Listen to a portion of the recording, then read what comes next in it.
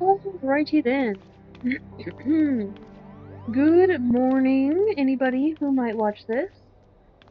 And today we're gonna be doing some quests. We're gonna first we're gonna take a tour of the Gold Saucer, and then we'll work on MSQ. So,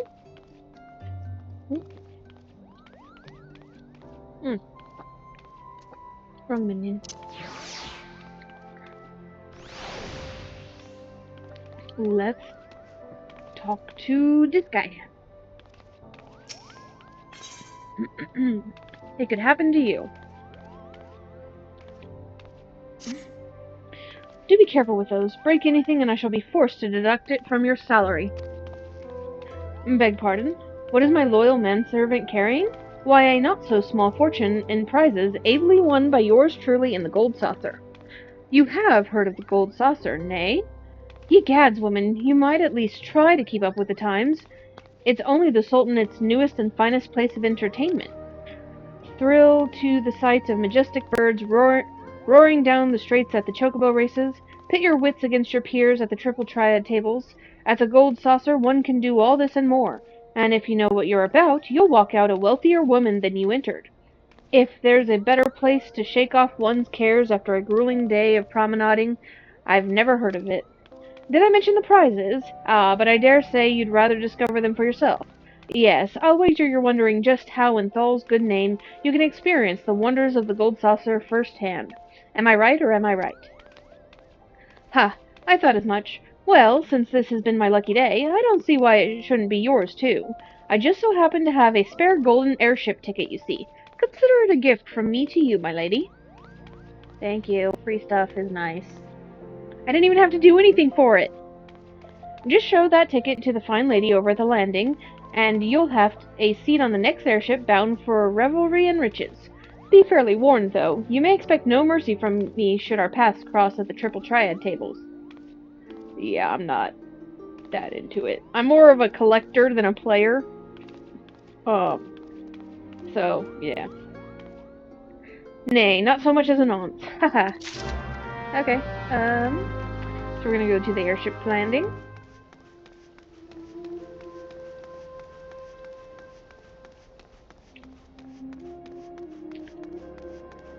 And actually, I should be dressed better if I'm going...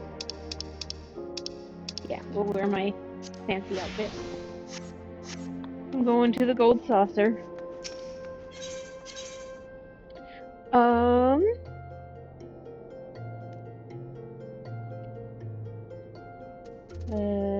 Airship landing. There it is. Found it!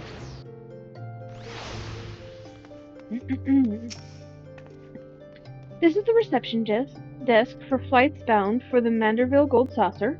Before proceeding, I must ask that you submit your ticket for inspection. You do have a ticket, yes? Yes, I do. Golden airship ticket. Allows the bearer passage on Highwind Skyways private charter flights to and from the Manderville Gold Saucer. Bop. It appears that everything is in order. An airship will be departing shortly, before the next bell. Shall I reserve a seat for you? Yes.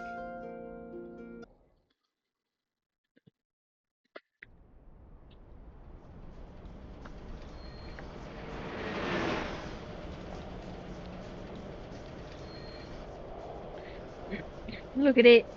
Look at it. It's so weird.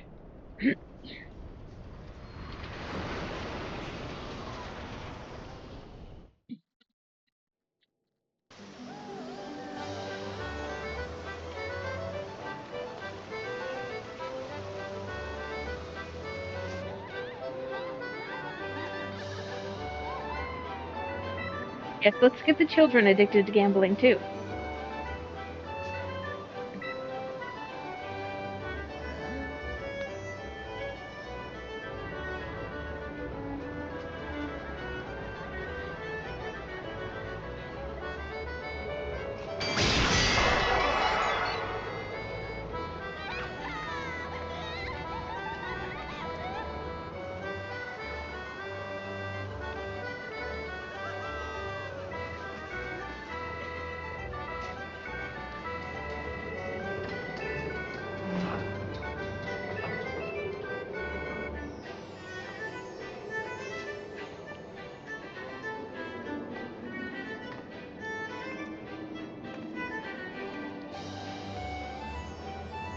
Manderville Gold Saucer.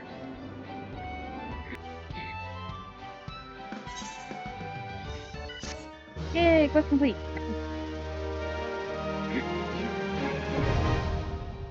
Yes.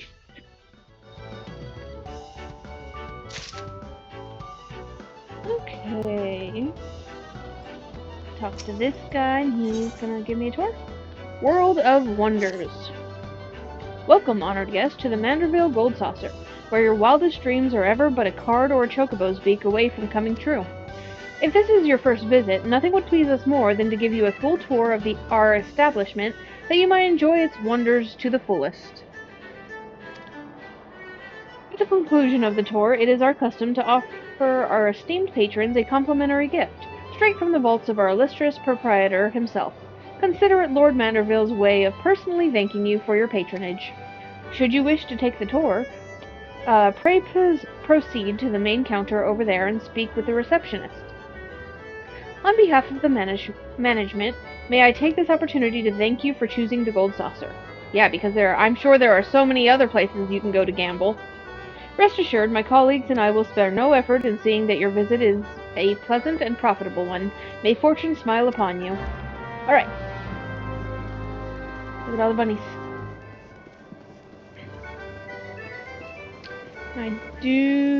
Oh, they bow to me. Hi. I do need to hit up the Aetherites here. Look at the map. Alright. Welcome, traveler, to the Gold Saucer. This is the main counter, where you can purchase tickets for the mini cactpot, acquire and redeem Manderville Gold Saucer points, and much, much more. But what in the world are Manderville Gold Saucer points, I hear you cry? A most astute question, and one which I shall be only too happy to answer. But first, if I may direct your gaze to your left, beyond those majestic gates, you will find Chocobo Square, home to the Chocobo racing circuit. Aye, what Chocobo owner has not dreamed of pitting their fleetest bird against the realm's finest in a pulse-quickening dash for fame and fortune? Truly, it is the sport of sultans. I don't have a Chocobo yet. And should you desire a more elaborate contest of strategy, you will surely find it in Minion Square, at the Lord Vermilion tables, where would-be generals pit armies of minions against one another in battles of honor and glory. I've never done that. Now, where were we? Ah yes, Manderville Gold Saucer Points. Put simply, MGP, as we call it for short, is the currency by which dreams are bought and sold within these halls. But my associate here beside me can tell you more, including how to go about acquiring some MGP of your very own. Pray speak with him to continue your tour. Okay.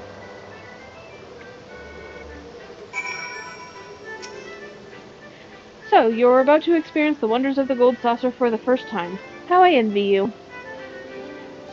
But you venture forth, but before you venture forth, you'll want to exchange a share of your gil for MGP. No. A service which it is my great honor to provide. With MGP in your coin purse, you'll be able to enjoy all of the fabulous attractions we have to offer, and all the wonderful games. If you play them with skill, you'll find your little stack of points increasing 10, 20, or even 100-fold. Now that you know the fundamentals, you're ready to step out onto the floor of the Gold Saucer. Your tour will continue at Card Square to the southwest. The card trader there will be your guide. I would, of course, be happy to exchange some of your gil for MGP before you venture on. While my associates and I strive to leave nothing unexplained, there truly is no substitute for first-hand experience, and I heartily recommend you trying your hand at our many amusements for yourself. But before that, and also this resets at 9, so that's like 40 minutes. I want to get this done. This one's important because it's daily. Welcome, welcome, fair traveler. Care to test your luck with a mini cactpot ticket? Yes. Splendid, miss. Now allow me to explain. Mini cactpot is a game of chance, available to you thrice every day. Playing is simplicity itself. Just guess the values of the covered number to win it big. If Nimia's grace is with you, you'll be rewarded with Manderville Gold Saucer points galore. So, miss, do you feel lucky? Yes. Yes. Okay, and he gave me enough MGP to play the game. Okay.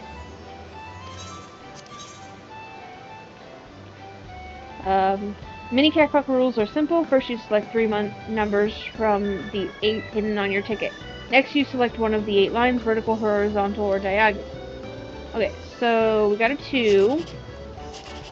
Ooh. Once you've selected a line, all the numbers are uncovered with the sum of the 3 in the line you chose, determining your MGP payout. It's that easy. Okay, so this one is 8, which is 720. That would be a good bet. Yeah, let's go with that one.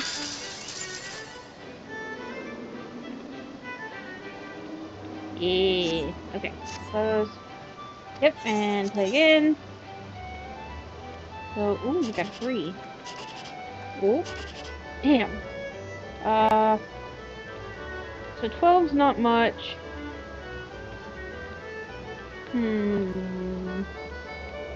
Let's try that one. Should have gone with the other one. Yep. And... ooh. Damn. Okay.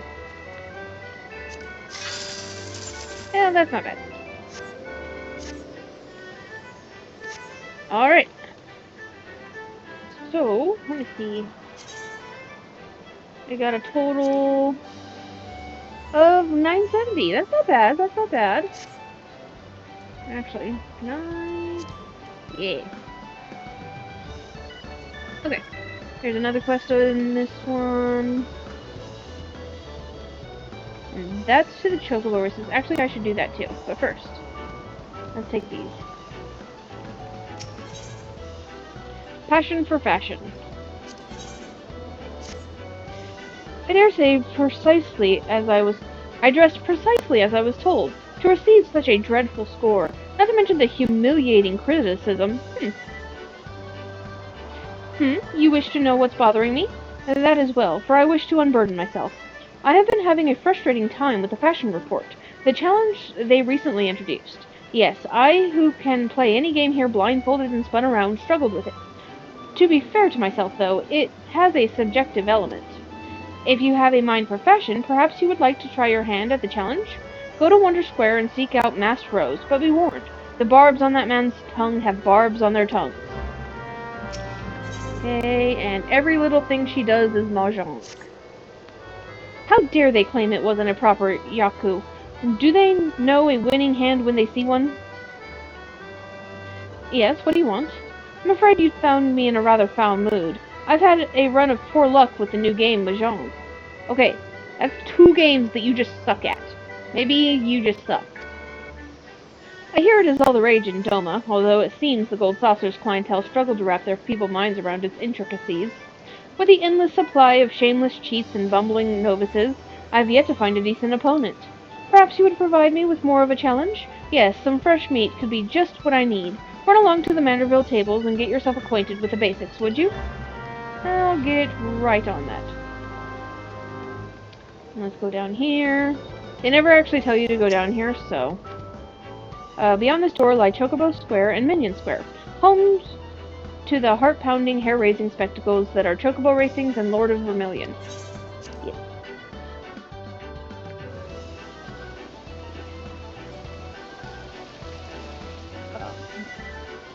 But I do need to pick up the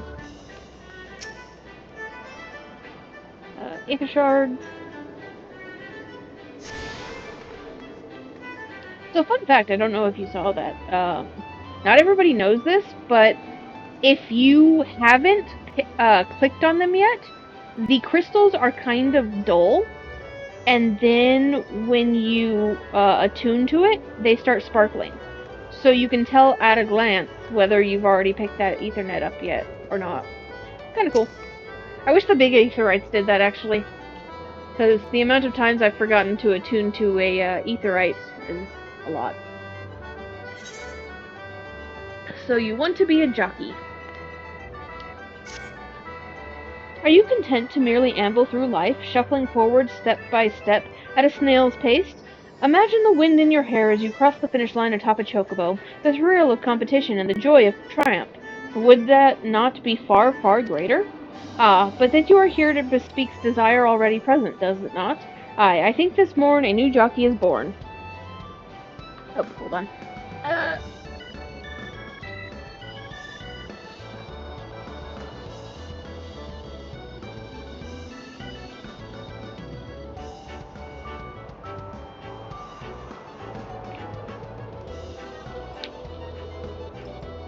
Alas, a jockey cannot compete without a suitable steed, a race chocobo to be precise. Perhaps you think to nominate your own personal chocobo? I don't have one yet. If so, strike the thought from your mind at once, for only a chocobo trained for the task will suffice. But fear not, my friend, for it so happens we have a surplus of fledglings in need of new companions. In fact, to any who wish to don the mantle of chocobo jockey, the Manderville Gold Saucer will generously gift a race chocobo. You need only journey to Moogle's Gift Mountain in Bent Branch Meadow, where fledgling race chocobos receive their initial training. Make your intentions known to the trainer named Kettering, and she will see you matched with a suitable steed. I will do that after the tour. So yes, this is the Chocobo Square. Let's hop over here and get this Ethernet shard.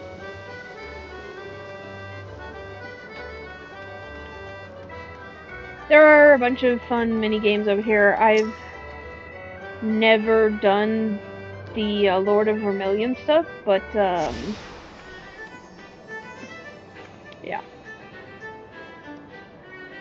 it is down here. Hold on, there's a minion trader down here. Hold up, I don't usually come over here. Oh, I already have all those. What do you got for MGP? Nothing I can afford. They're the same as all of these are up at the prize counter as well, so yeah. That's good. I'm not missing anything. Forgot to get the etherite. I should do that.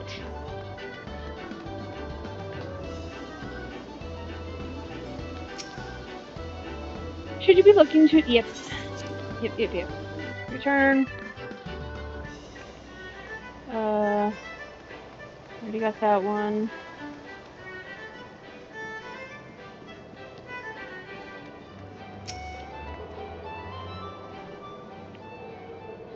Well, aren't you just the sweetest thing? Welcome to Card Square, home of the Triple Triad tables. What's Triple Triad, you ask? Why, only the mind-bending, pulse-pounding, maddening Moorish card game that's taken the realm by storm. But don't take my word for it. Behold! Can you not feel the tension in the air? Form a hand of 5 cards and play the role of a field general, sending your bravest into battle. Should you wish to learn the rules and experience the excitement for yourself, you need only ask. Start today and we'll even throw in some complimentary cards to help you on your way. You can face off against a single opponent at any time, or, if you crave an even greater test of your skills, take part in one of our regular tourneys. And believe me when I tell you, there's no feeling quite like standing triumphant on the battlefield after vanquishing all comers. You really should try it. A minute to learn, a lifetime to master. That's Triple Triad. But I'm getting carried away. You have a tour to finish. Wonder Square is your next destination. Not that there's any hurry, of course. If you'd like to play a hand or two before you go, you need but say the word. I do not actually want to play a hand. I do, however, want to talk to this guy and get my free cards. Triple Triad has taken the Eorzea by storm. Care to try your hand at this entrancing new card game? And so another challenger is born. I'm not a player, I'm a collector. Sorry. I mean, I'll probably play, but I'll just play to collect. Welcome to the world of Triple Triad, where you pit your cards against an opponent in a tense battle of skill, strategy, and the odd dose of luck. Here at the Manderville Gold Saucer, I am pleased to present all new players with the cards they need to get started. To play a match, however, first you'll need to build a deck composed of 5 cards from your registered card list. Oh, and I suggest speaking with the nearby Triple Triad trader, should you wish to expand your card collection. Yep. Thank you. Use.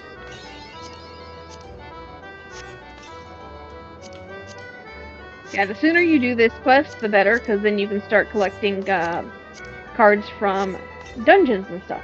Because they don't even show up unless you've done that quest.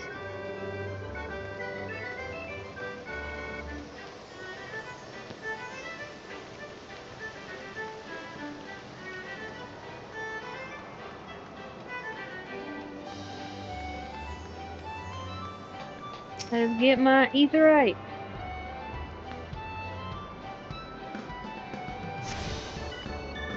Okay. We're going this way.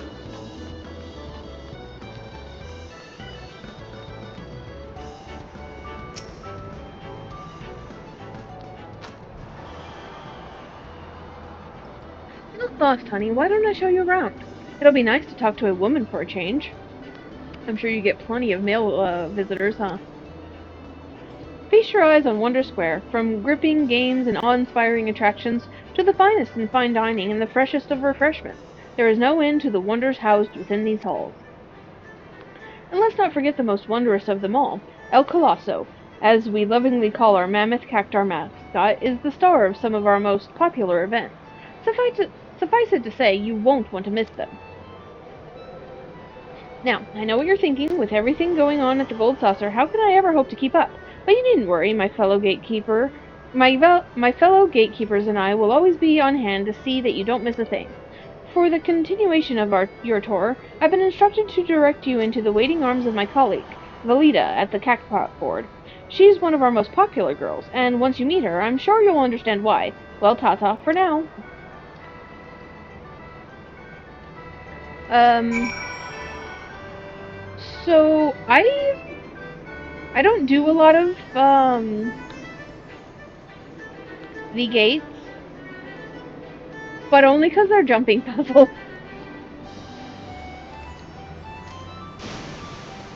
So, yeah. I'm not a master at jumping puzzles. Though supposedly they're fairly easy, there are just so many other ways to get MGP that I don't really like messing with them too much. But I actually might every once in a while, because I want to do all of the achievements eventually, so, and I think there's some for gates.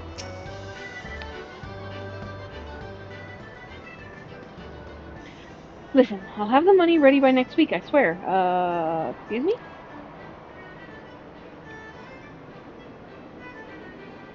Oh, you're not a debt collector? What a pleasant surprise! Do you get a lot of debt collectors? In that case, you must be here to learn how to play Domain Mahjong.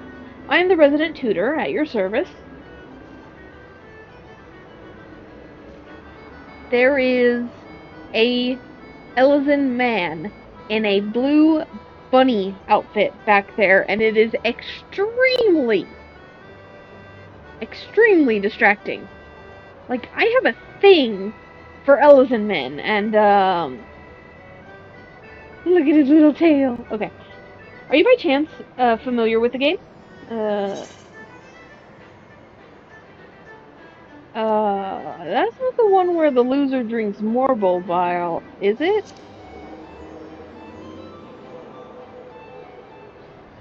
Cummy for Fend. Is that what passes for entertainment in the ordeal? Perhaps all those rumors about pirates and their drunken antics are true. Anyway, Mahjong is a far gentler affair. 4 players sit around a table, collecting tiles and scoring points. Thankfully, you'll find there is no shortage of opponents against whom to pit your wits. If you prefer, you can even practice against automata. They gloat less than their flesh and blood counterparts, too. Fabulous. But should you have any questions, please don't hesitate to ask me. And may I say, I will be very interested to see how quickly you rise through the ranks here at the Gold Saucer. Okay. There's that. So I don't really play this very much. Again, there are just so many other ways of getting free MGP that it's not even worth handling. This one I do though. This is a weekly, and it's very, very easy. Also, if you just want the minimum points without, you don't even have to actually put anything on. You can just go in with what you're wearing, and you'll get the minimum points and get like, I can think it's a couple of thousand MGPs. So yeah. But if you actually look up the outfit you want to wear, you can get a lot of MGP.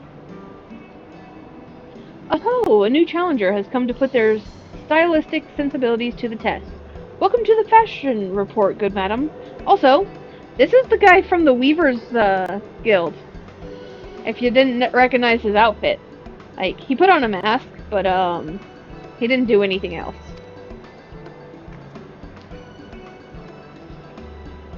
What? Is everything quite alright? Is that you, Redolent Rose? Redolent Rose is that guy's name. I fear you are mistaken. While I am flattered that you should confuse me with the greatest weaver the realm has ever seen, I am Masked Rose, and no other kind. And if that was an attempt to flatter your way into my good graces, nice try, madam. But not even the Sultana herself can expect special treatment here. Now then, I believe this is your first time participating in the fashion report. Allow me to explain the concept and the rules. Fashion is a form of self-expression. What we wear without is a reflection of who we are within, be it a conscious effort or no. This choice brings our individuality to the fore. That's why I like dressing cute. Some folks are drawn to vibrant colors, others may favor a loose fit for comfort, and while 'tis well and good to dress to one's preference, a man cannot bear that which he does not know. The world of fashion is vast and, at times, daunting, but if we have the courage to take a step into the unknown, we may discover wonderful new ways of self-expression we had never considered. And 'tis for no other reason than to encourage folk to take that first step that I created this challenge, the Fashion Report. The rules are simple. I shall assign you a theme, based upon which you are to attire yourself to the best of your sensibilities. I shall then judge you and award you a score. Participation is free, and there is a host of fabulous prizes to be won, courtesy of Manderville and Manderville. If you wish to know the finer points of the game, my lovely assistant Kasumi shall attend you. Oh, she's adorable. Hi. Oh, look at her. Look at her little tail. It's so scaly. I look forward to giving you my unadulterated, brutally honest evaluation of your fashion sense. Steel yourself and let me know when you are ready to undertake the challenge. And I think it starts on Friday, so I don't think I can do it today. Yeah. Look at me pose. Should have took my sword and shield off. It's fine. Yep. Says it's now available, but let me check. Yeah, the judging period has yet to begin. So I'm pretty sure it's a Friday to Tuesday thing? Something like that.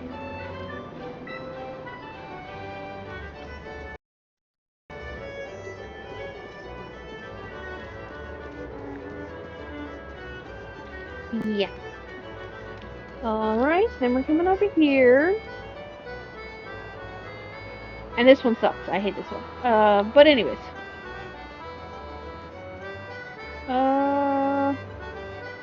Where are the Ethernet?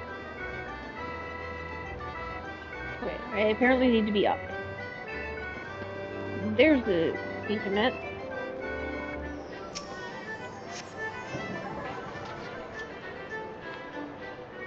Also, look at all these mini games.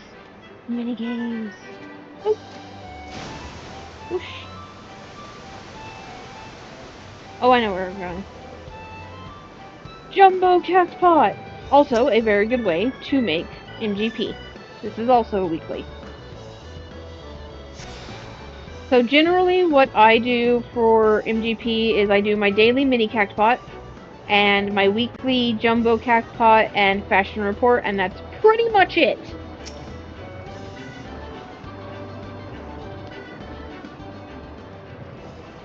Ah, there you are, my darling. I've been waiting for you. I am Valida, and I'd like to personally welcome you to Event Square. The most spacious of all of the areas of the Gold Saucer, Event Square is a veritable cornucopia of pleasure and delight. Doubtless the sizable stage in the middle of the square has caught your eyes. And that is the scene of some of our most sensational attractions. So don't be shy about taking center stage. Yeah, that's a game of dodge and chance. It's annoying. And after the curtain has fallen, why not try changing your life forever? At the Jumbo Cactpot, all you need is a handful of MGP and a head full of dreams. Just choose 4 numbers and cast your hopes to the heavens. You never know just when Nimia will smile down upon you. Now, as much as I've enjoyed getting to know you, I'm afraid it's time for us to part. The next and final leg of your tour takes you to Round Square. Don't think too hard about the name, my darling. Even I'm not sure it's supposed to make sense. It's a round square. I don't think squares are round. Anyways. Well, welcome to the Jumbo Cactpot, where the Eorzea of your dreams is only 4 digits away. Can I tempt you with a ticket, miss? Yeah. Excellent. Let me enlighten you as to how it all works. First, you purchase a Jumbo Cactpot ticket from me, and then you pick your 4 lucky numbers, any from 0 to 9 that tickle your fancy, and inscribe them upon your ticket. After that, simply wait till we announce the winning number to see if you have any matches. Check your digits from last to first. The more matches you have, the more Manderville Gold Saucer points you'll win. If all of your numbers match, then ding ding ding, you've hit the Cactpot. You'll receive an embarrassing large number of MGP and an extravagant prize besides. And with the Jumbo Cactpot, the more participants there are, the grander the prizes become. Just imagine how many MGP you'll stand to win if all your friends and allies join in the fun. When the time comes to draw the winning number, look no further than the lovely Cactpot cashier. She'll provide you with everything from first prize to consolation points. Last but not least, I will be here to assist you, day or night, if you are ever at a loss. Okay. So they're drawn Saturday. So after Saturday, you can go check your prize and see if you won. You always get a consolation prize, and usually it's 1,000-ish, thereabouts. So you pay like 100 or a couple hundred to win a couple thousand. At least. So, yep. And she gave me another MGP voucher. Just enough to be able to afford 1 ticket. So, now all that's left is to select a 4-digit number. The winning number will be selected at a later date. The last digit of your number matches the winning number, you win 4th prize. The last 2 match, you win 3rd prize, and the last 3 match, you win 2nd. And if all your numbers match, you take home the grand prize. Yep. I'm just gonna do random. Yep. And every one costs slightly more. You can get 3, but, so the first one costs 100, this one costs 150. I usually have, and this one costs 200. I usually have specific numbers that I choose, but I don't want those to be on, a video. So, for this time, I'm just doing random. Okay.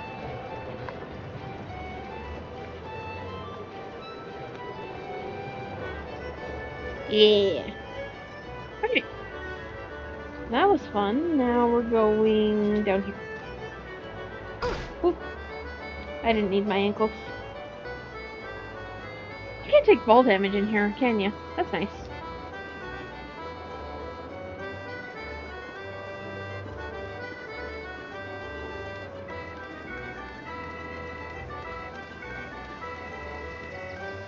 Oh, here's another gatekeeper.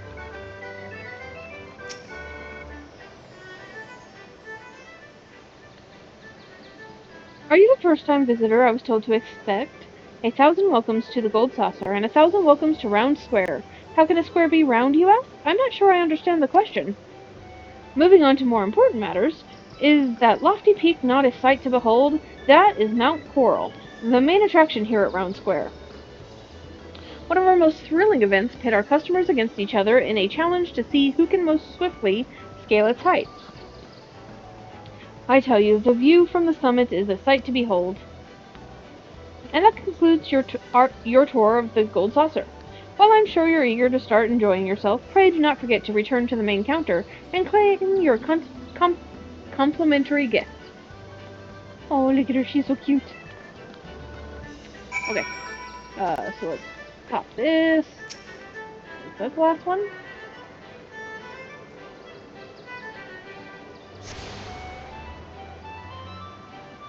Yes.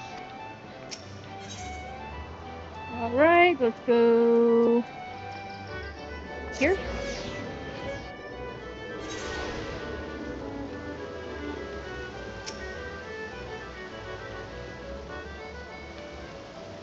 Welcome back, honored guest. I trust that you come away from the tour with a greater appreciation of all the Gold Saucer has to offer. Yeah.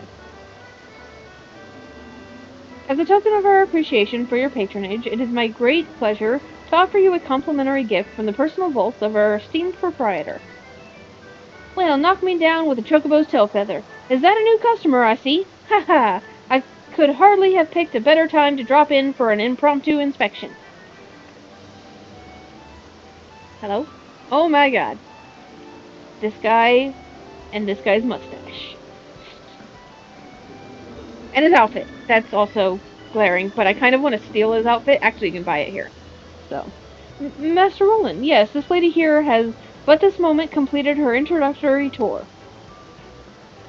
Is that so? Well then, allow me to personally welcome you to the Gold Saucer. I am Roland, good madam, the fellow entrusted with overseeing the daily affairs of this fine establishment, on behalf of our esteemed proprietor, a great man if ever there was one. Yeah, Godbird is actually fucking amazing. You are an adventurer, yes? Aye, your dress and bearing told me as much. I dress nice, but I am carrying a sword. I dare say, then, that on your travels you can see firsthand the difficulties which yet plague our nation. Witness the struggles of Alamigo's displaced masses, and those whose homes were consumed in the fires of calamity. The Sultanate is not unsympathetic to their plight, of course, yet how can one begin to provide succor to such countless multitudes? One man had an answer. Godbert Manderville had a dream of a house of untold wonders that would provide stable employment and lodging to the displaced, mirth and merriment to the disconsolate, and prosperity and plenty to the Sultanate at large. To many of our patrons, the Gold Saucer is merely Eurasia's foremost entertainment venue, a place to forget about their cares for the day. To me, it is one of the founding stones upon which our realm will be built. A miracle wrought by the hands of the greatest man I have ever known.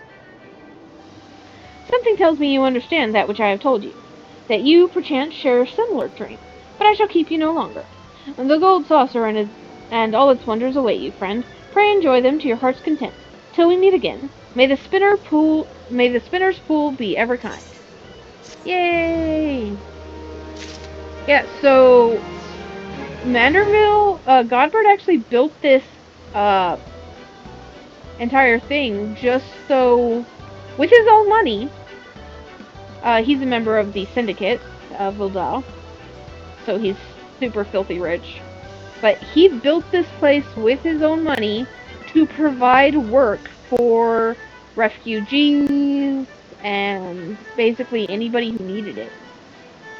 And apparently he pays them a fair wage. So, like, it's really nice. Anyways, let's go to Bent Branch real quick to complete. I love Godbert. Godbert is fucking amazing.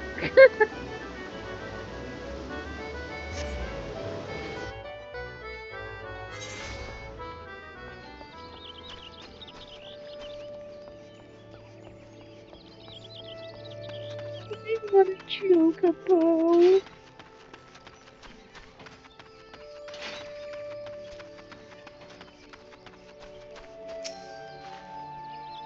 Another one for the races, eh? Welcome, welcome. Once you've made your decision, I'll prepare the registration form you'll need to take back to the race counter.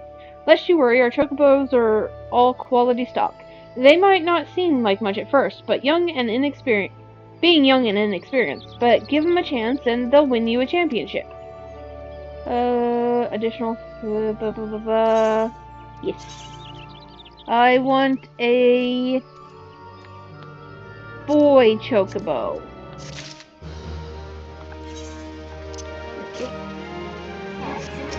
Okay. So you think you can ride this chocobo? You're still here? I reckon you'd have run off by now, being eager to try your hand at the races and whatnot. Well, in case you've forgotten, I'll reiterate. You need to deliver that form to the race counter in the gold saucer. Only then will you be allowed to enter sanctioned chocobo races. I actually didn't know that. I was going to do that if you hadn't had a quest above your head. Did I teleport to the right place? Yes. Okay. Down to the chocobo square.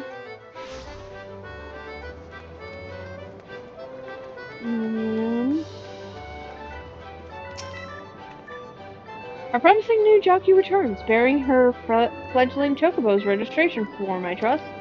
But of course, one so keen to join the ranks of honored champions would not be so foolish as to misplace essential documentation. No, I am not that bad. Our race chocobo trainer is responsible for registering new fledglings. Sorry.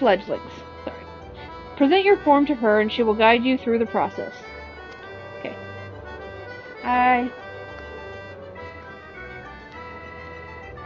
Well, and when the final bureaucratic hurdle hath been surmounted, return to me, and I shall arrange your debut. Okay.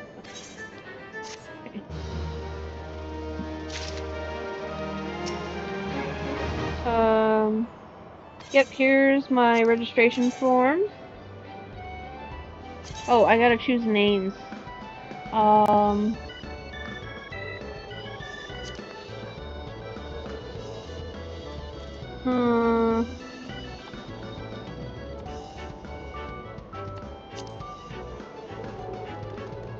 Hmm.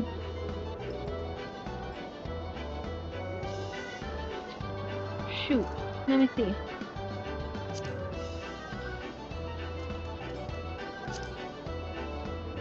Here we go. Nope. Okay. Yep.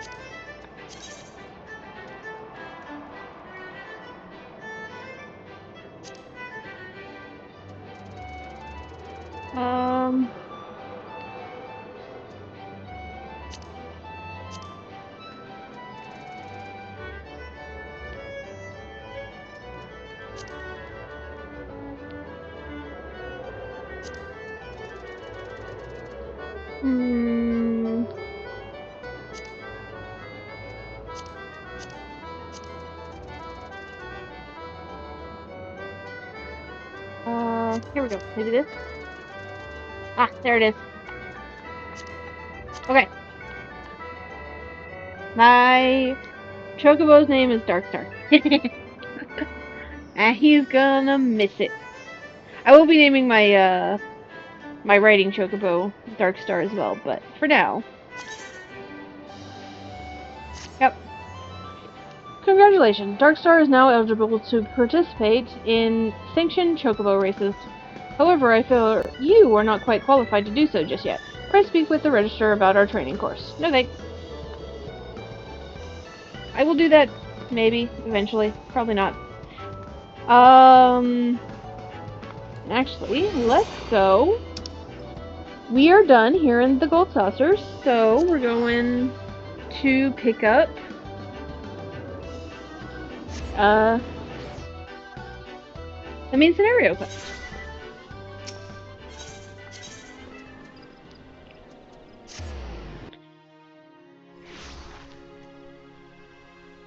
Okay. Oh, let me get back in my prepper outfit. Yep, that's the one. Actually, I'd go ahead and say it's time to change outfits. Let's do, because we're about to do some dungeons, so, yeah. This looks like proper dungeoning gear. Call of the Sea. I pray your meeting with the Elder Seedseer went well, my lady envoy. Correct me if I'm mistaken, but did you not also deliver a message to Admiral Merlwib Bluesfin of Limsa Lumensa? While you were there, did you happen to meet Bateron, the proprietor of the Drowning Winch? Gregarious gentleman, always happy to help his fellow man. Well, I am told that he has a task for a capable adventurer. I know not what the task entails, but I dare say the Flame General's personal envoy would make a fine candidate. If you are interested in learning more, pray speak with Bateron at his establishment. I will. Actually, that's my... Nope. I changed it.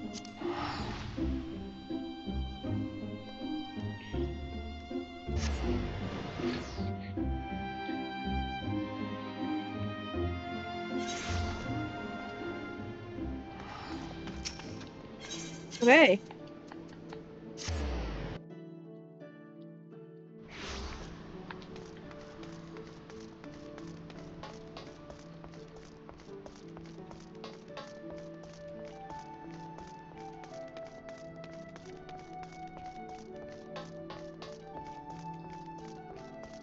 Hey there.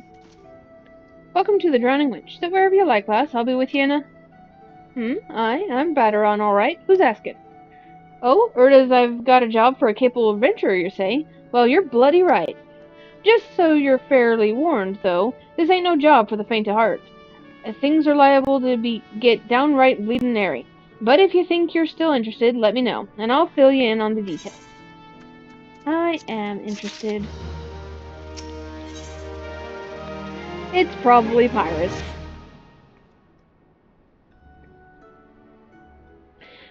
I thank you for taking the time to help me out. Now, I'm sure you're busy, so I'll come straight to the point.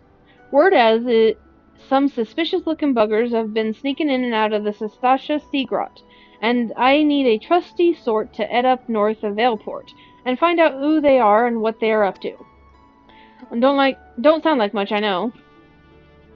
But it weren't so long ago as the Fishback's pet pirates paid us an unwelcome visit, and folks are feeling a bit nervous. That's, if you start in Limsa, you get to deal with, the Sahagins, buddy pirates. If you permit me, Master Bateron, I would be happy to elaborate.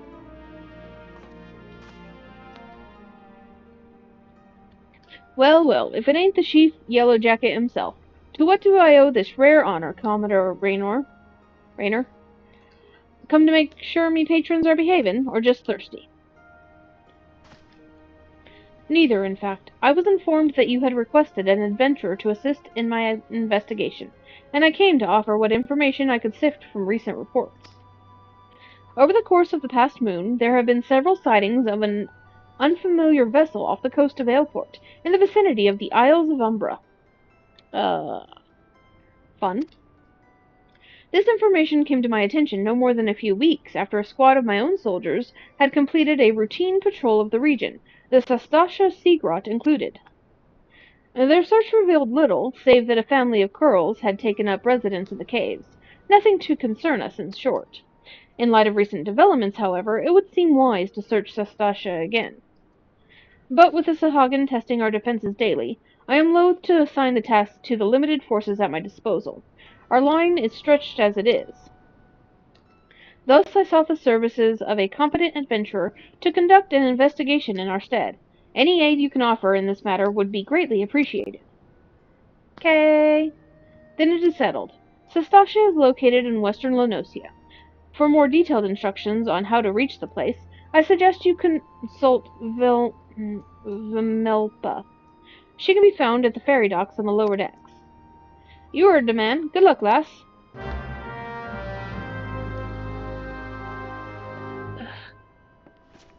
And look! Side quests. Just what I always wanted. More quests to go with my quests.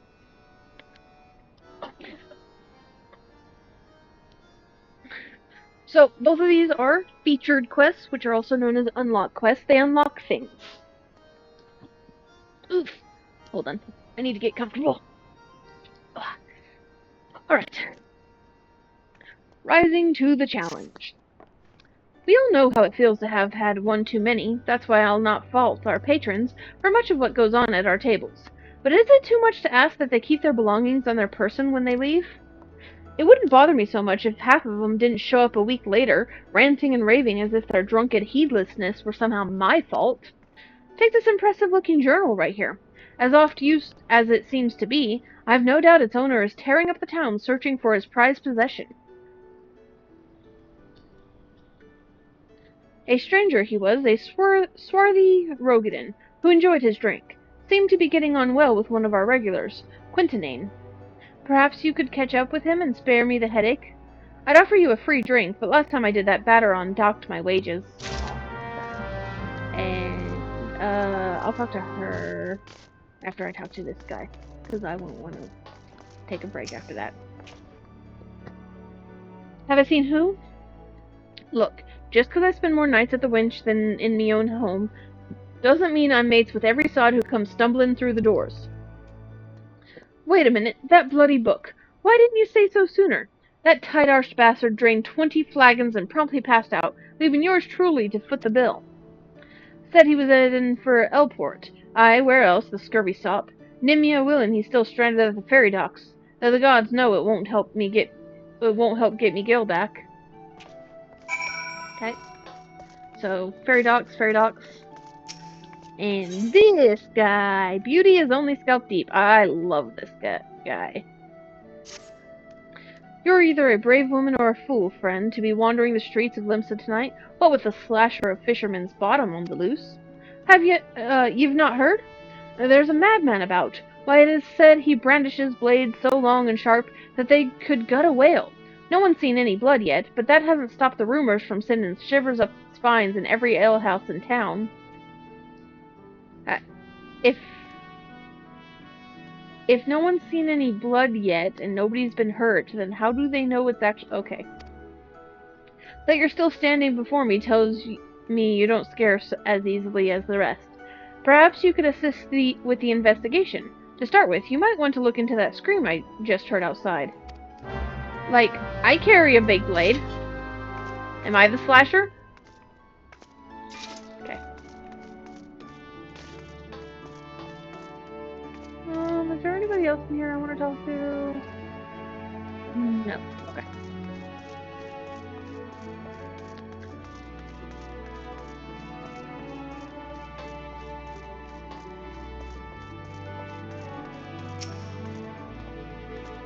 What are you waiting for? That's him, the slasher! Apprehend him, toss him in jail, and throw away the key, or gut him and feed his lifeless body to the sharks for all I care. Just do something! He doesn't seem to be doing anything dangerous, or have any weapons. I'd feel bad. Woe is me! Whatever did I do to deserve this cruel fate? For 6 moons I saved every last gil of my husband's hard-earned wage, forgoing new shoes, a new purse, sometimes even food for our children. Excuse me? Oh, in anticipation of this day. Feed your children, madam. What is wrong with you? What's so special about today, you ask? Why, this day marks the arrival of a world-renowned aesthetician in Limsa. My endless patience and self-control were to be rewarded with a hair-raising transformation that would have every fashion-conscious Lominsan oohing and awing in admiration. Instead, I found myself accosted by this lecherous lout. Speaking of which, weren't you going to do something about this? Go ahead, have your way with him. I doubt he has anything to say for himself. Have my way with him, huh? I do like Elizin. Hey there. Hey there. No matter what I say, all I receive are accusations and looks of horror. I swear this is not what it seems. Do you doubt me too, friend? Yes. Well, not really. Honestly, I don't see any reason why everybody's so afraid of you, but... Oh, the ignominy of it all. Of course you take her side. For shame. Is there not one sympathetic ear in this entire nation? An artiste of my renown should be welcomed with open arms, and a 21-cannon salute. Instead, I am branded a criminal, the tools of my trade, nay, the extensions of my very soul, ripped unceremoniously from my person, like barnacles from the side of a frigate. I will not last long in my weakened state. No, even as we speak, the world around me grows dim. You're, awfully dramatic, buddy. With my dying breath, I speak unto you 3 names, 3 kind souls who may yet put right what has gone so frightfully wrong. Forge-master Hananza of Neldic and Vermelis, Guildmaster Beaton of the Gridanian Carpenters Guild, and Severin at the Alchemist Guild in Ul'dah. If there is an ounce of compassion in you, seek them out and tell them Jandalane sent you. When my soul is restored and my name rightfully cleared, all of Limsa, nay, the entire realm, will sing your praises, for I, Jandalane, am none other than I also have problems pronouncing that word. Ugh. Okay. I'm gonna go ahead and do this one first. Because why not? Usually, I do this one while I'm doing the dungeons, because you go to each city-state one after another for the dungeons. But I'm gonna get it all done out of the way right now. Because why not? That way I don't have to come back here. Jandalane sent you. Let me guess. The barmy fool's lost his tools. Pardon me. The appendages of his very soul again. And is thrashing about and tossing like the end of days is nigh. Sounds about right. The man brings it on himself. If he toned down the theatrics and went about his work like an earnest craftsman, I dare say he'd save himself these misunderstandings. No, I've not a whit of sympathy for the fool. You, however, have my pity, indeed, for having to play audience to his whining. Any road, this should shut him up for a while. Tell him that if he loses these, I'll graft the next pair into his bloody hands. Okay. Let's go... Gridania? To the Carpenters Guild.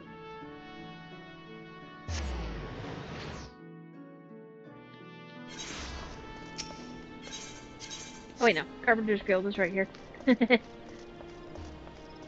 I totally know where I'm going.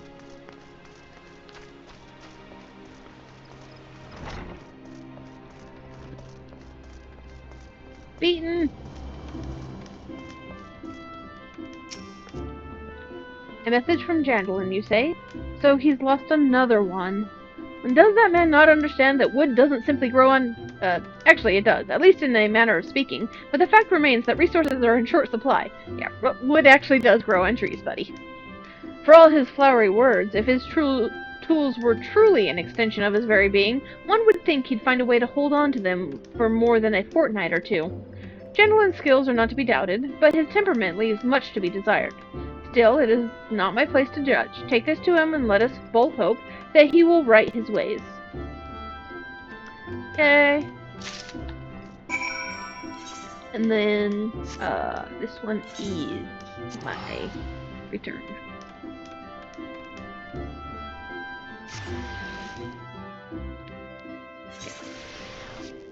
Okay. Into the Alchemist Guild, which is way over here.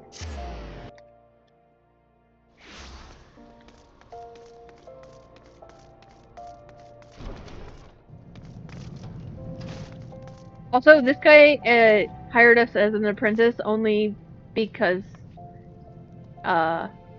he needed us to deliver something or something. Yeah. He wants us to do grunt work, so he doesn't have to. You've come on behalf of Jandalane. Why, I just furnished him with a fresh batch of my special creations last week. I realize the man's services are in demand, but it would be physically impossible for him to exhaust the entire supply so soon. Stolen, you say? An unfortunate turn of events indeed, if not entirely unexpected.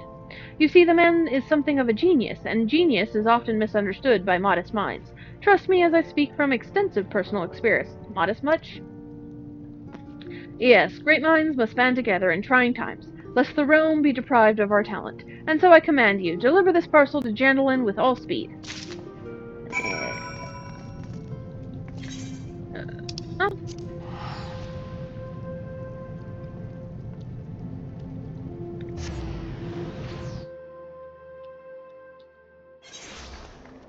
Alrighty then. Go back up to the Ash Castle.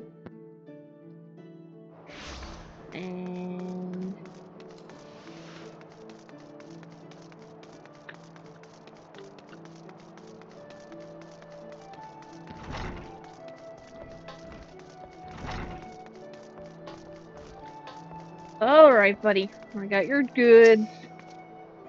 If there is an ounce of compassion in you, friend, I beg of you, retrieve for me the tools of my trade, for I am not— yeah. Package from Hananza. A sealed parcel that, from the sounds of it, houses a metallic implement of some sort. Package from Beaton, a parcel containing a piece of woodwork. And package from Severin, a parcel containing assorted vials of varicolored liquids. Could this be? Yes, I can feel it. The light returns to my eyes. Power courses through my fingers. I live! Oh, yeah.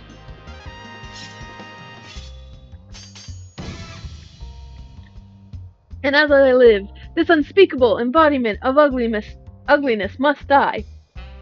Begone, foul demon!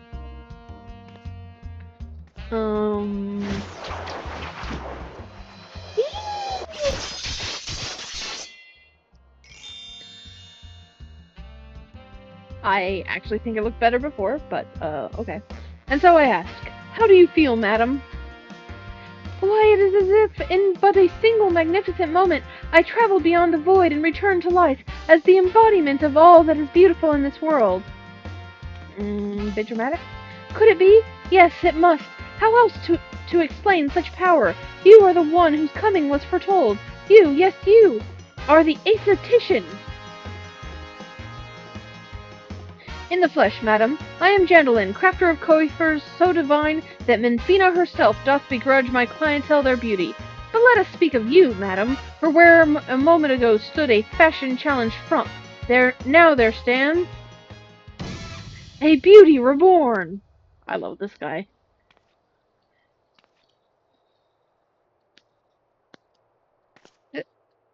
I like my hair as it is. Please and thank you. And you are the one I must thank for reviving my soul, that I might once again bestow my gifts on a realm bereft of beauty, a kindness I intend to repay in full.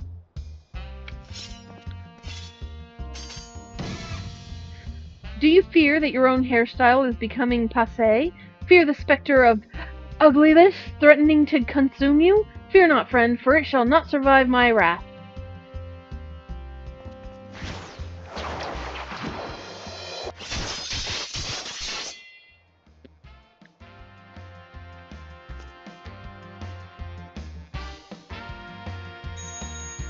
Yay! Tiny.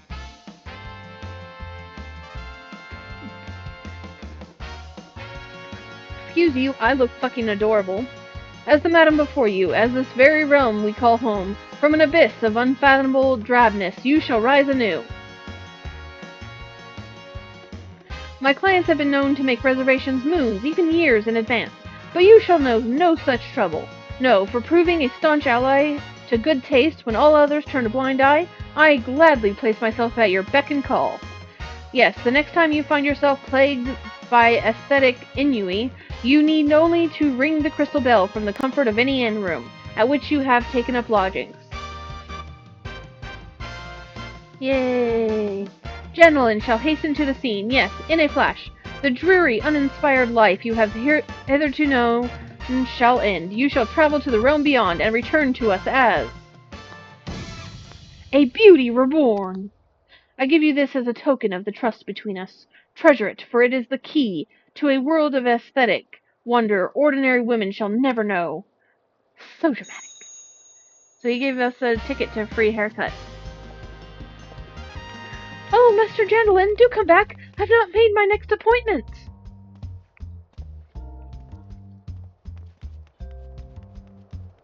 Such a weirdo.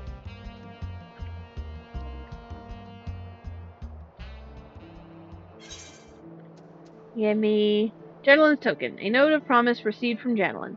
Can be redeemed for a single visit from the aesthetician. So yeah, free haircut. I like my haircut now. I do plan on changing it, but I haven't actually unlocked the haircut that I want. It is a PvP haircut. So I will have to wait. So I'll just save the ticket for when I get that haircut. And we're going down to here.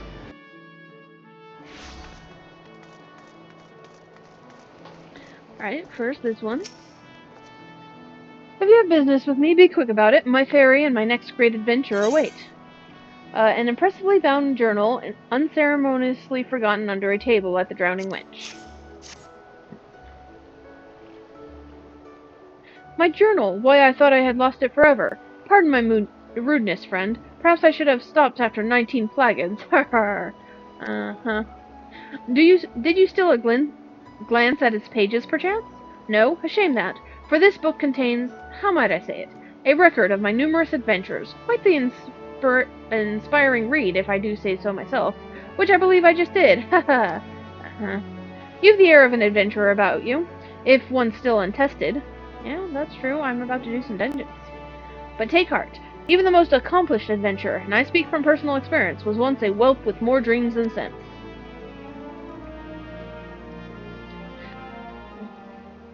Were there only some way for me to repay you? But of course, I've a fresh journal right here that might as well have your name on it. Why not keep a record of your own, that one day we might regale each other with stories of our deeds?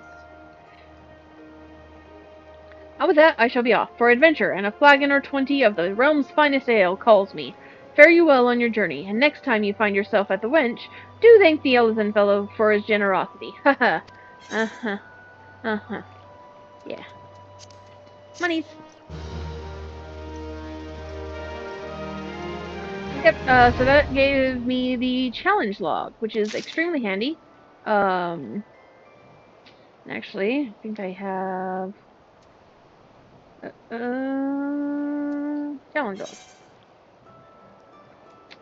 So, yep, lots of things in here. That just gives you rewards like experience and gold and like all kinds of stuff. They're really handy. Look, gold saucer. Oh, doing gates is on here. But yeah, it's basically to get stuff for doing things. Um, so I'm going to talk to her. Actually, let me take a quick break, and I shall return.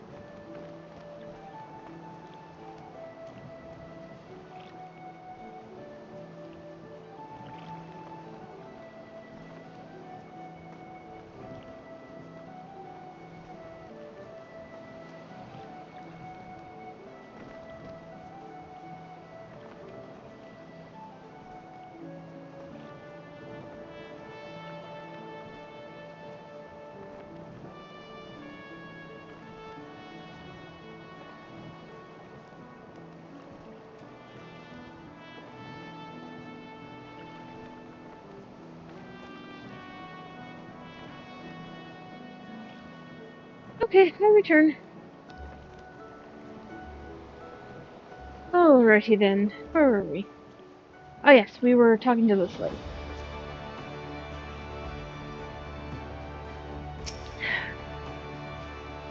You hear about Commodore Raynor's investigation? Then you'll want to board a ferry bound for Elport. Once you arrive in Western Lenosia, though, you'd best pay a visit to the Hall of the Novice before you blunder into Sastasha. The Adventurers Guild runs the hall, and the folk there will prepare you, train you with the skills you'll need to face the dangers undoubtedly waiting for you in the Sea Grot. The hall is on the way to Sastasha, just north of Ailford. Head inside, and one of the seasoned adventurer will take you in hand. Best of luck to you, friend. I am going to take the this guy because it's cheaper than teleporting. And it's right here. Might as well. And there are more quests here. Fabulous.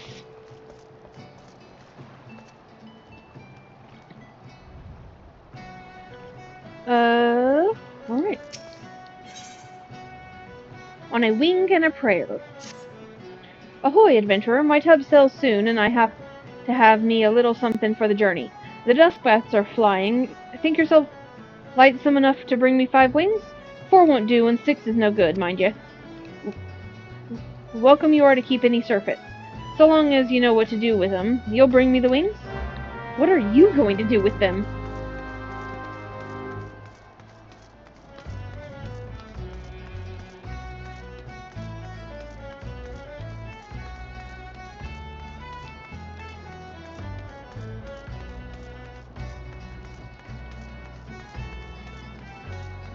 I am probably going to hit 50 today, though, so that'll be nice. Speaking of nice things, check it out. I'm level 99 Fisher. One more freaking level. Just a little bit of experience. And I will be max level.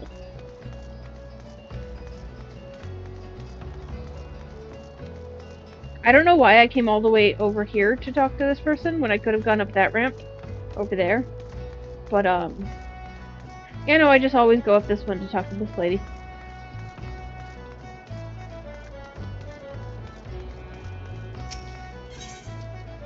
Keep your day job. Hark! Enemy in the sky! Pull yourself together, Private. You've been trained for this, even if the only action you've ever seen has been street fights, tavern brawls, and fisticuffs over who cheated at checkers. First things first, I must ready the cannon. Now, to walk myself through the steps. Right. Make certain you are with Sucker, for arming a cannon is no swift matter. So far so good. I'll just get Camille, that girl, always nowhere to be found when she's needed. Fine. Sarge always said to improvise. You over there, adventurer. Limsa has need of your service. Slow down the enemy while I arm the cannon, and be ready ere the 5th carcass is cold, I promise you. Okay.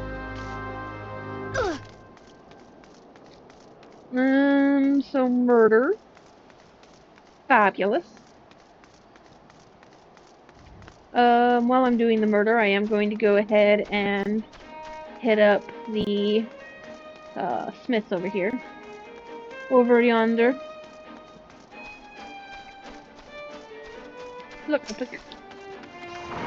Oh.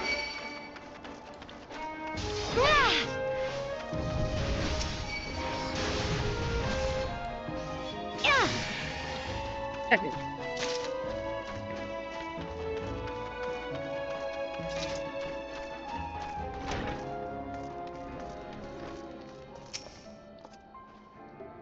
Ah, you must be the adventurer of whom the straitjacket sent word. I hear you are to brave the depths of Sastasha Sea Grot. The occupants of those caves are rumored to be as numerous as they are bloodthirsty. No matter what the epic tales would have you believe, strolling into such a den of savagery alone would be the height of foolishness. No, you shall need companions. And you shall need the training we here at the Hall of the Novice can provide. I strongly suggest that you study the fundamentals of group combat before continuing on your mission. The smith here oversees the training schedules.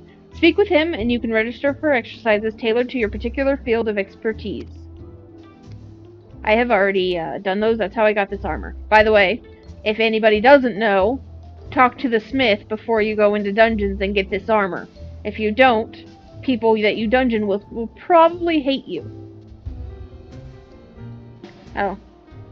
Shoot. The battery on my controller is dying. I should do something about that. Hold on a second. That message is just for noobs, though. You know, do the smith. Everybody else probably knows where to get better gear, but... When you have mastered all that our masters have to teach, then it will be time to head north once more. Report to the Yellow Jacket Scout at the mouth of Sastasha Seagrot, and he will furnish you with the details of your duty. I think... Yeah, hold on.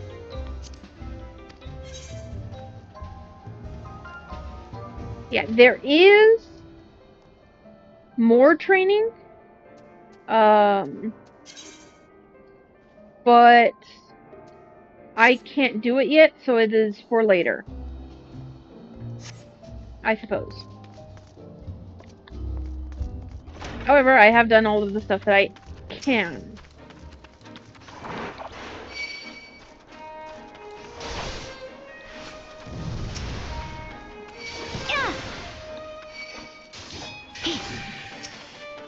Okay.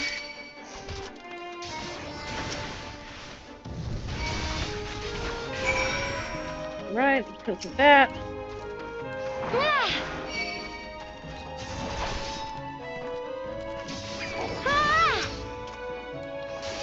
Whatever this thing is. There are a couple more bats this way. There they are.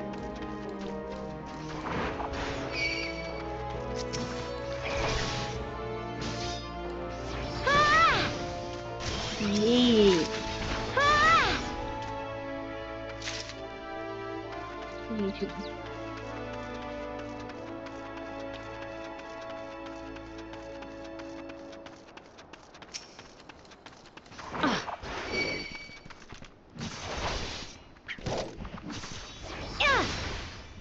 What? Okay, one more. There's one.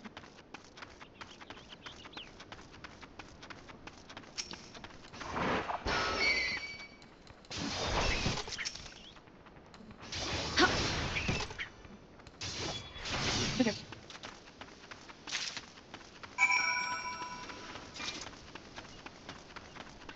That's that.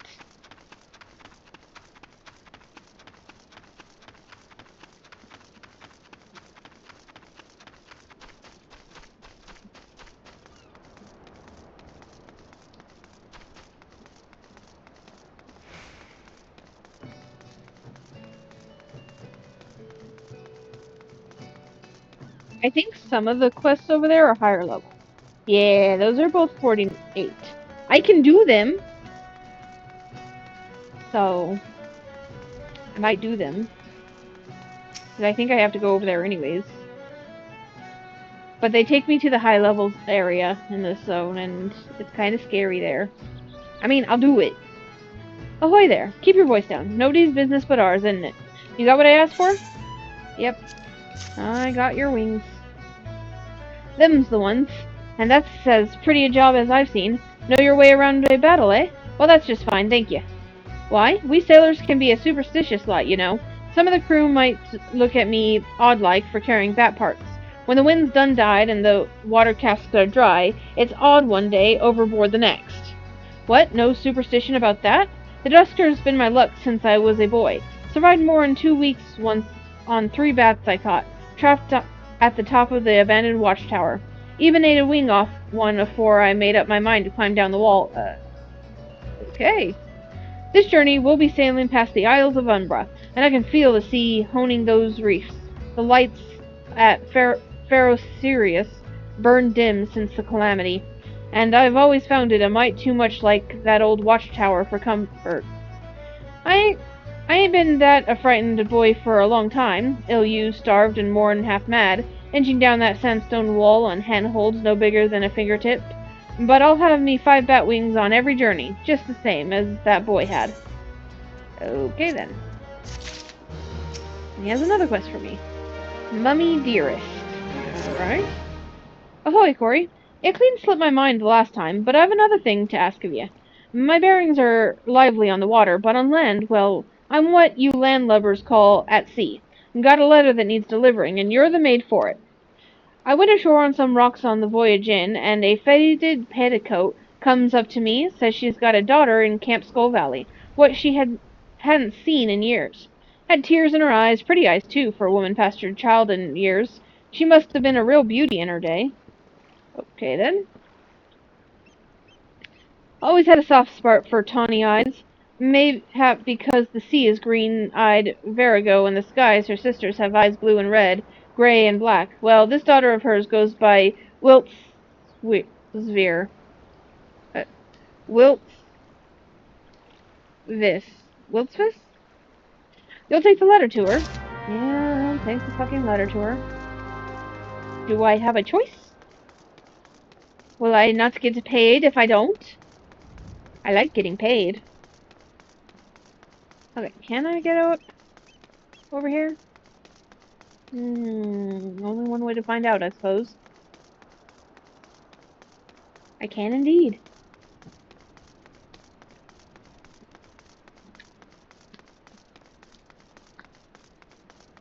This is a nice wall. I might build this in Minecraft.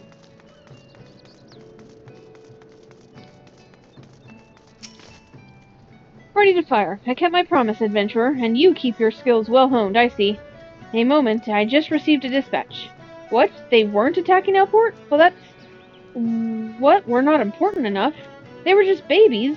Well, you'd have to be duller than a box of hair to fly at the cannon position, times being what they are. I suppose all's well that ends well, but I must admit I was looking forward to putting my training to real use. I didn't join the Maelstrom to break up brawls, you know. And now I shall have to clean the cannon. Uh-huh. You poor, poor thing. Mountains out of molehills. Let me guess, you're going to over-exaggerate again. Well, I made a right mess of things the other day. Commander Falkrita said she'd dock my pay if I pulled something like that again. At least I didn't get tossed in the brig like Kamel. Oh, that was your helper that was supposed to be helping you that was not there. I have been very chary since, you can be certain of that. I've little enough coin as is in the pay purse to slake me thirst with. But this time, there's a real attack on Elport, and off I go to arm the cannon. Save Elport from those bloodbaths on four legs, and we'll see what the commander has to say about my pay then. Adventure, for Elport and glory. Slow down the horde. I'm certain to be ready by the time you slaughter 5. Uh-huh. Hedge moles. She wants me to murder hedge moles. They're not exactly big threats.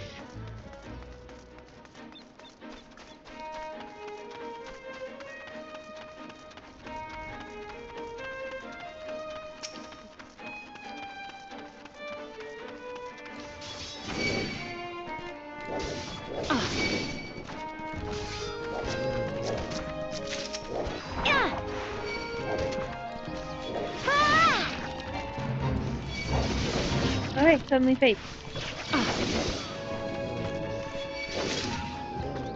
Okay.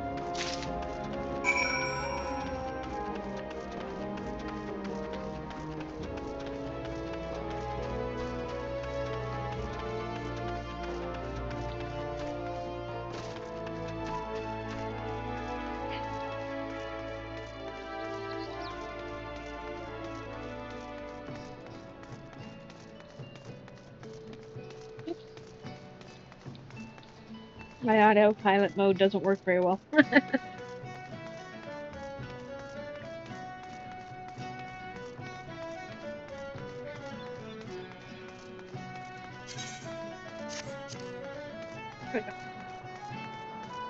Alrighty then.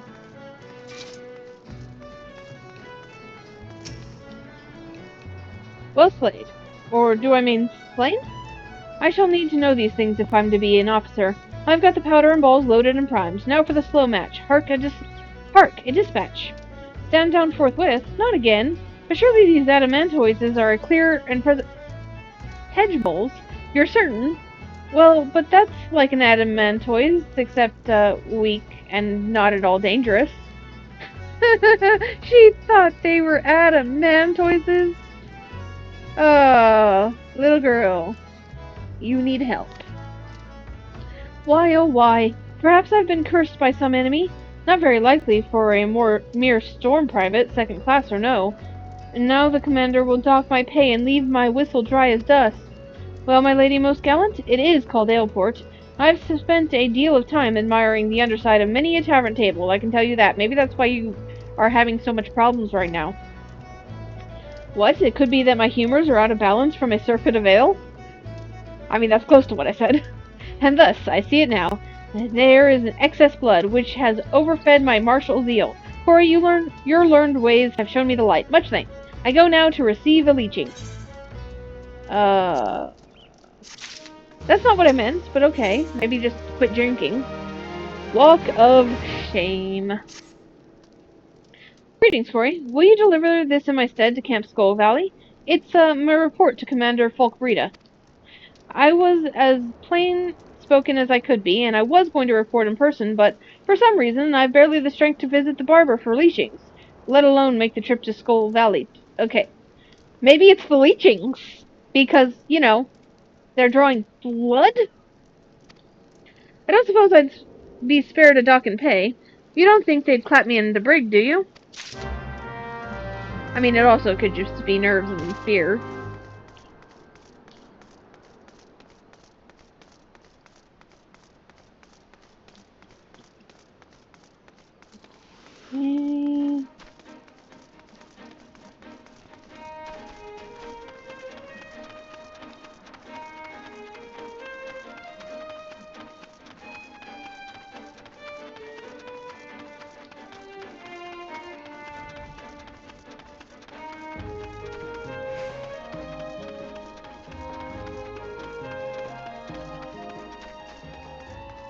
Alrighty then. First, I have a letter for Wiltsvis.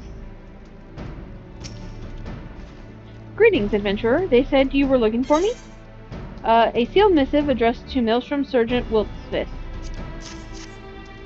A letter from Mama? I haven't heard from her in so long. She never answered my letters. No, stay, for I'll have a reply to send. What the? Oh, the stone-hearted, gasping hag. Wouldn't let me take so much as a hunk of dried fish when I left the island. And now she wants Gil? That succubus! You think me cold? Well, fine what you think. I do not. You should not give your mother money. That would just be enabling her. I wanted something better than tilling salty fields and spilling small fry out the nets, and occasionally taking a passing sailor into my bed for more of the same. What, the small fry? Shall receive no reply from me. Thank you for your service, and good day to you. Okay, good. That's work for me. Oh, wait, you have more work for me? Toxic Avenger. Weapons and armor in order. Saltpeter in order. Basic provisions, all in order. Poisons? Oh, this file's near gone. Oh, adventurer. Corey, was it? Mayhap we can let bygones be bygones. Yeah, don't shoot the messenger. You are skilled in wrangling beasts, I hear, and I have need of a pelican poison. The poison can be readily gathered from pelicans in the area, but I must continue my duties here. Are you so minded to undertake the task? I mean, if it pays, I'll take it.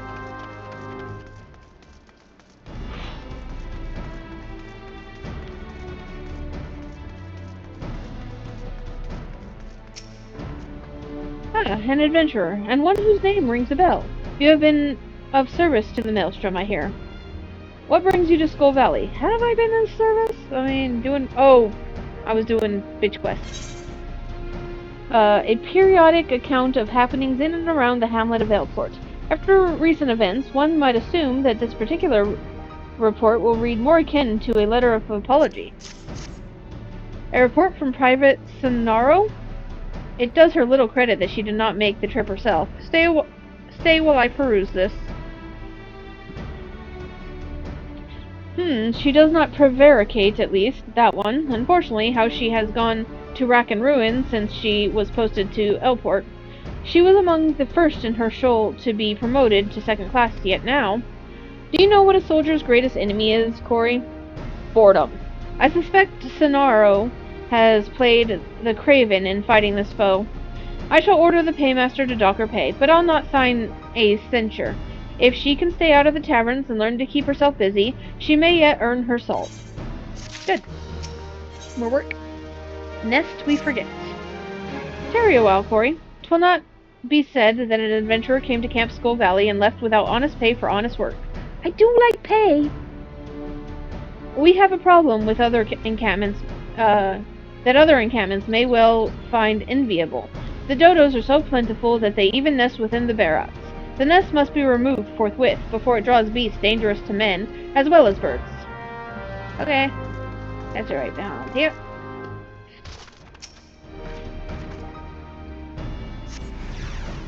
Oh, I think I pissed off the mama and papa.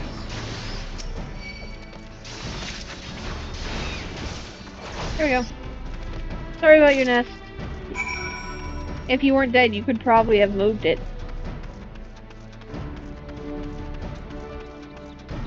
But, yeah. You don't need to be alive, it's fine.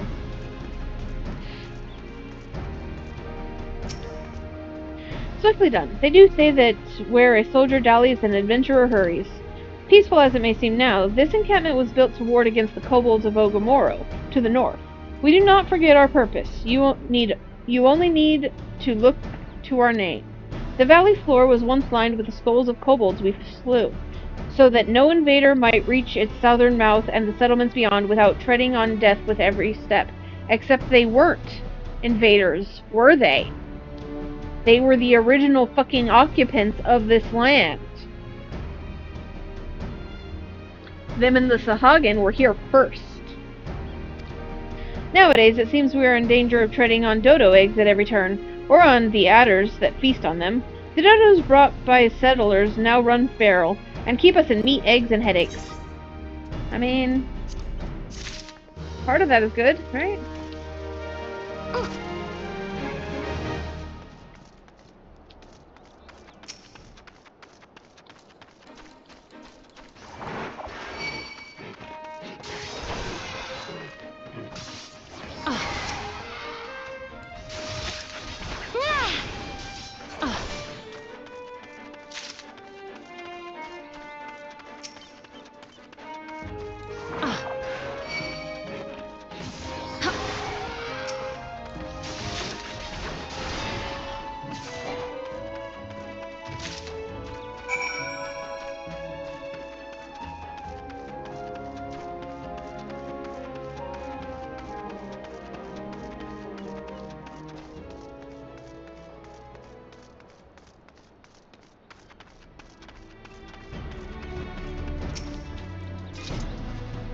I welcome your return, adventurer. Have you what I asked for? Yep, gotcha poison right here. What does it say? Contrary to popular belief, pelicans are highly poisonous creatures that spray their victims with a powerful neurotoxin. Fabulous. Ah, I see you were not stinting in filling the vials. The last adventurer returned with each barely half full, and had the cheek to demand full payment. I have had a low opinion of adventurers since, but... You know of our past with the kobolds, but they are not the foes we fight today. Nay, all our guns are trained on the fishbacks. Also here before us. Such a wee thing, this vial, but this too is a gun. So susceptible the Sahagin are to pelican poison that even the rawest recruit may, with a poison-tipped arrow, find herself at a fisher of beastmen. There was a settlement here once, near Halfstone. Then the primal Leviathan rose, and the Sahagin invaded. Work of generations was undone in the season, and whole families perished. I never knew the Halfstone settlement, but I believe it to be a home worth fighting for. And so we fight, with steel, fire, and even poison to reclaim that which is ours. As do the Sahagin. My brother's not a keeper. Camp Skull Valley was built to hold against attacks from the sea. To the north and south lie narrow channels, with a tide gate each to hold the Sahagin at bay. Will you deliver a bottle of lowland wine to the captains of North and South Tide Gate? Call it a small privilege of the quartermaster. Please take the first bottle to Captain Tharlet. The fuck? Of South Tide Gate. Okay. Going south first. Fabulous, fabulous.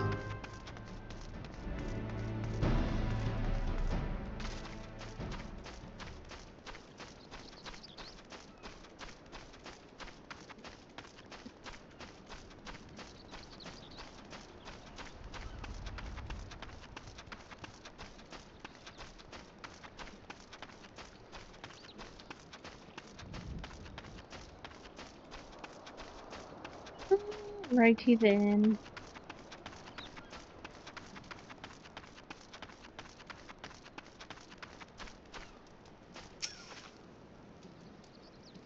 Hail, adventurer. What brings you to South Tidegate? This white wine, made from the green lowland grapes of Lanosia, is said to have a bold citrus flavor, with hints of apple, pear, and cinnamon. But most sailors simply claim it tastes like wine. Okay. A bottle of lowland from Sergeant Wiltsvin? Now isn't that something? And isn't she something? Crisp yet full-bodied is my guess. You know, didn't think I had a chance with a woman like that, but looks like she's sweet on me.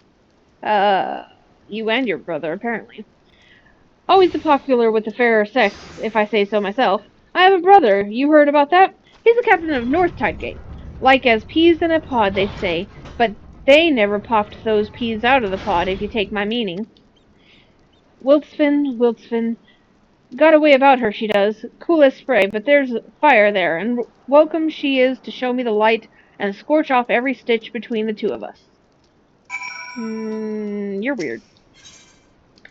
No sea wasp for you. You seem an adventurer in need of work, and here I am, a man in need of dead sea wasps. Perhaps we might help each other. Mind you, I've no interest in chewing on the vicious vermin myself, but my brother can't seem to get enough of them, the uncouth lad. I'll not stand to watch him stuff his gob full of those prickly pests one more day. Ah, what I wouldn't give to see the look on his face when I tell him you hunted down all those precious sea wasps. But don't expect me to reward you without proof. I'll need to see their rotting carcasses first. I think the brother gives you a quest to go get sea wasps for him. So... It's fine.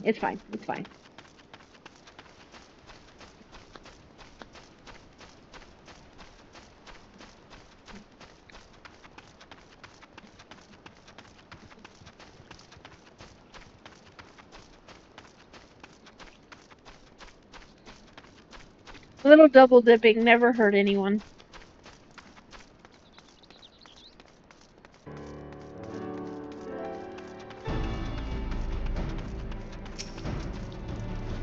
Ah, there you are. Did Captain whatever receive it well? The other bottle is for Captain Nortmoon of North Tidegate. I should have mentioned they're brothers in blood as well as arms. You'd think them closer for it, but the bickering is well nigh constant. Oh, no kidding.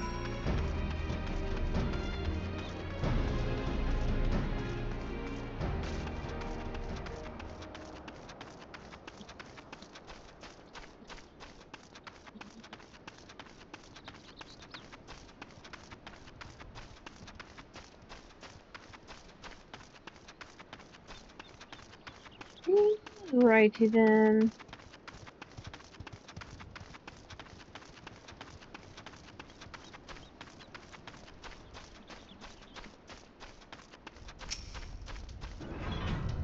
Halt, adventurer. North Tidegate is no place for idlers. Got you some wine. Wildsmith? The quartermaster. Master? That mousy-looking girl? Still, she has excellent taste in wine. I must be a mind reader, for I've a supper of ocean cloud waiting that wants nothing more than a glass of lowland vintage. So, sent you over with a bottle just for me, eh? What? Sent one to that black berth in South Tidegate, too? Oh, you know what he's going to think now, that she's his for the taking, that strutting. Well, he's got another thing coming. Misunderstanding and innocent kindness like that. She's a quartermaster. Doesn't he know this is a professional interest? That goatish fool. I won't have him bothering that lovely girl. Okay. Sea Wasp Run. If you'd care to help our cause, I'd petition you to hunt down some sea wasps and bring their umbrellas for us to eat. Our worst enemy atop these walls is sinking morale, and a true taste of Limsa helps remind us what we're fighting for. Okay. So yeah, I'm gonna go get all of the fish. Flowers for Ergamer.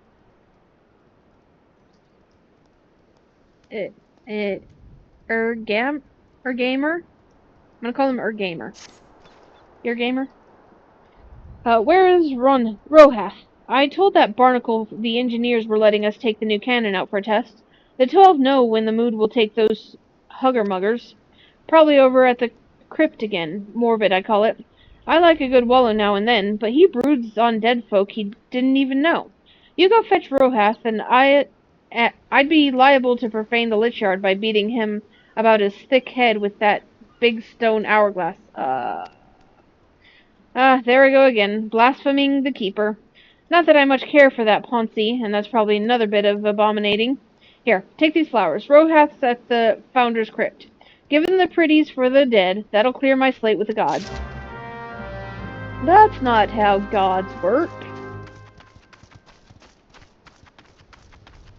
That is kind of cool, though.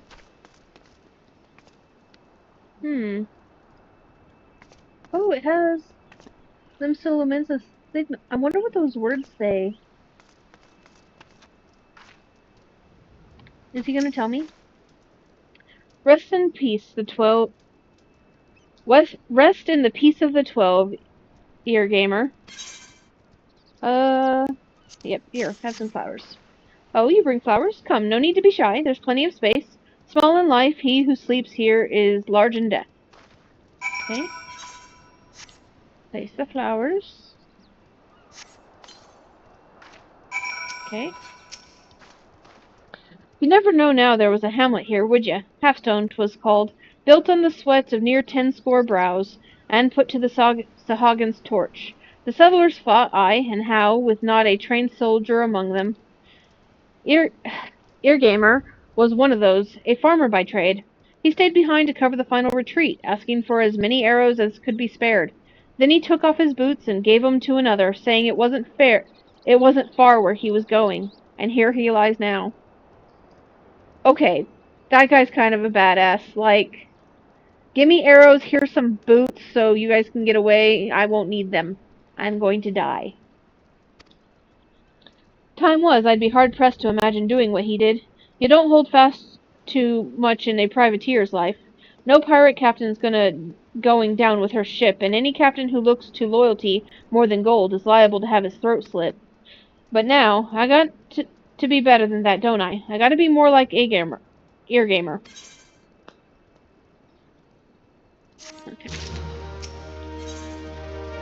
Scythe extra large. An adventurer, are ya? Seems a shame for you to come all the way out here without more to show for it. How about a bit of Vilekin hunting? There's a few killer mantises about on account of a hatching we missed. The commander sent out hunting parties and collected 10 and 6 heads. And there are no more than 20 in a clutch. Think you can handle the last 4? Sure. Murder.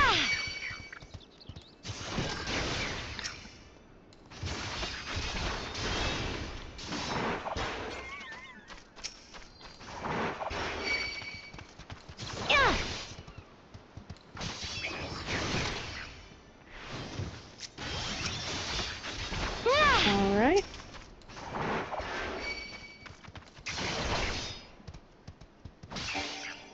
Oh, he's dead.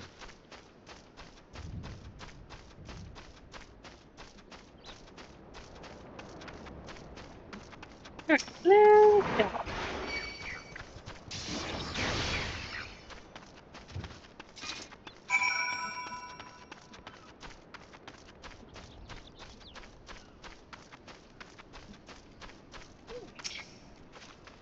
Nasty critters, those killer mantises. I'm sure Eargamer wouldn't have wanted anyone dying near his resting place. Good hunting, adventurer. Tisk, see the birds flying to their nests? It's time I return to the gate. Alirloaf said we'd be testing a new cannon. Like to blow himself to bits without me about. You can collect your pay from Commander Falkrita at Camp Skull Valley. Be well, adventurer. The 12 go with you. Okay. Wait. So let's run along and murder sea wasps. This is gonna be a fun trip.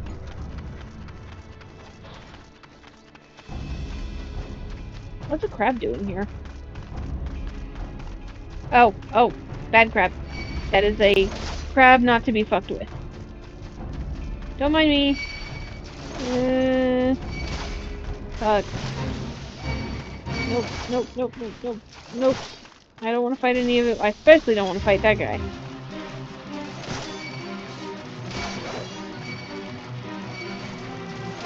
Very popular.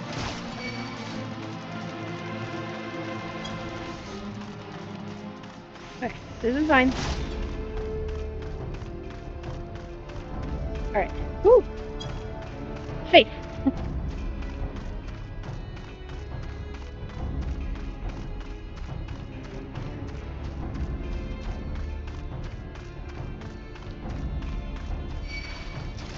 Damn it.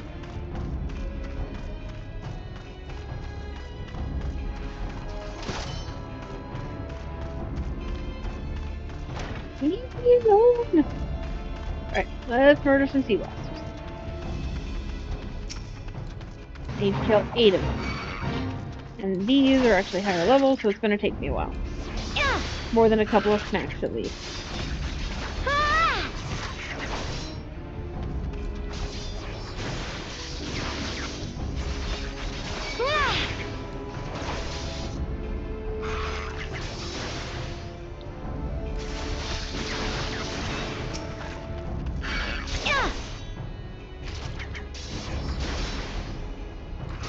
Also, this spade is at my level 2, so I need to watch out that I don't get involved. Oh, it only has 3 minutes left on it. I honestly hope I'm not still there by then, but...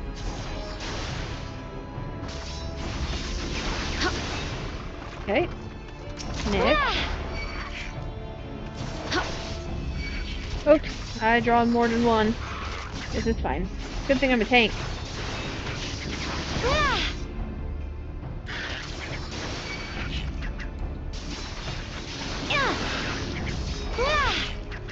I just realized that my FP buffs aren't on right now. I'll have to turn those back on.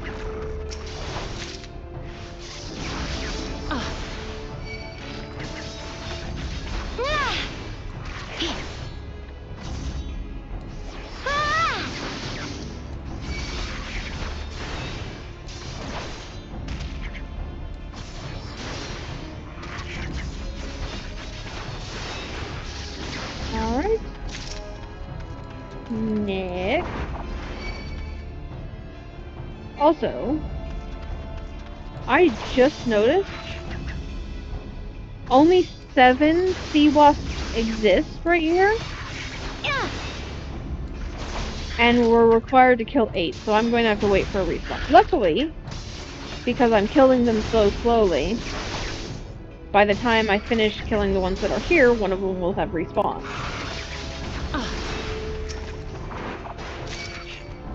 Yeah, see, they're already starting to respawn. Cool.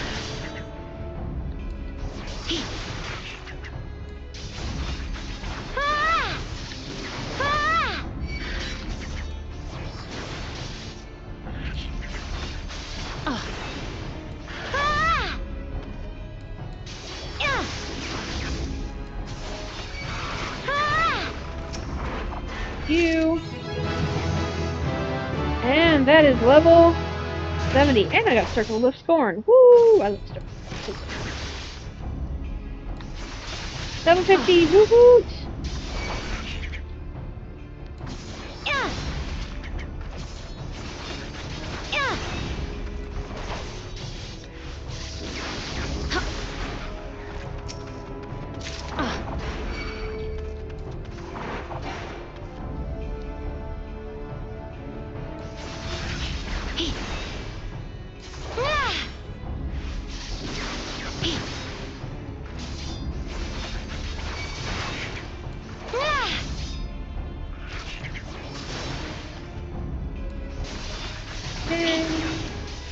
And back. Okay. Last one.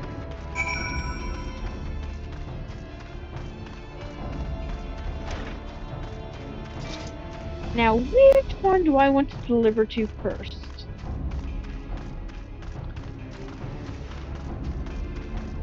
I think I'll deliver to the annoying one first.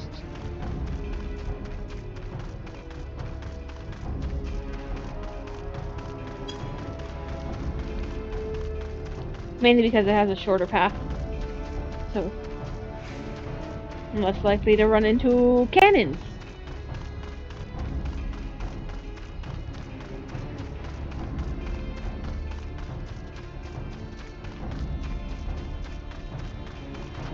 check it out. No cane.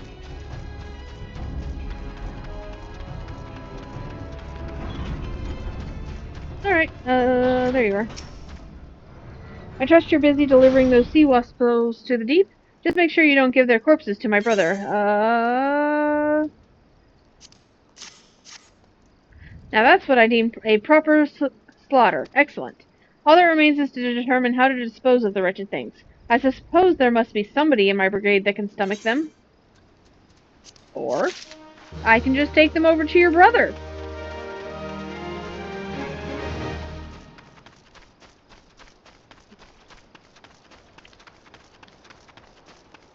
Also, the fact that he literally asked me to kill things that his brother likes to eat so he could deprive his brother of the thing he likes to eat is just horrible. That's no way to be a family.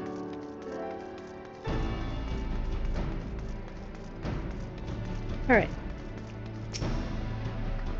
Ah, Corey, you've become a familiar face about these parts. What brings you here today? The rest of the killer mantises? Well done. I must commend Sergeant Rohath for his quick thinking. You have the thanks of this camp. Sometimes I fear that we will lose the war against the Sahagin for having to deal with those pests and beasts. I hereby relieve you. I hear you're leaving us, Corey. News travels fast in an encampment. Mayhap you can assist us one last time on your journey out. I have a dispatch here from Maelstrom Command, from Commodore Raynor of the Yellow Jackets. We have been investigating the Sastasha Seagrowts on their orders, but it seems they have taken on an adventure of excellent repute and pleasing manner, the Commodore writes, to complete the work. Now, if you... Yes? Ha! This is you he speaks of? Of course. Well, Camp Skull Valley would be glad to add to the burnish of your repute. You have carried out your commissions admirably well. Commodore Raynor and many others in command are of the same mind as I, that we have spread our forces too thin with these tasks. I am all too happy to withdraw our men from the caves, truth be told. Chief Sergeant Cat Guistil is the ranking officer at the Sastasha Seagrot. Locate him and tell him that his mission is complete, and he is ordered to report back to Skull Valley. Okay, I will do that after I deliver this food. And that will take me back to Sastasha.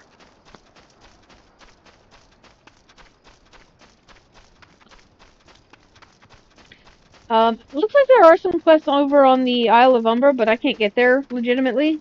The Isle of Umbra is storyline locked, so yeah. I mean, I have gone there on this character, but I had to get a ride from somebody, so yeah. I imagine you come bearing my sea wasp umbrellas, unless you've turned coat and given them to my brother, that is, a little bit of both. Forget that you're eating the raw gelatinous umbrella of a flying jellyfish, and you might just enjoy it. Mm-hmm. Well, quite a catch indeed. Ah, splendid. Tonight we will feast on the jellyfish, while my jealous fish of a brother drinks in his tears. It will be glorious. Yeah. Alright.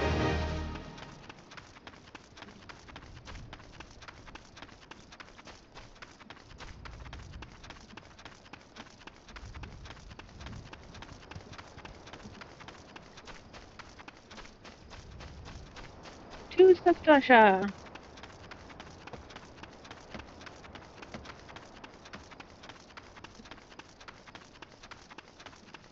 I am going to talk to the adventurers outside Sastasha, because some of them are rather interesting.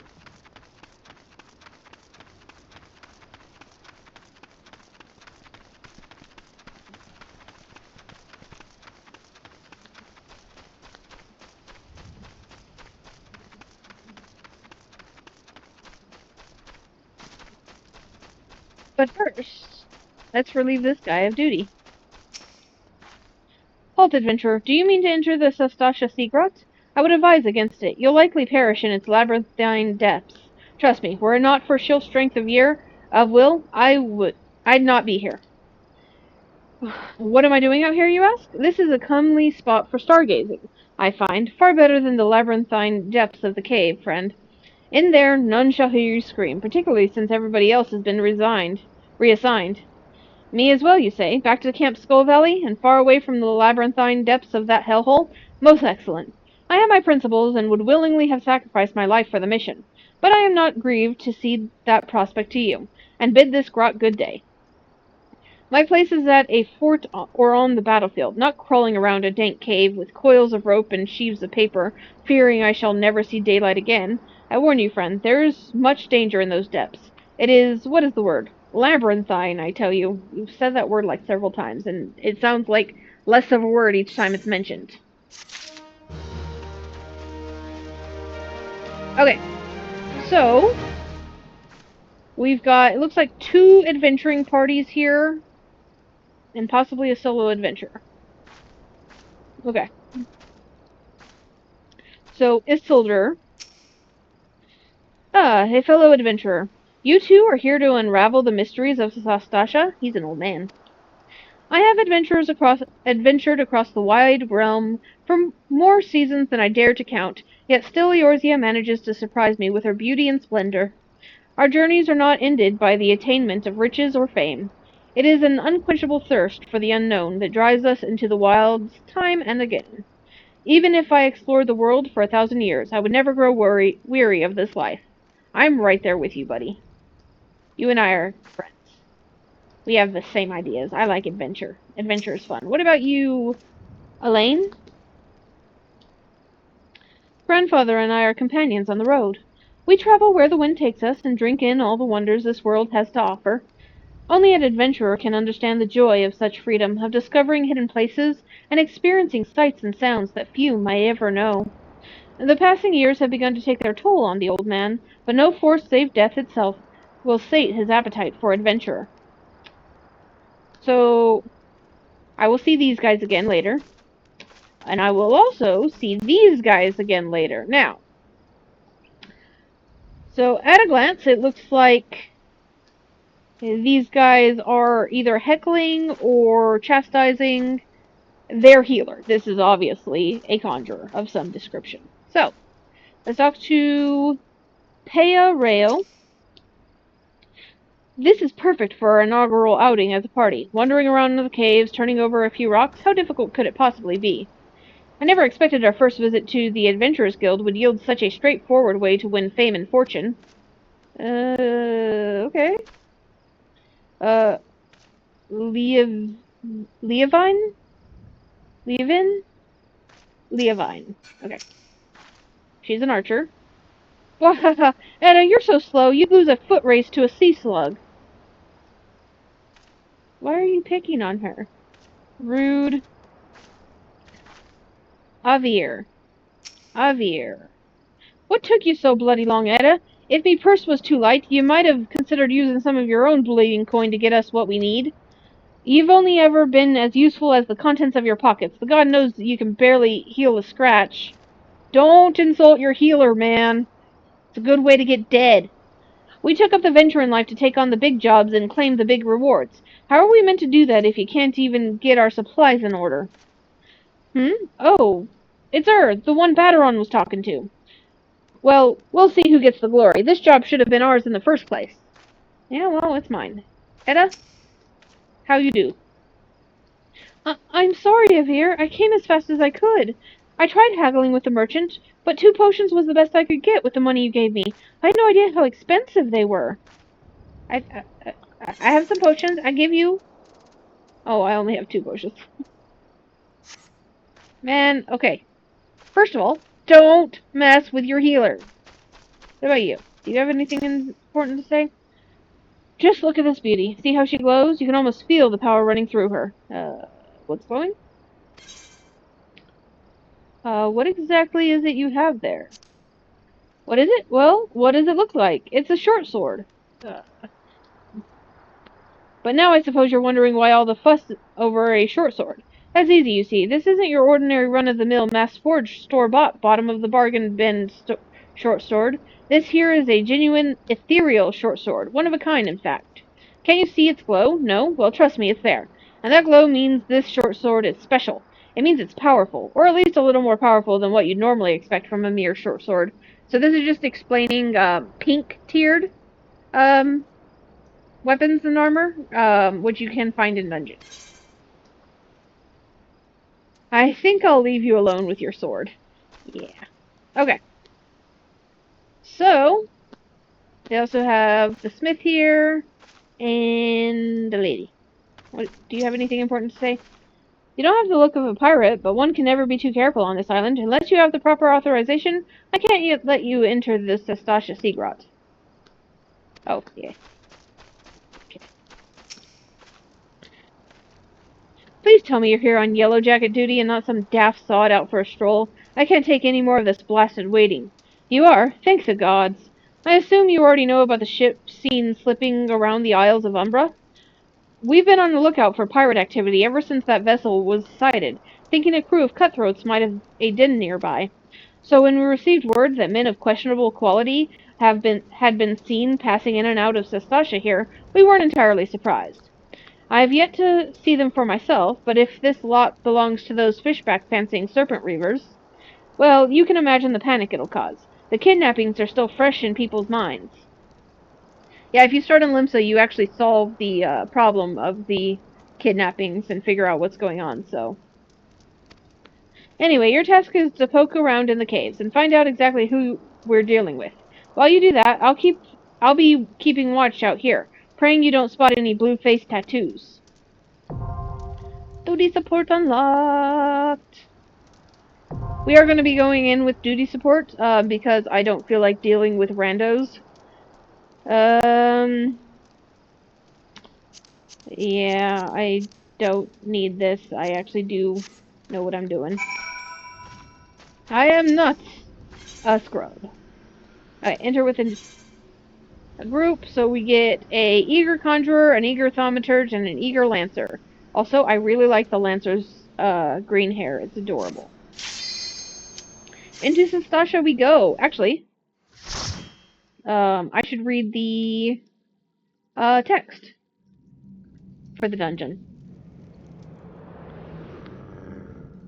Those look like pirates to me.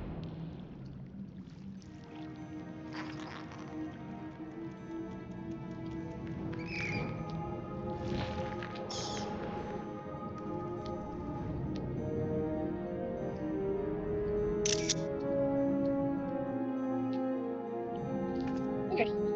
So, I am the tank. As the tank, it is my job to lead the party and whack things with the sword. Because I am playing with NPCs, I cannot pull big, so I will have to pull one at a time.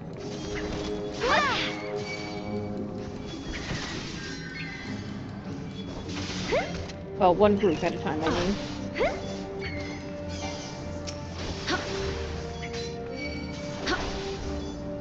Okay, it's almost dead.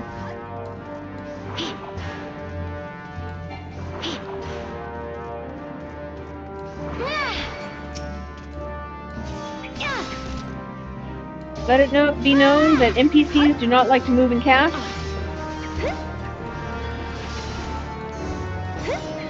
Or do anything for that matter. If you are running, they will not be doing anything other than running after you. Now, Sastasha has a little bit of a mechanic, and that you're supposed to read this bloody memo.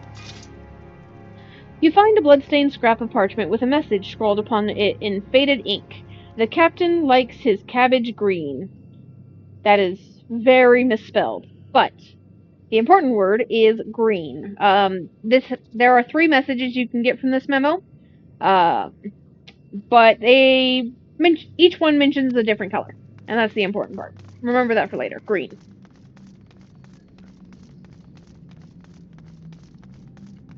I am going to do a full explore, so I'll be going into the rooms I don't normally go into. Might as well.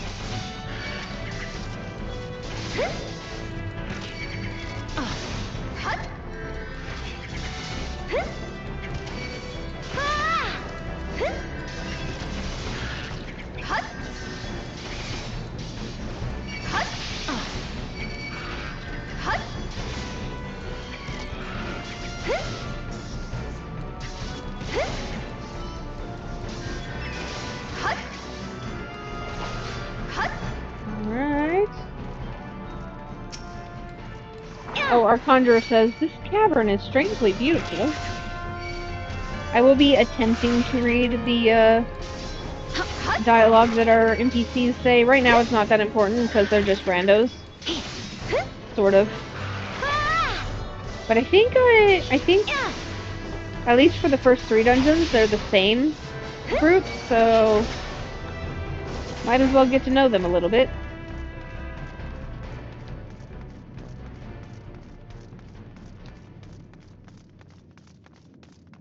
Okay. Go over here and see if I can avoid that clam. Yeah.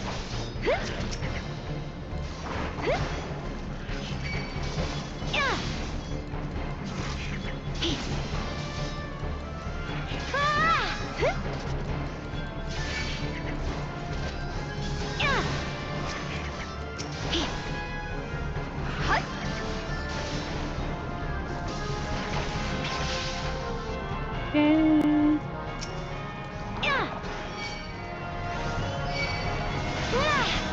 With these, you want to kill the clam first.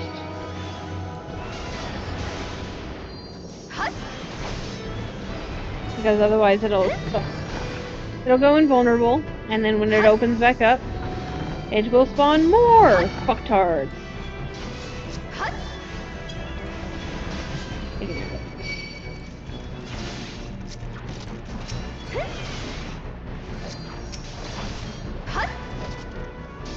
I should have ran this dungeon solo, because I'm level 50, I can handle it. But then I wouldn't get any experience, and that's the best part about dungeoning. I forgot to turn on my FC buff. Damn it.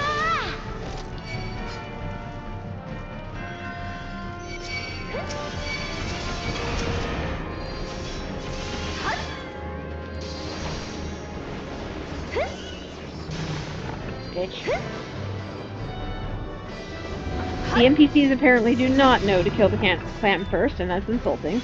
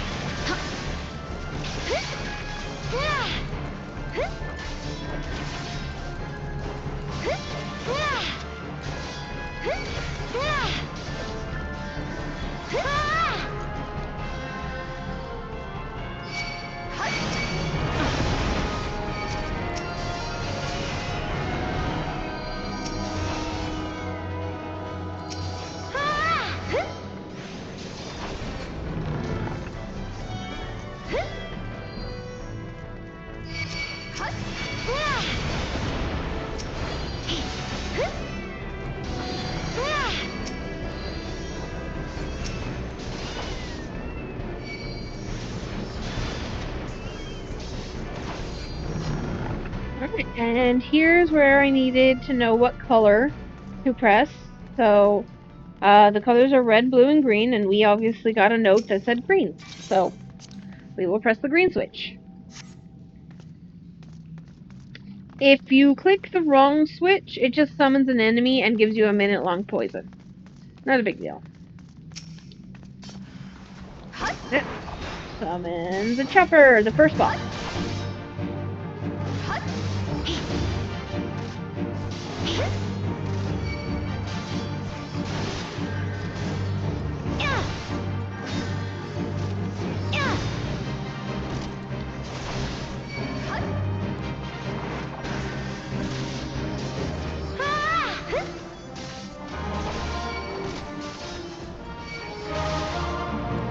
That is stunnable, but I'm too lazy to stun it. Probably should. But the NPCs don't even recognize if I stun it, they will still run away, see, and not hit while it's stunned, so.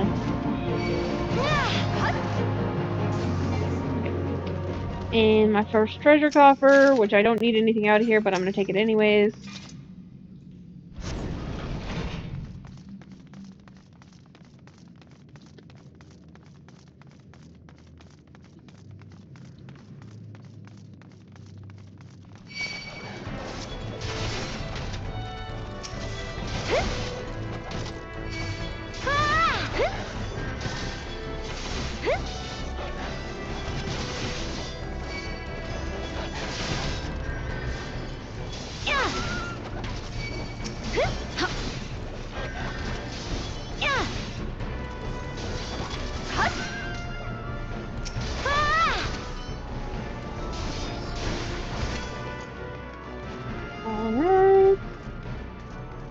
here's boss number 2-ish. You don't actually get to kill the boss. Captain Madison.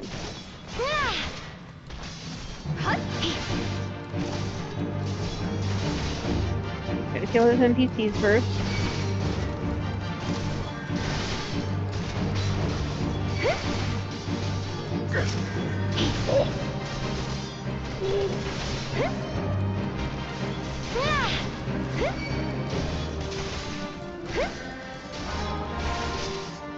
Wow, the fucking bird makes noises in our direction.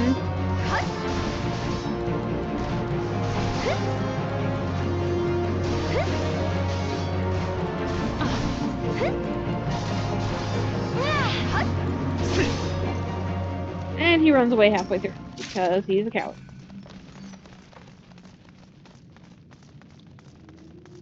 And the conjurer says, "Where has he run off to? Best we keep on our guard." Yeah, no kidding.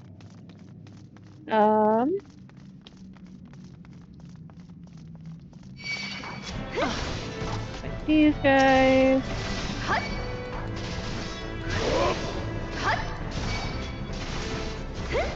So there are several rooms here, and we're gonna go into all of them. And I've never actually been in through all of them, so it'll be interesting. Also, there's some cowering ladies here, and the little lollipop said, "You must save us."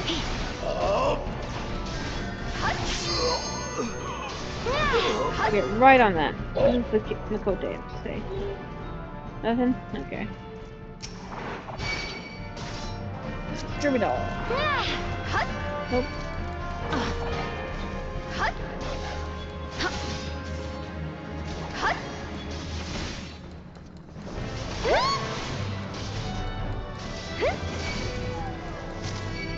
Okay. This guy. So, there's Captain's quarters key. I need that.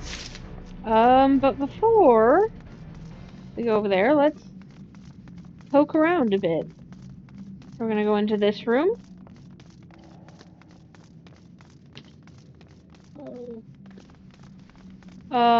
Looks like those pirates are having a bit of a brawl. Take the woman alive? Oh, I guess they're gonna fight. Okay. Let's see. Oh, I better... We have a conjurer here. No? No, we don't. It's just paladin.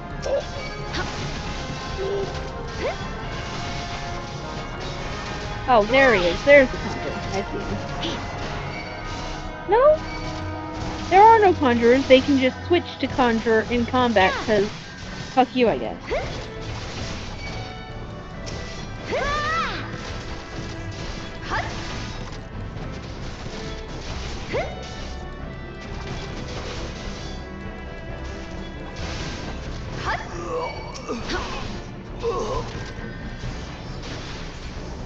Okay.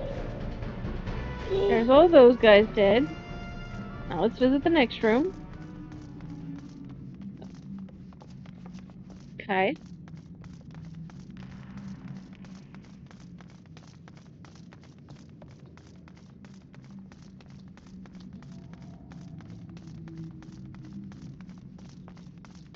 This one requires a key, and the key is right there. You just leave it laying around. Fabulous.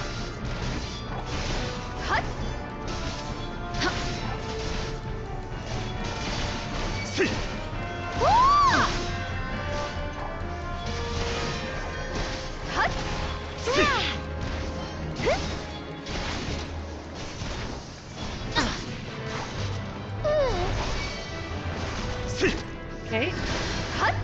Pick up the key.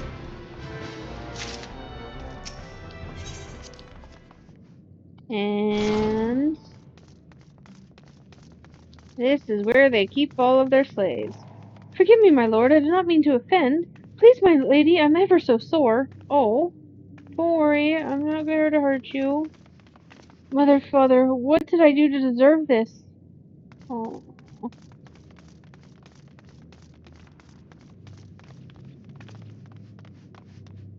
Am I free? Aw. Be free, little Olafel. Okay. Everyone, doors open. Just walk right out, okay? I'm sure there will be some yellow jackets in here eventually after I'm done cleaning up the place. Uh, so, no worries. Now, let's see. So there's one over here. I did not even notice that there were people here.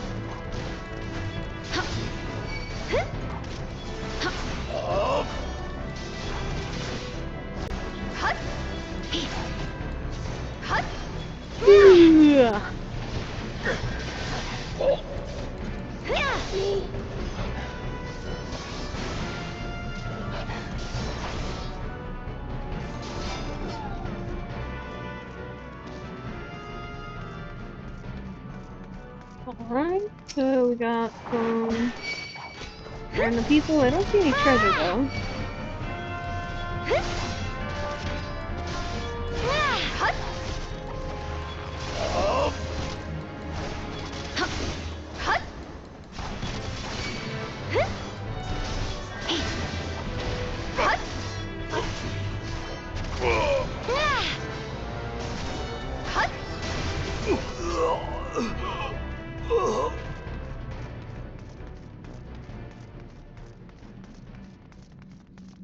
Alright, and door number 2. There's treasure.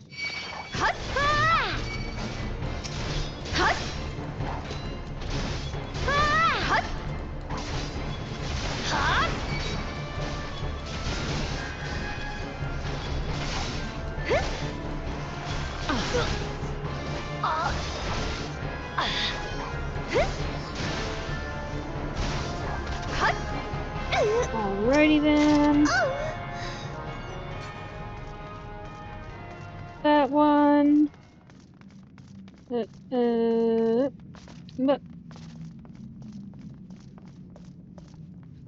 And then we'll go over here to the captain's quarters.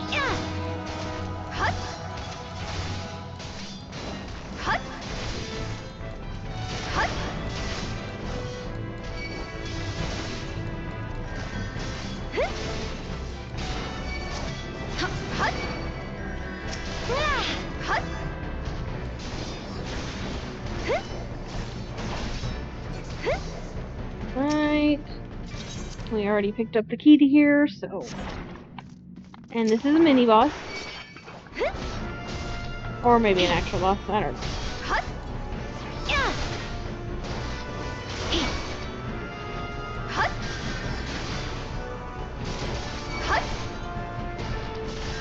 I think it's just a mini boss because he doesn't drop treasure, he just drops the key to the next room.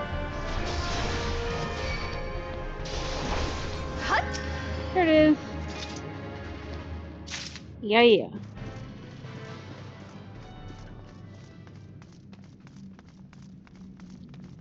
And then.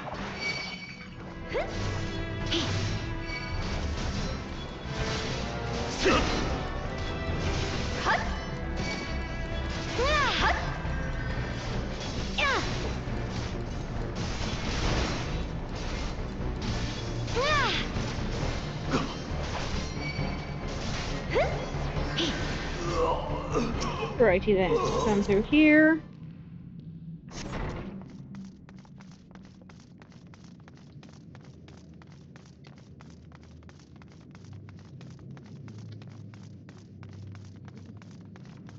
Alright. And Captain Snooty Pants over here again. Captain, run away!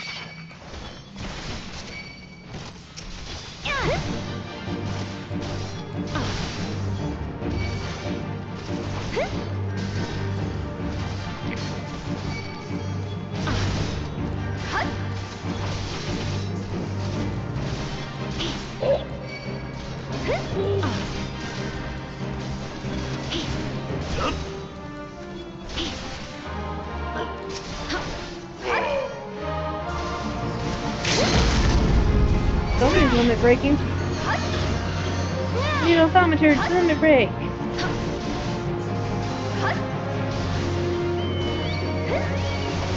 Oh, right, scurvy dogs. I forgot about them. This time he summons scurvy dogs so he can run away.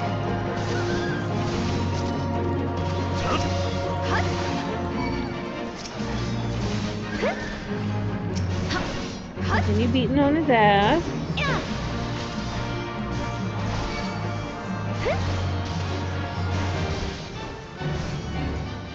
And there he goes, running away again. He won't escape next time. Uh-huh. Okay, now... I missed a room. Hold on, we have to go all the way back because there is a room that has not been explored, if you'll notice here.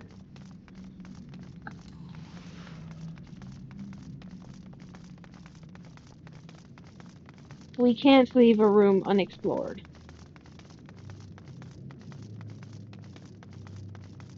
It'll throw off my groove. Okay, this one over here. There we go, map in the realm.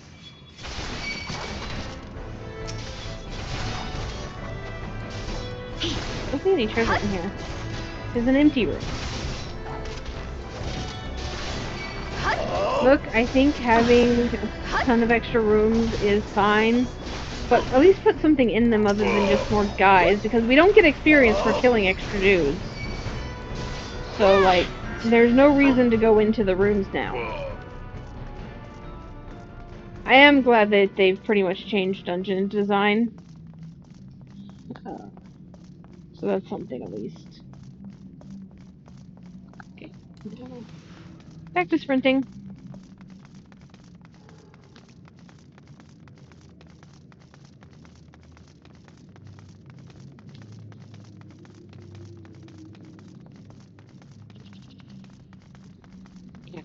In the recent dungeons, there are very few of those side rooms, and most of them actually have loot in them. Even though you don't actually need the loot, it's still there.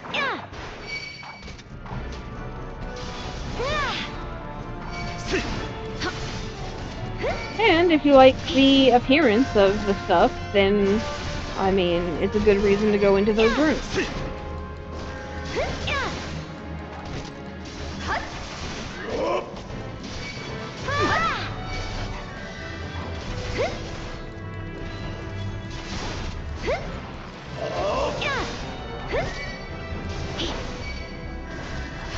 Okay. Here.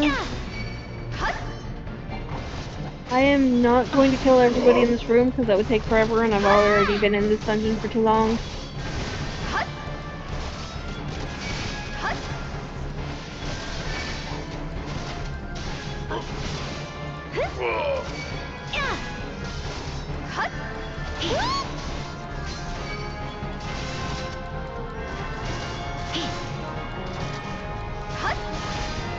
Okay. We're gonna kill these guys. And then we will go into the boss room and see what happens to Captain Madison over there.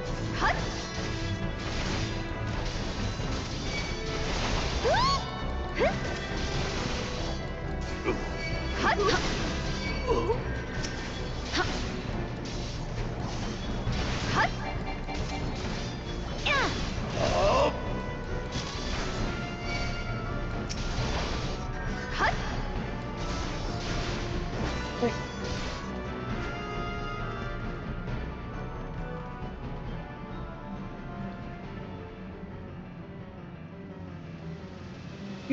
You solely are spawning ground, Shorewalker. Oh. I think Captain Madison got shanked. Okay. Finless fools! The Lord of the World shall sup upon your souls. So there is a mechanic in here. However, as the tank, I cannot do it. Because when he whacks me, he will interrupt me. So, fuck mechanics.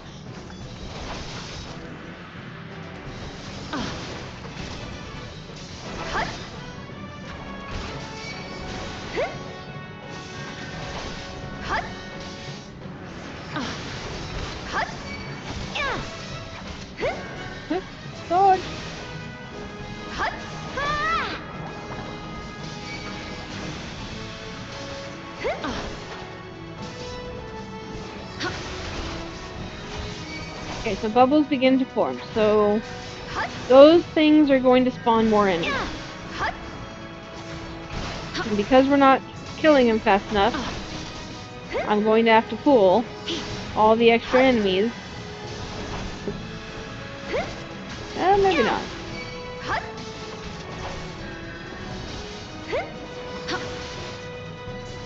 Yep, here they come. There they are. See if we can just get the boss down. Yeah, the fucking NPCs immediately go to kill ads, which is not what you want in this case. But we win!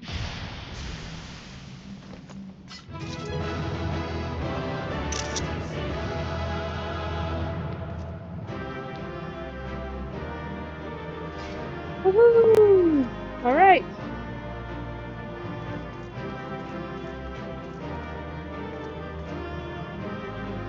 This is actually pretty.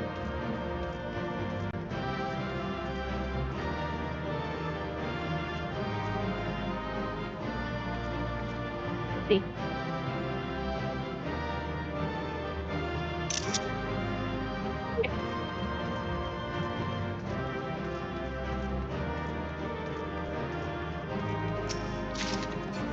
Okay, let's go!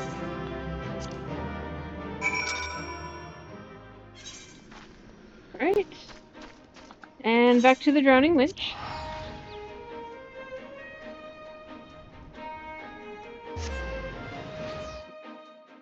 Also, before I forget, I need to turn my FP buffs back on.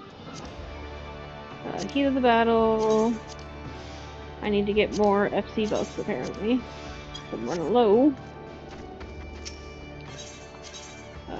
Half castle, and you know what? While I'm here, I'm just gonna do that, because why not?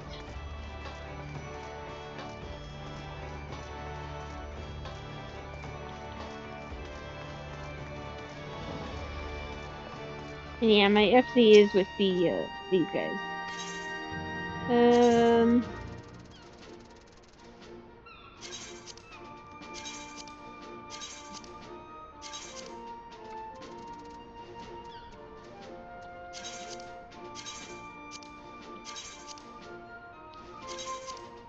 Here we go. Full up on actions again.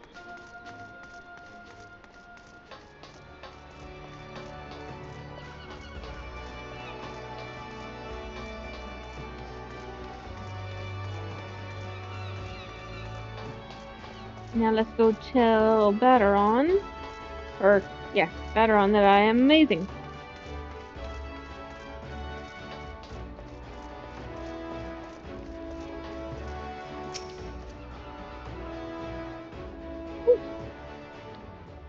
Oh, got another adventuring party, a little too late.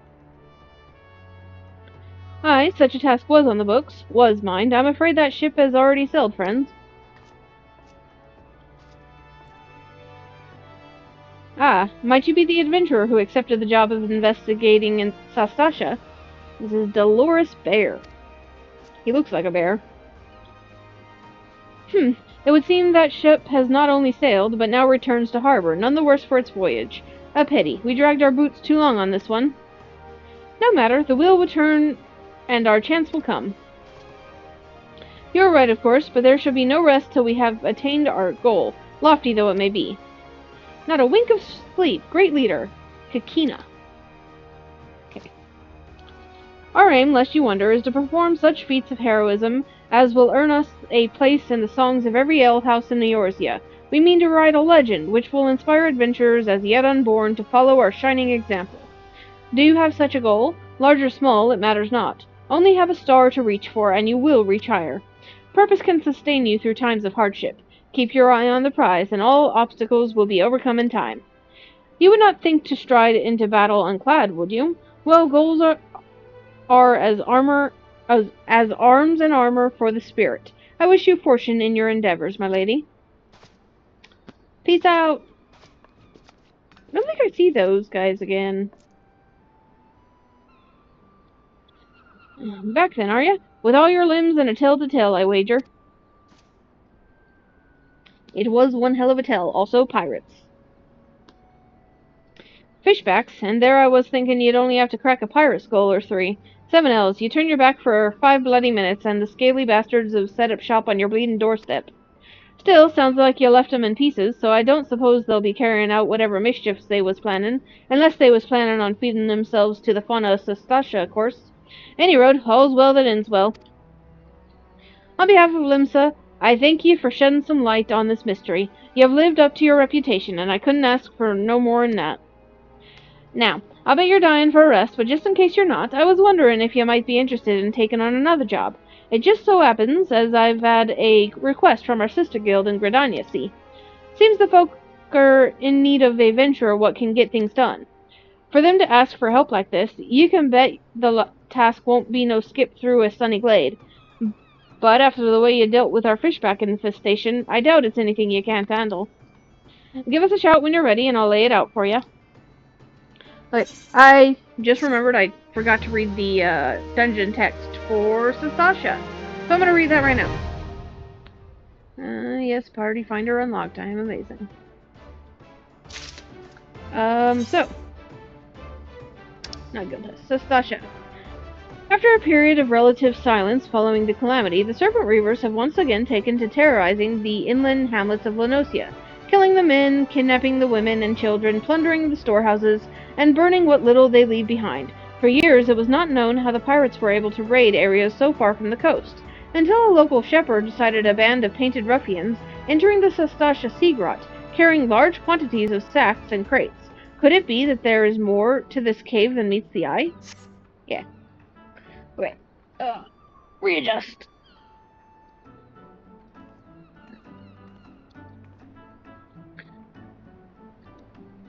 Whew. Okay. Next dungeon. Call of the Forest. Ready to hear about that job then? Like I said, the request comes from our sister guild in Gridania. And that's all I know, but whatever it is you get asked to do, I somehow doubt it'll pose any trouble for an adventurer as survived the bedlam in Sastasha. If you think you might be interested, you'll want to have words with Mother Miqo'te, my counterpart in Gridania. Good luck, lass. Okay. Onwards to Gridania.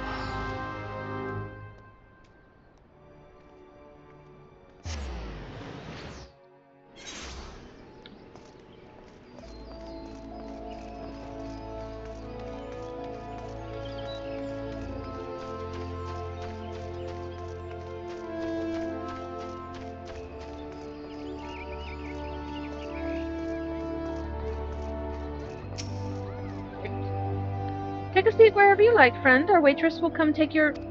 Oh, not here to dine? Dare I hope that you're the adventurer Baderon sent word about? You are. The matron be praised. Allow me to introduce myself. My name is Miqo'te, and the Carline Canopy is my place. We already did a quest for you, lady. With regard to the task in question, there is a fair bit to tell. Let me know when you're ready to hear the details, and I shall brief you. I am ready to hear the details. Brief me. Fire in the gloom. Ready for that briefing? Good. Now then, here's the long and short of it. Beg pardons for interrupting, Layun, but our need grows ever more pressing. Have none stepped forward? And good morrow to you, Bowlord.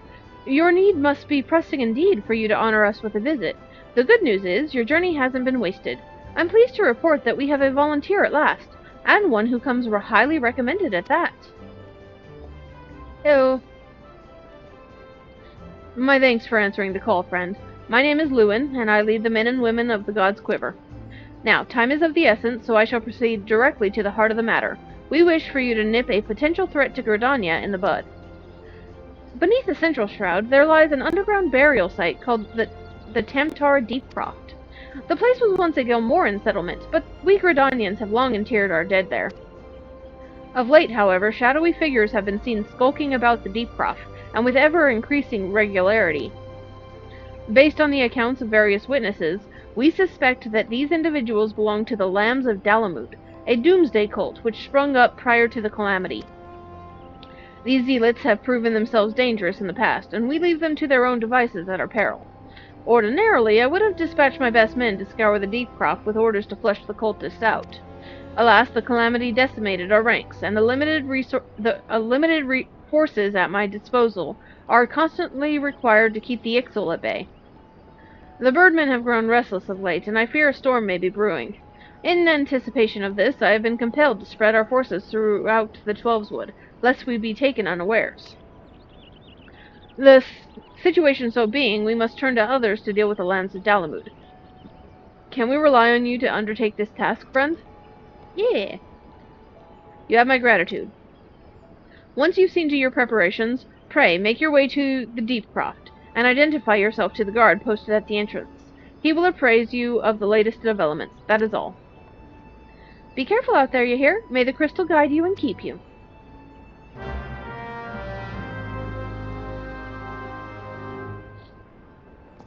Alrighty then. So, Bit Branch? I think that's Alphabet Branch.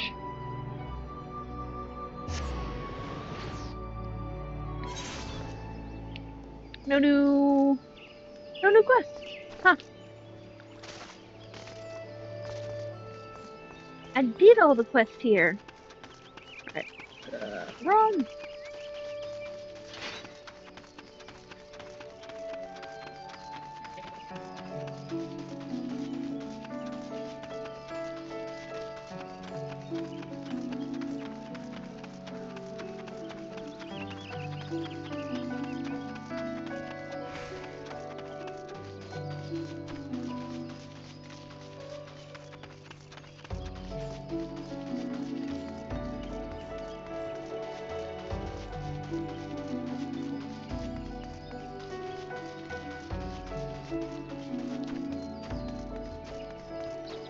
And look, there's the old man and his granddaughter, and there's Dolores Bear and his crew.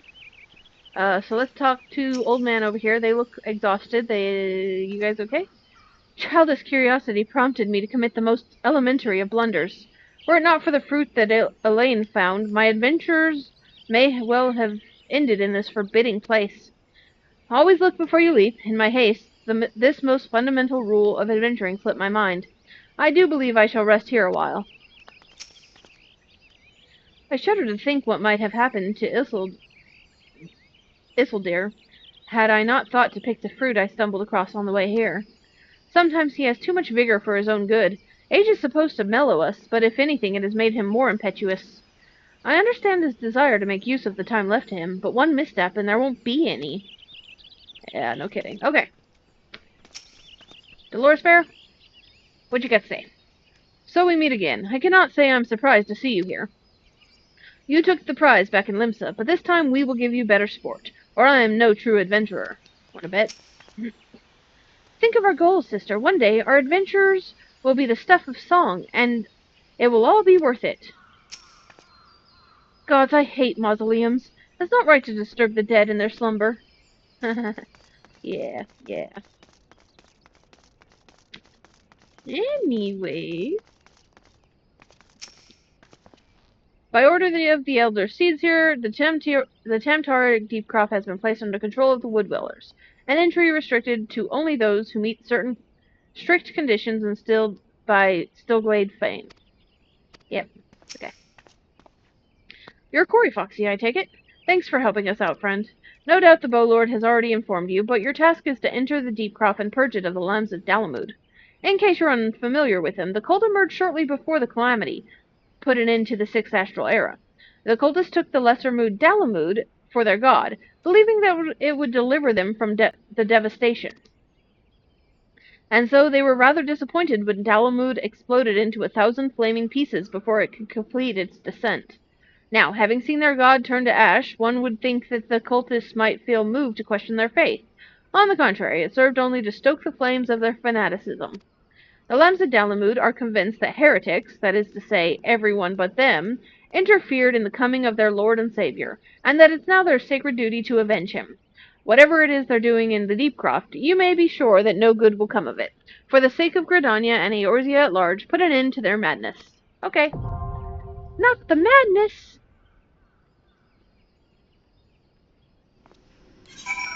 Okay, we got Tam-Tara. Since its establishment during Gelmoran times, this subterranean crypt has been used for generations as a final resting place for the remains of rulers and nobles. Since the calamity, however, the tunnels have become overrun with the lands of Dalamud, a deadly cult who worships the now-fallen satellite as their savior. It was in the Deepcraft that these twisted souls silently plot revenge against those who fought to prevent the advent of Dalamud, summoning any dark presence who will aid them to this end, no matter what the cost. Alright. Yeah, let's do this.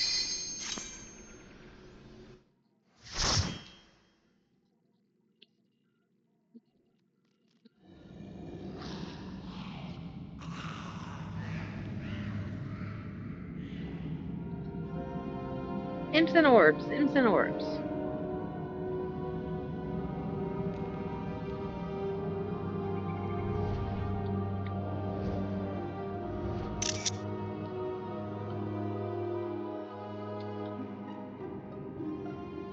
Alright. Tank mode, activate.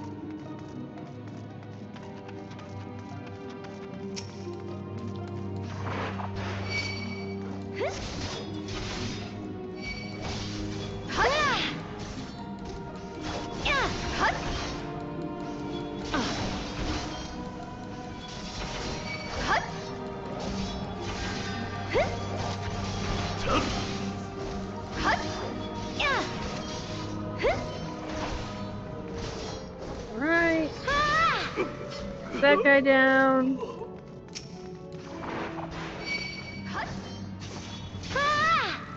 Man, this place is creepy.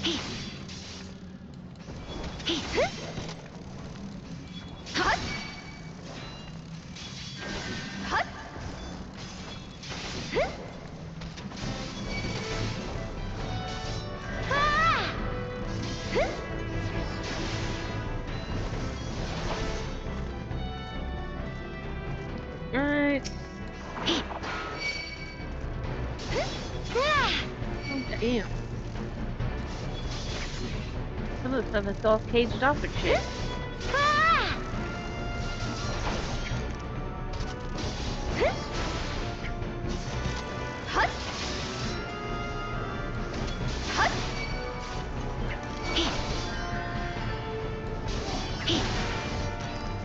Yay!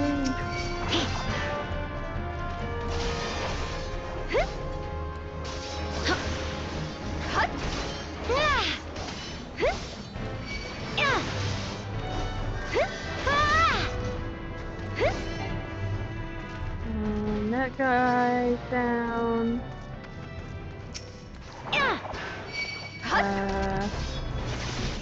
There's a room over here, but I'm not gonna go into it.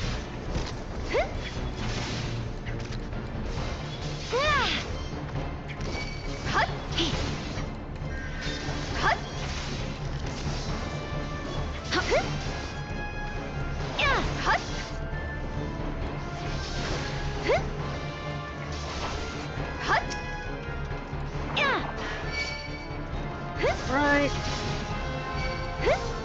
There is actually a third guy. Come on. Get over here.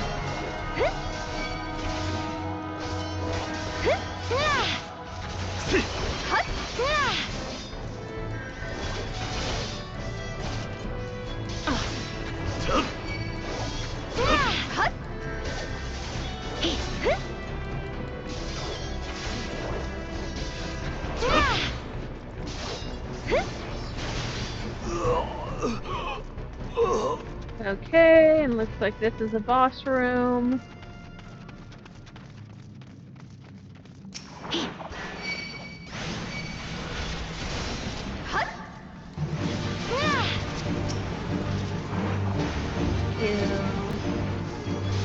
And that's a priest, that's a guy,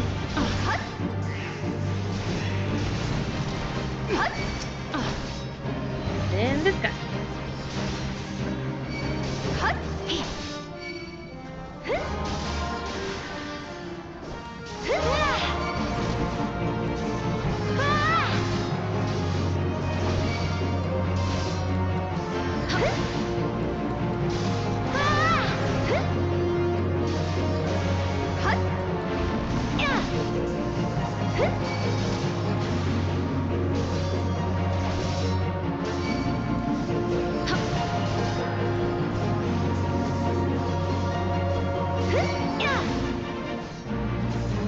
Kind of not paying attention to my attacks. I'm looking at all the pretty surroundings. Okay, we turn on the cultist orb, which sends a thing up there. Yeah. Okay.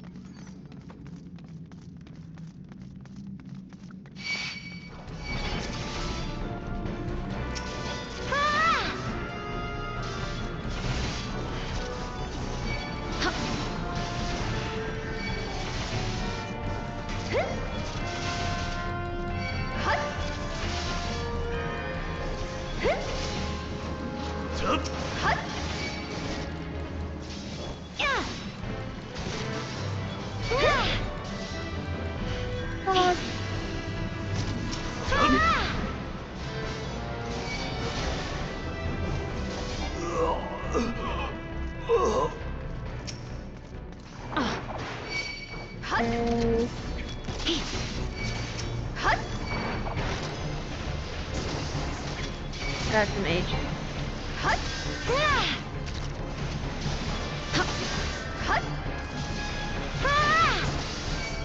Fuck the mages. Mainly because they don't pull very well.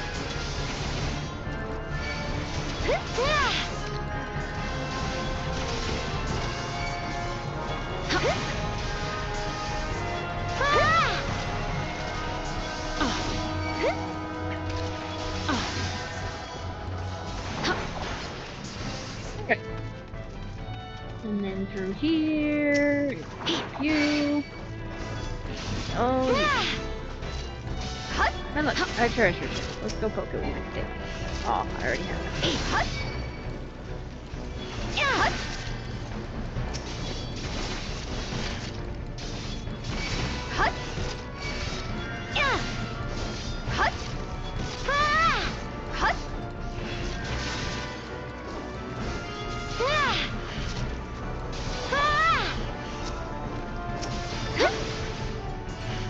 Okay, moving on. Next boss.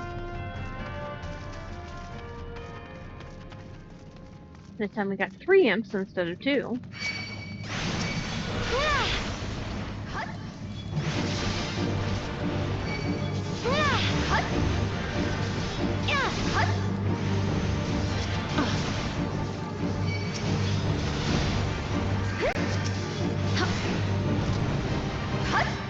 Closer and closer to that center platform.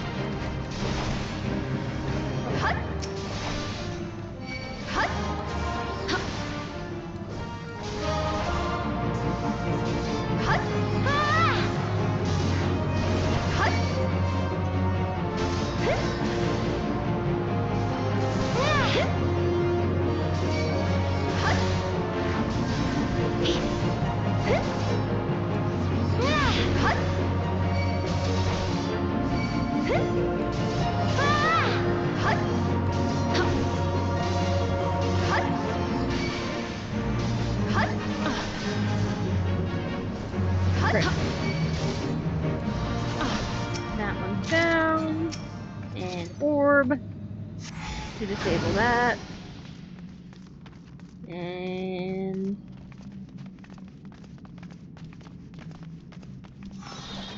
nope. NPCs do not walk. If you Yarzon, these guys, they don't actually have eyes, so they can't see you. They listen. They basically have tremor sense. So if you walk by them, then they can't see you. But NPCs apparently don't walk. So, you know.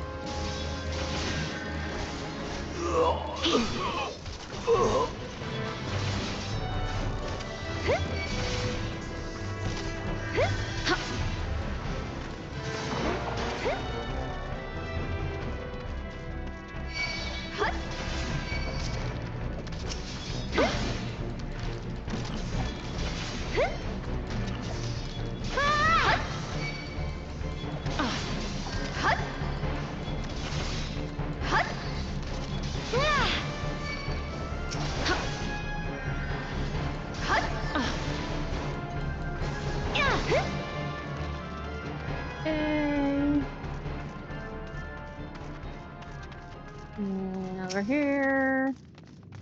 There's a fucking... Oh, cool. I got the two mages right next to each other.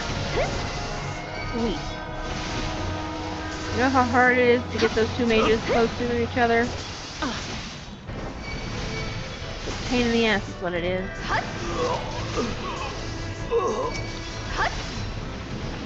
And I do not want that treasure chest enough to go in there and get it, so...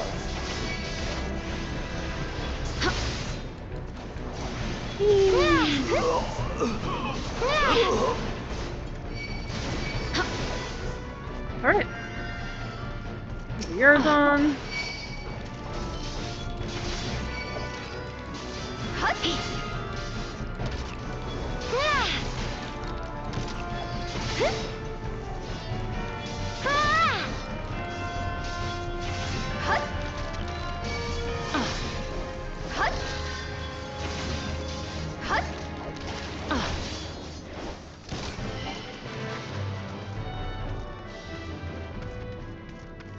And then we got...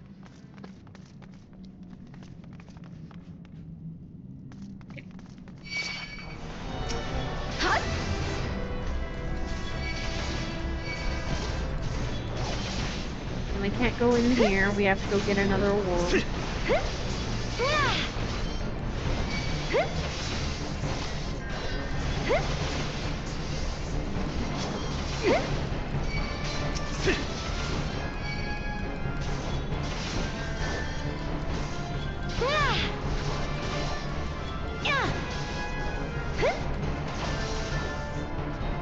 Right. Go over here. And do some murder. Missed one.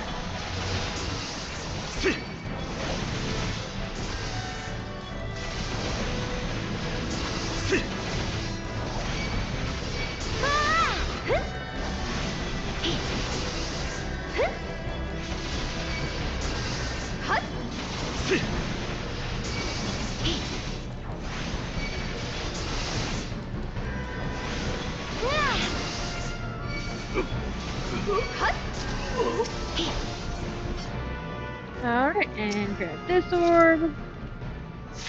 Or cultist rosary.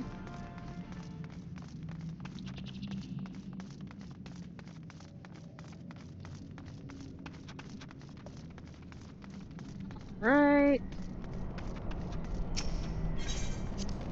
Use the rosary. And they go immediately without me being in there.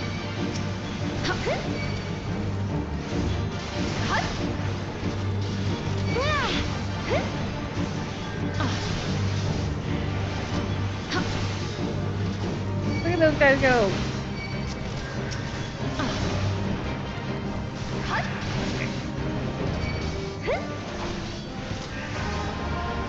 Up and big guy.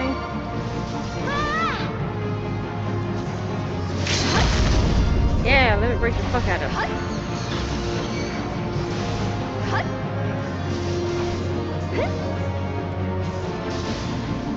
Obviously, the thaumaturge likes stealing the LB from the Lancer.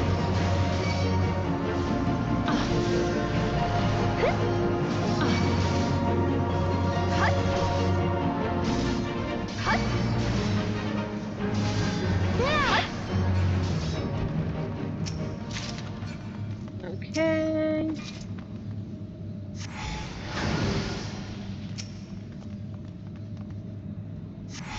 Goes out, and who we got?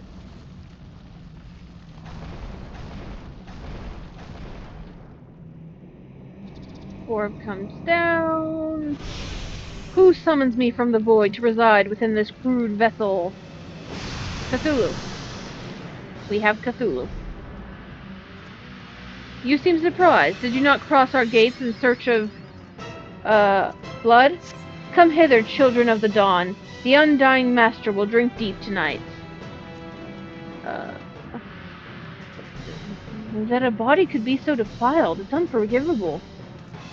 So, Galvath, Galvant, the Dominator. Come on, dominate something. So his mechanic is he summons that and becomes invulnerable when he's tethered to some imp. So, easy peasy, nothing to it. There's an imp.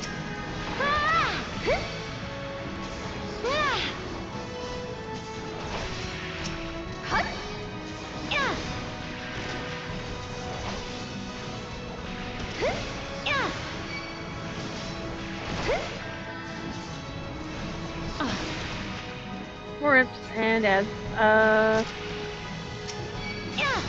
leave the imp to you guys while I handle his death. There we go.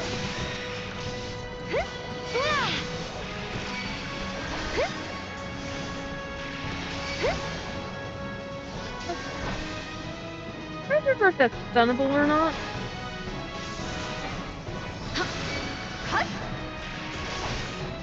I don't think it is. He is the boss.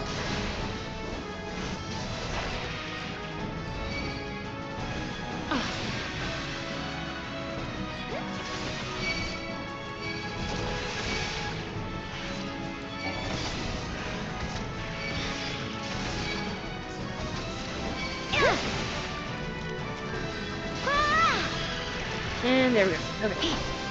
I think that was the last group. Now you just merge.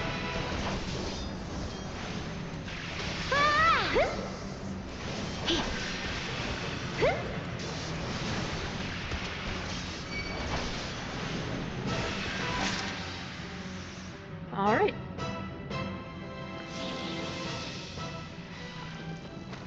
Oof.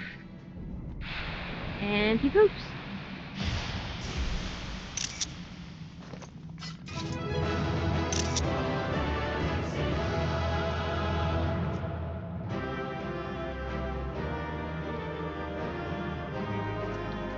Okay.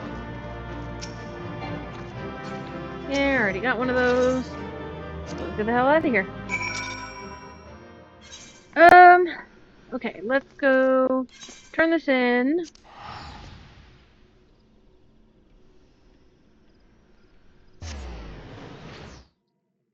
And then I think after I turn this quest in and pick up the go-to for the next one, that is where we will call it.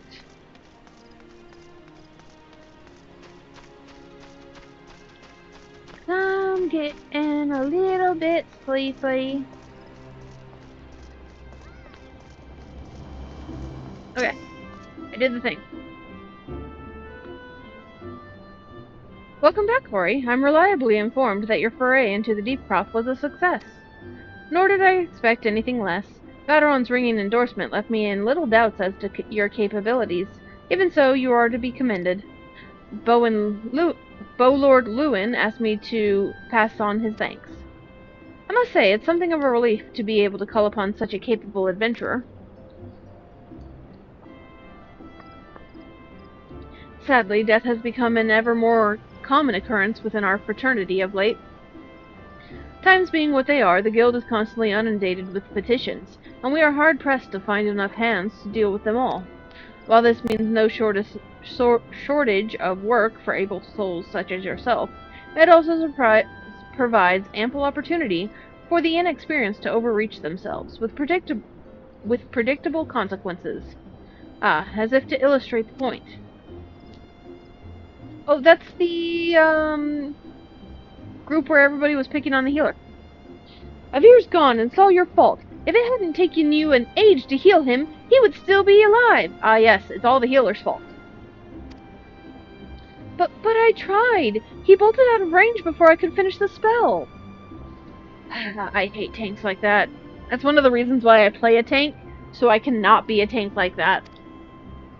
He shouldn't have been so hard-pressed in the first place. We should have done more to lighten his burden. Bah, to hell's with this pathetic excuse for a party. I'm leaving, and it'll be too soon if I never see your faces again. Goodbye, and good riddance. I'm leaving as well. I doubt this comes as any surprise, but I never liked you. I only suffered you for your healing, but you couldn't even do that one thing. Right. Cruel though this may sound, you brought this upon yourself. Rude.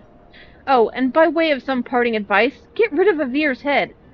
Bury it, cremate it, do whatever the hell you like with it. But for God's sake, stop carrying it around. It's just get rid of it, alright? Yeah, that is creepy. Agreed. Oh, wait, don't leave me alone, please. I'm so sorry, Avir. Please forgive me. Yeah. Don't always blame the healer. It's not always the healer's fault. Only some of the times. Scenes like this have become all too common. That makes a dozen times in half as many days. Now you see why I'm grateful for adventurers of your experience. I can send women like you on missions without worrying that you might not return. Well, not so much at any rate. Speaking of missions, I would entrust you with another. About a bell ago, I received a message from my counterpart in Ul'dah.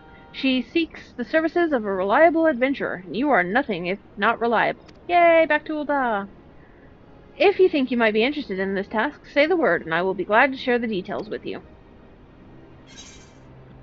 Yep.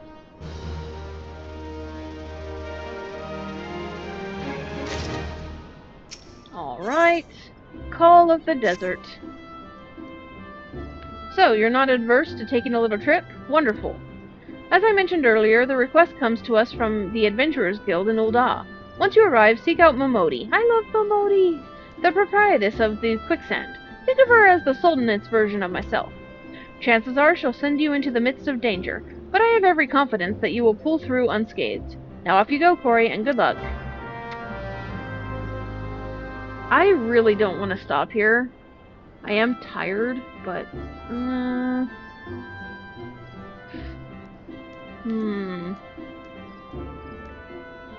But I don't want to leave the job half finished.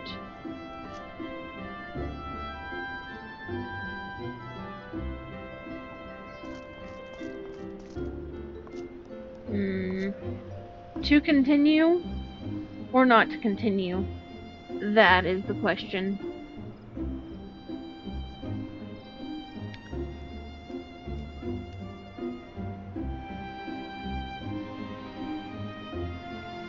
Yeah, one more dungeon. That's fine. It's fine. Just one more quest. One more quest. Anyways, Ul'dah is my home.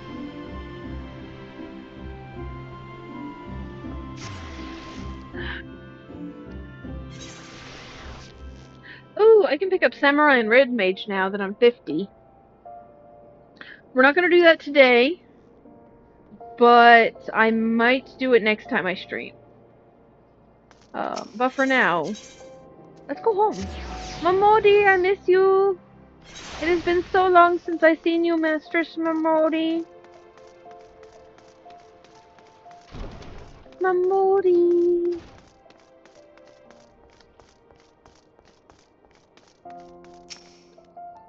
Welcome to the quicksand, friend. I'm a tad busy right now, if you wouldn't mind showing yourself to... Oh, it's you, Corey, and there I was spouting the same tired line. Miqo'te sent word that you'd be reporting for duty. She also made a point of calling you the adventurer of the moment. That ain't no small praise coming from her. But you didn't come all the way here to listen to my prattle. Doubtless you're eager to get started, so let's talk business, shall we? Yeah! Into a copper hell.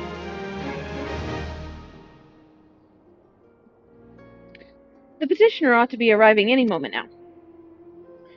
Gods almighty, another second under that sun and I would have been set afire. A tankard of ale, if you would be so kind. Papa Shan!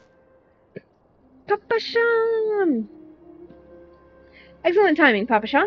It just so happens the adventurer who will be handling your petition is here. Oh? Why, if it isn't my good friend Corey.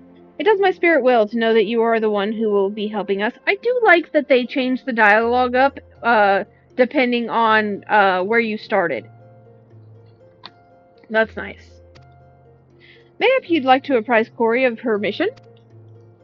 Yes, of course. The petition in question was submitted by an acquaintance of mine at Almagina & Sons Mineral Concern.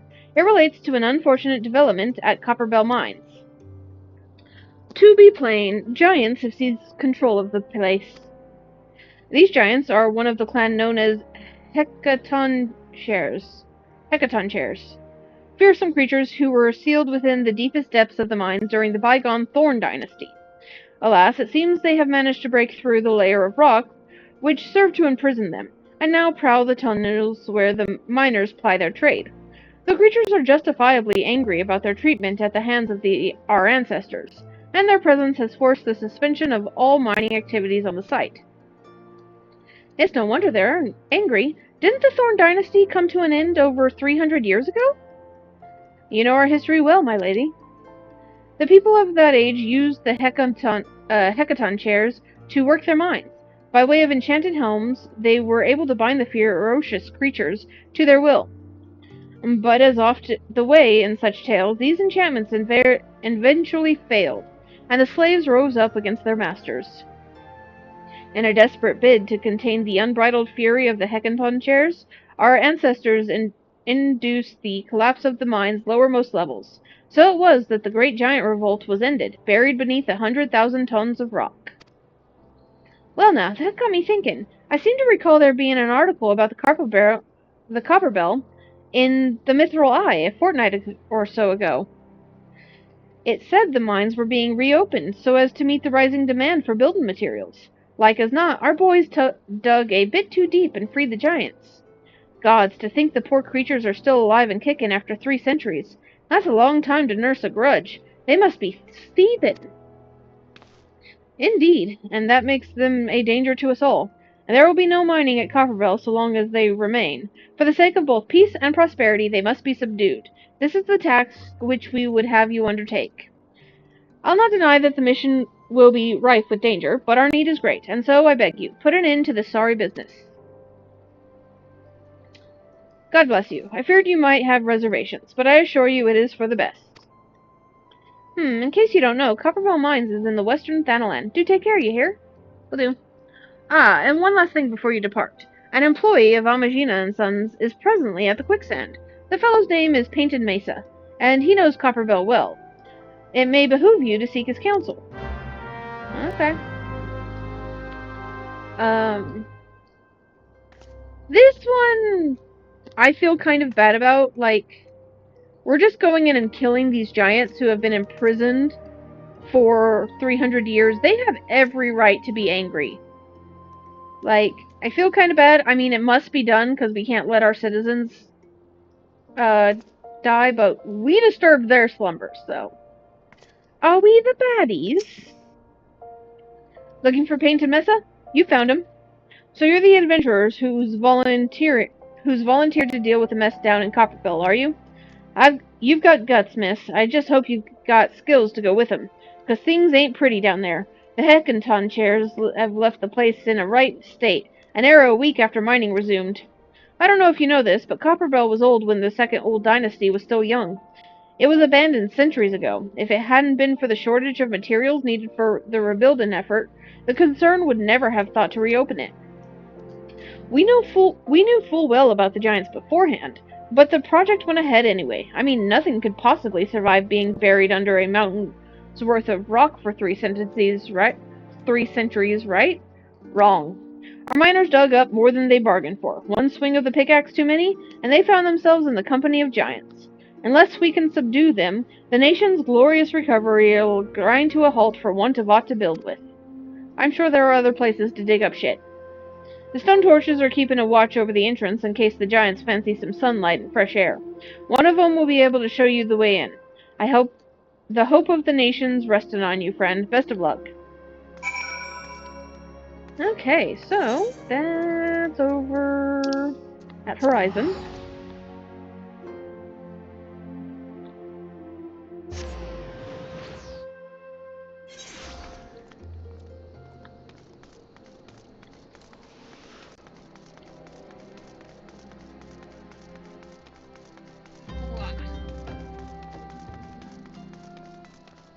And this is actually one of the easier starting dungeons, so. And it's also the most remodeled after the Endwalker changes got made. Whenever they added duty support to old stuff.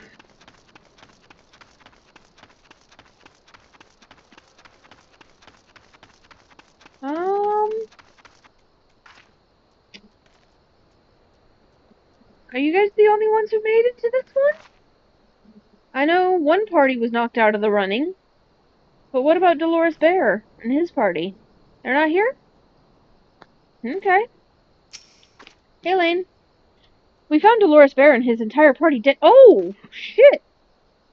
I did not know that Dolores Bear was dead. I don't think I've ever read this before.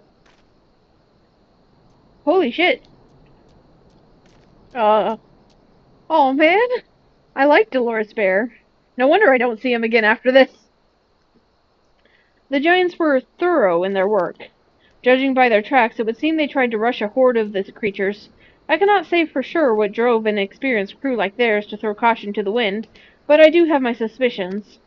We are all our own worst critics, and our desire to better past achievements can rob us of good sense. Oh, they were trying to outdo us because we got to the last dungeon first too. Oh man. So they're dead because of us. Well, their own stupidity, but thus to become more given to recklessness. While it is important to have goals, one must not fixate upon them to the exclusion of all else. Do so, and one will surely pay the price, as Dolores Bear and his comrades did this day. Oh man. So these guys are the only party left from our starting adventure parties. I've been an adventurer for long years, and borne witness to many a pivotal moment in history. Though the times may have changed, the essence of our trade has not. Adventuring has ever been a quest for self-betterment through challenges free, freely faced, and ever shall it remain so. As an adventurer becomes more experienced, he will naturally acquire a love of justice, and an understanding of the spirit of self-sacrifice. Such experience cannot be measured in any tangible way, yet it most assuredly shapes who we are, grounded as it is in the decisions we have made on our journey, and their consequences, good or ill.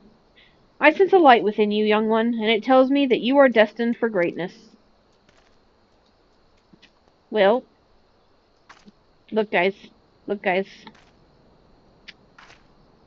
You guys are the only ones who have survived full party intact, and you guys aren't even a full party.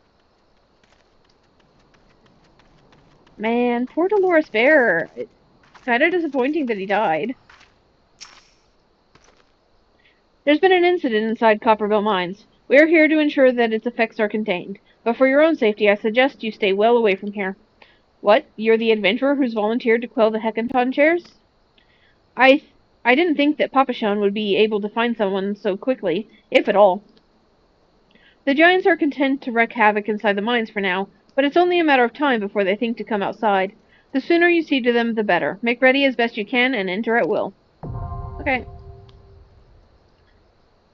Yeah. Alright. So, Copperbell Mines. Abandoned once purged of ore, Copperbell Mines lay untouched for nigh on 3 centuries until Amagina and Sons mineral concern reclaimed the shafts. The guild's sights set on expanding the mines downward in an attempt to tap yet undiscovered veins of valuable metal. Unfortunately, it was not riches the powder kegs uncovered, but sheer terror, for when the smoke cleared, outpoured an army of raging giants from the darkest recesses of the mine. The Hecaton shares, thralls of the lost Thorn dynasty, were at last free from their lightless prison. 300 years of hate fueling their madness. Yeah. Okay, let's do this. We're going in with the same crew.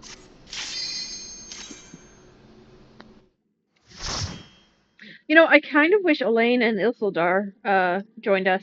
That'd be cool.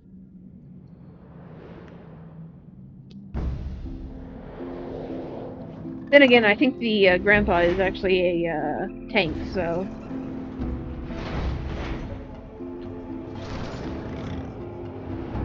Ooh.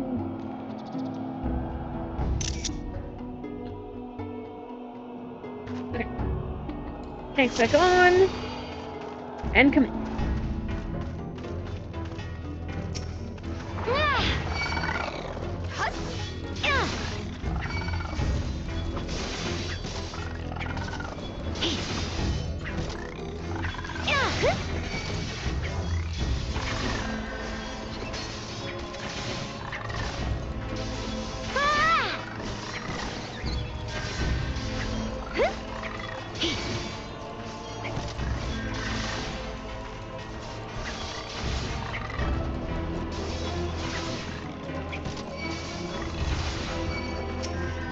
one of these fuckers dropped a key, which will open this.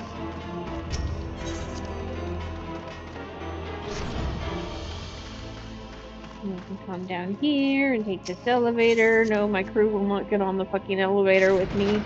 Rude. They stop at the door.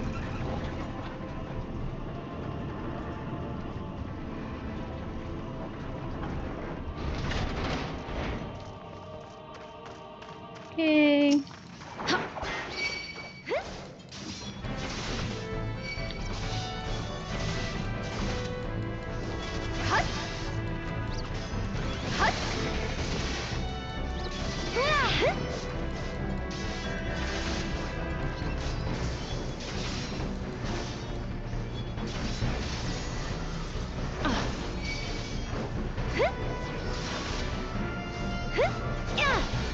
Alright.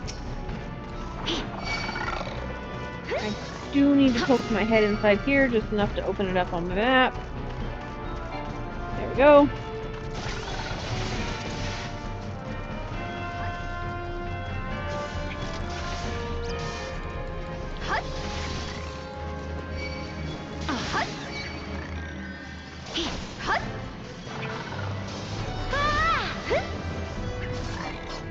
Okay. And something will come out of the wall here. Boop. Boy, they're ugly. Also, you can see their ribs. They have literally been starving down here for 300 years, haven't they? Oh, I feel kind of bad for killing them. The thaumaturge says, I can't be the only one worried about the mine collapsing, right? Yeah, I'm sure it's fine.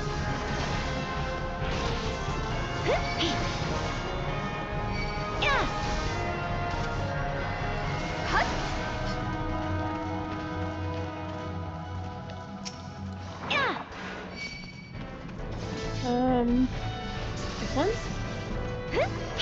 Really?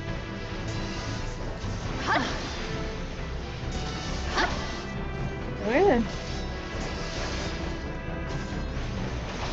I think there's a traveling bunny. Yeah, there's the traveling Spriggans.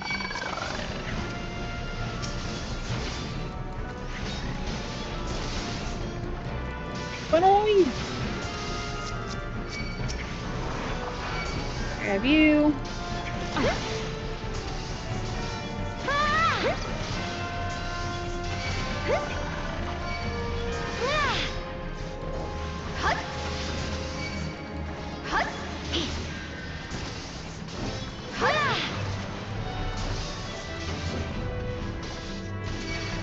I guess we'll just take that.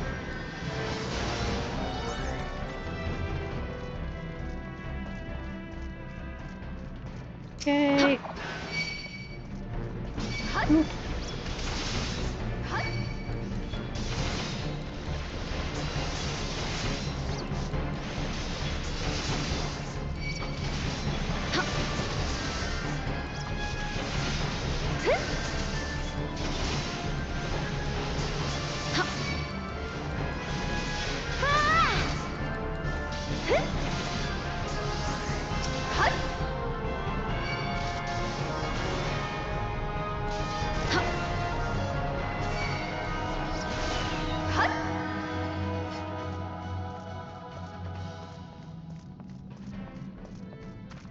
Okay. More Spriggans.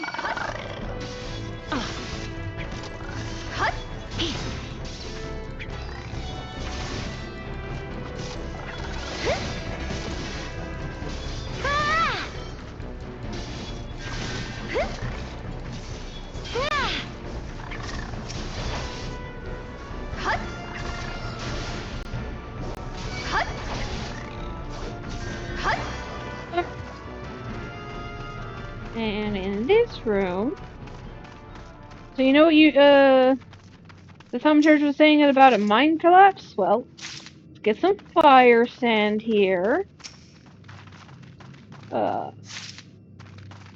Toss that fire sand right here. And then... Kaboom boom!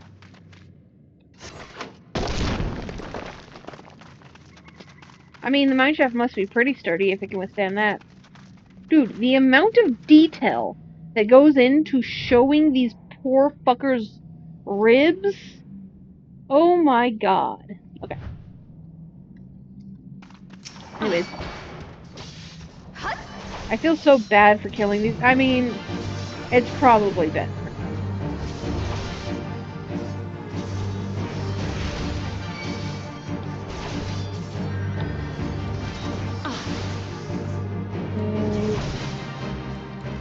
Right here.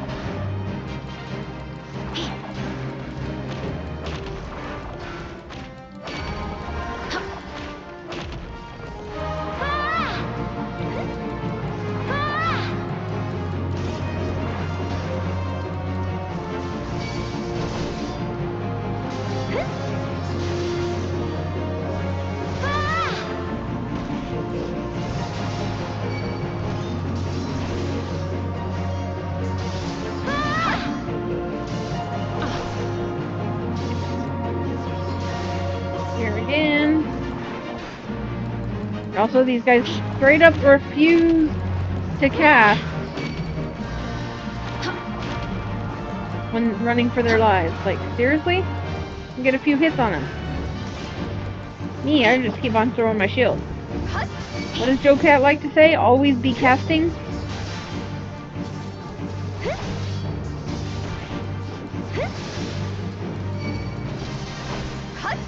The thaumaturge said, a fearsome foe to be sure, but I don't think it's their leader. No, I don't think so. His name is Kotos, though.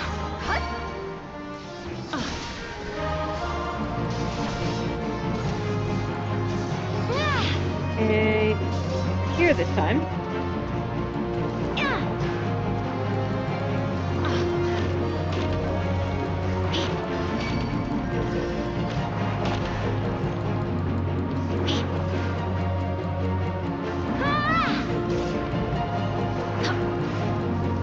Get some Kotos. And Kotos, face hit floor. Okay. Key. Door. Alright, and it looks like another elevator. There's a shit chest over here.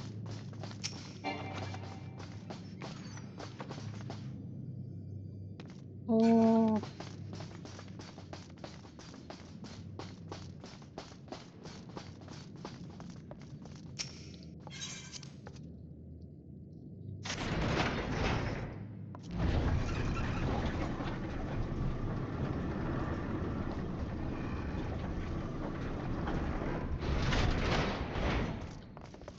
Alrighty then.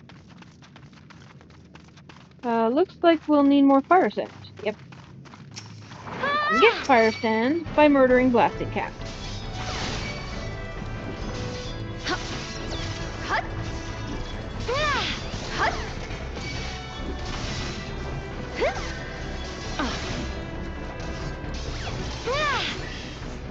So if you are not the tank, you can just pick up the fire sand and move on to the next room. But because I'm the tank and the other fuckers won't pick anything up, yeah, I have to kill these things. So they won't follow you all the way into the next room.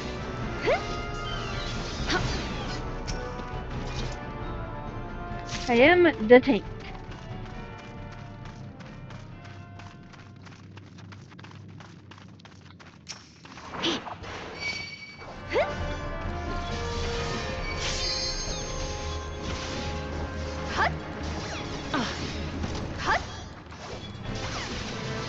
There's a trading chest over there, but I don't actually want it.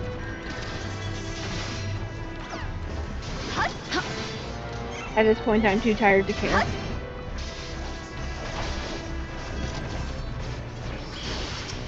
Take the fire sand.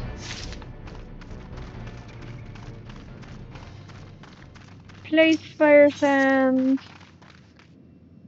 And kaboom. And I have heartburn, so that's good. And pick up more fire sands.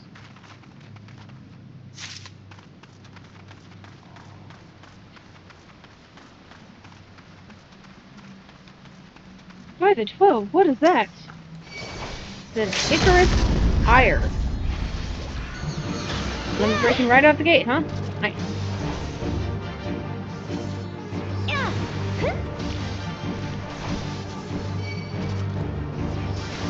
This boss used to be such a pain in the ass, and I am so glad that they revamped it. Because literally, if you were a DPS, you would have basically nothing to do during this fight.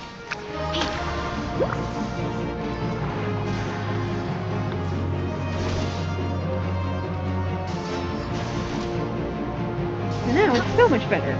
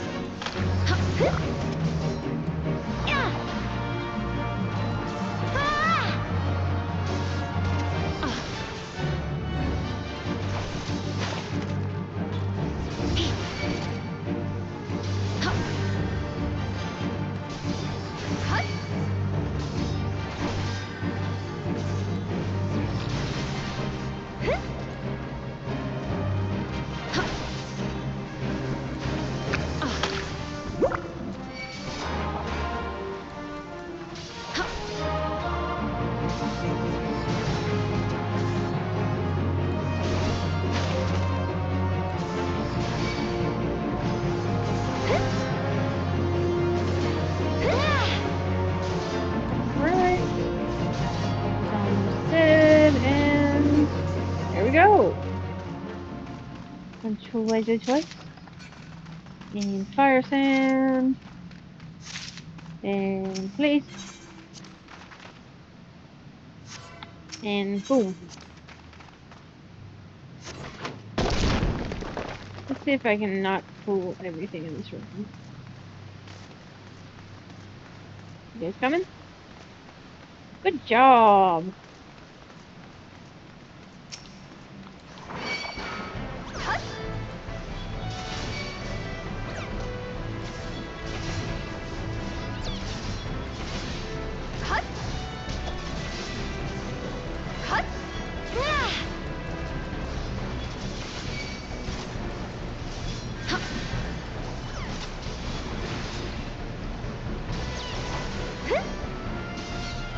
Now, if you're careful with your maneuvering, you can avoid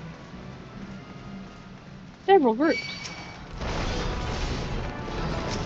And grab him. Good job, NPCs. You didn't pull the entire fucking dungeon.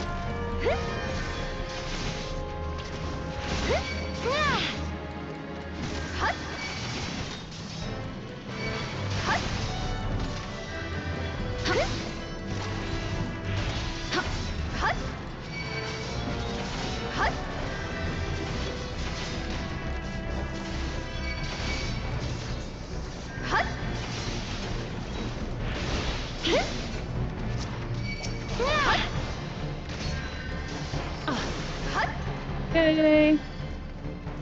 There's a shit chest right here. Grab. Oh, I already had those. Sad. And... Yay! Slaves no more! Free! Free! I'm sorry, I have to kill you.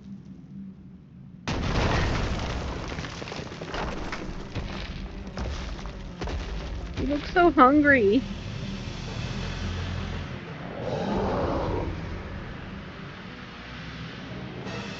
I just want to feed this guy. Masters must pay! Masters must die! Never again! Never! I feel so bad.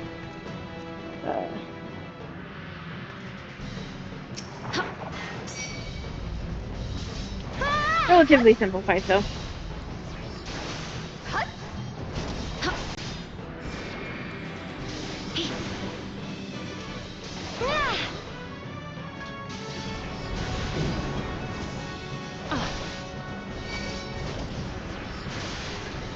He's got the move-in mechanic, and then he's got an out mechanic.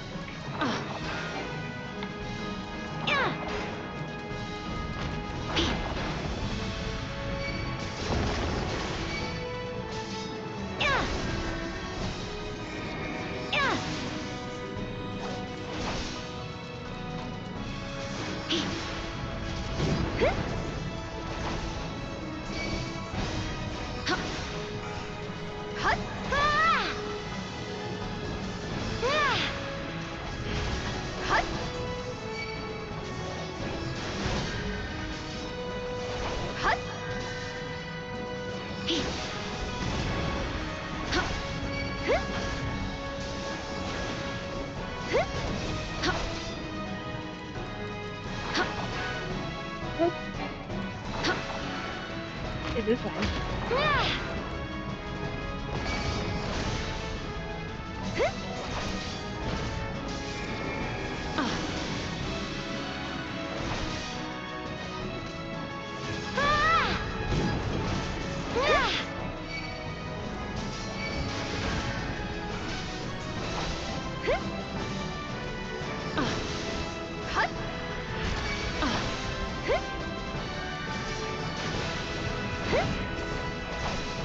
Alright, he's almost done. Alrighty then. Hey, I got a level. Sweet.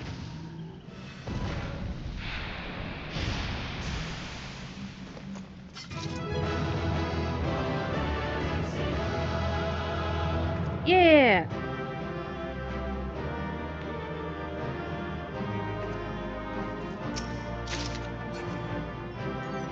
Alright, let's get out of here.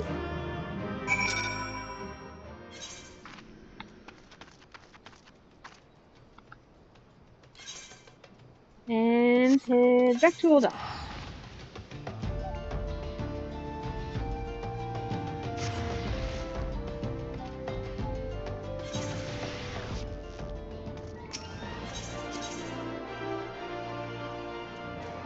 Adventure skill.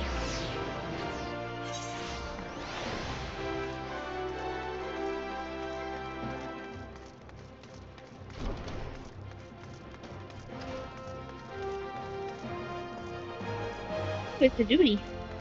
Duty. Yep.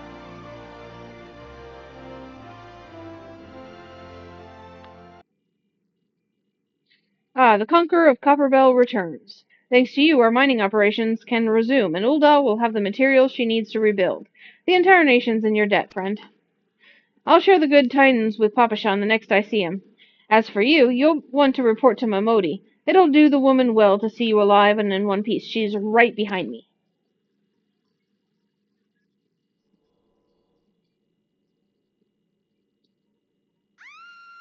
No!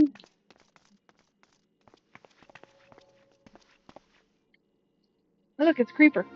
Shut your mouth, you thieving little swine. You stole from me. Don't even think to deny it.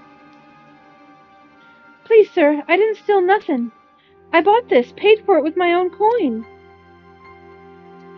What rot! You refugees are all the same. Couldn't afford maggoty mole meat, much less a choice cut of dodo. I'm going to say it one more time. Give back what you stole, or I'll make you wish you'd never set foot in this town. By rights, I should turn you over to the Brass Blades, you know. Help keep the streets safe for law-abiding citizens. But I'm a reasonable man. If you agree to serve me in whatever capacity I require, the authorities needn't hear of your crime. Fucking freak. You know what? Time to sword you. Don't laugh, it wasn't funny. And he's about to get a sword. And not anywhere pleasant. But I ain't done nothing wrong. 12 is me witness. I don't care if you've done something wrong.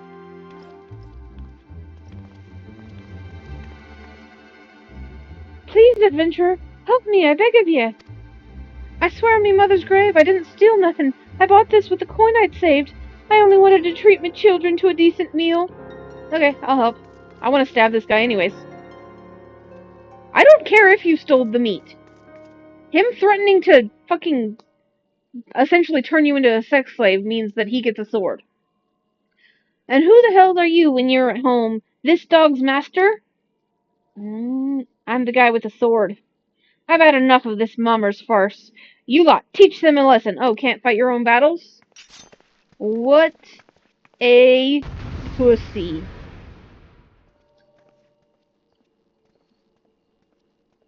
Loading. Loading. I really hope my internet doesn't quit. Okay, cool. Pop that. I'll take care of this. The rest of you can watch. How's that going for you, buddy? Not bad for an adventurer. Ugh, I should have stopped at the 7th ale. Stop bloody coughing at me and give me a hand, will ya? There we come.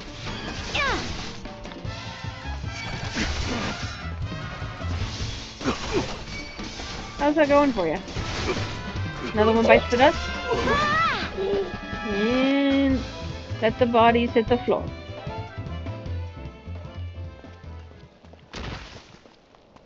Fuck it, bitch. I ain't getting paid enough for this. Peace out, pussies. Hey, where the hells do you think you're going? Thank you, kind adventurer. Thank you thrice over. Oh. Echo time.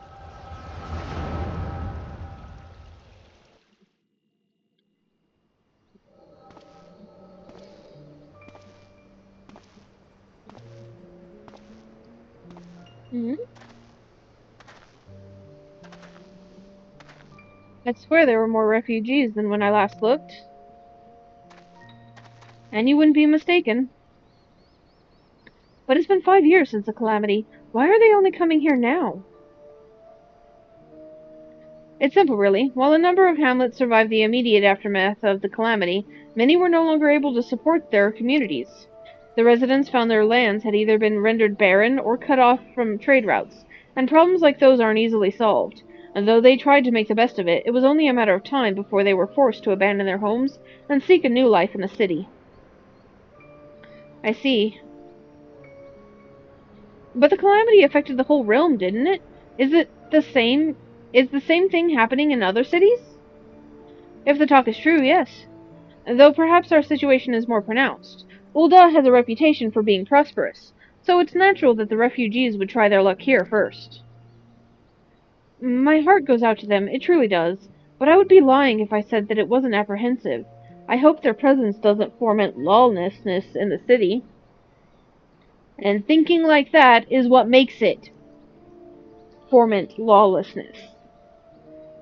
Because people like you, because they think that it'll foment lawlessness, won't give those people jobs. So they have to result to lawlessness. Well, if things do take a turn for the worse, we always have the immortal flames. I dare say the brass blades would welcome their help. The brass blades are a bunch of fucking dirty cops. The heroes who fought the Garlean Empire? Patrolling the streets for riffraff? It may well come to that. Impoverished and desperate as they are, you may be sure that some of the refugees will turn to crime. I mean, make them less desperate? I know it's not as simple as that, but considering there are like 7 people that hold all the riches in the realm while there were people starving, yeah. You know what this place is like. If you've no coin, you've no hope.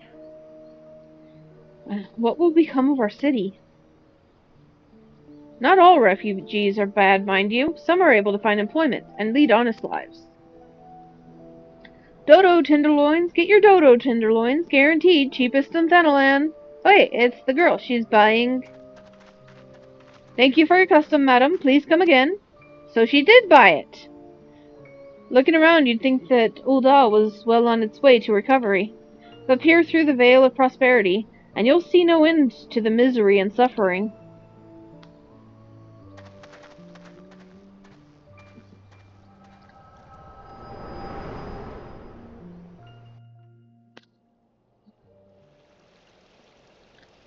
Madam, are you all right? Yeah. No worries. I'm fine. What now? You mean to threaten a defenseless citizen? I mean, you threatened a defenseless citizen first. What? Saw her buy that meat, you say? That's absurd. Aye, as did I. Leave the poor woman alone, you damnable vulture. Oh, none of you came to her fence before, but now that an adventurer is scared off the goons, now you speak up. Who said that?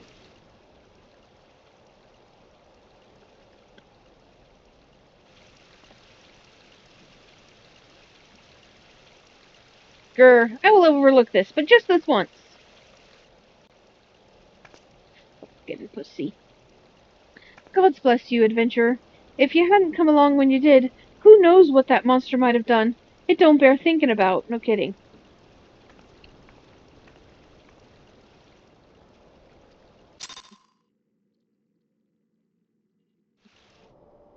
Oh, another cutscene?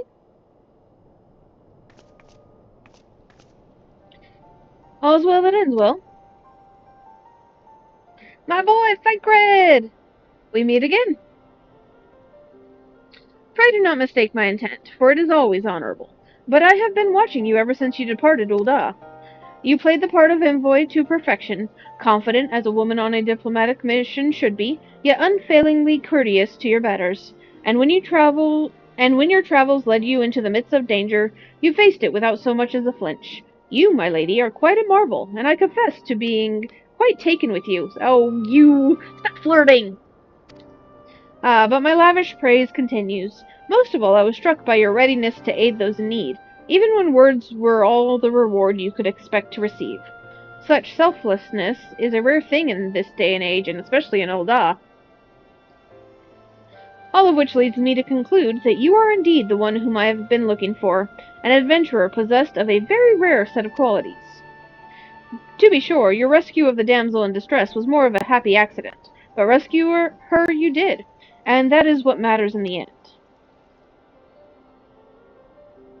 I feel I should mention at this point that I also harbor a burning interest in a certain talent of yours.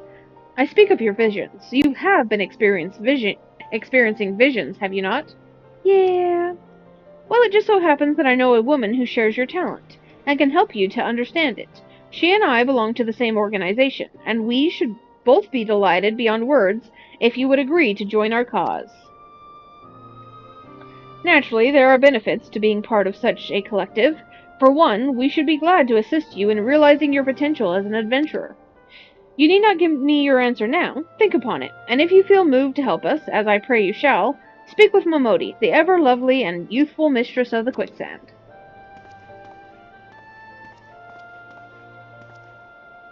Tell her the Scions of the Seventh Dawn have found their woman, and she will tell you where to find us. Scions! I want to join the Scions, so I'm going to keep going. This is fun. I just want to go to the waking sands. Or, yeah. To the walking sands, you know, because you have to walk there. Okay, this is fine.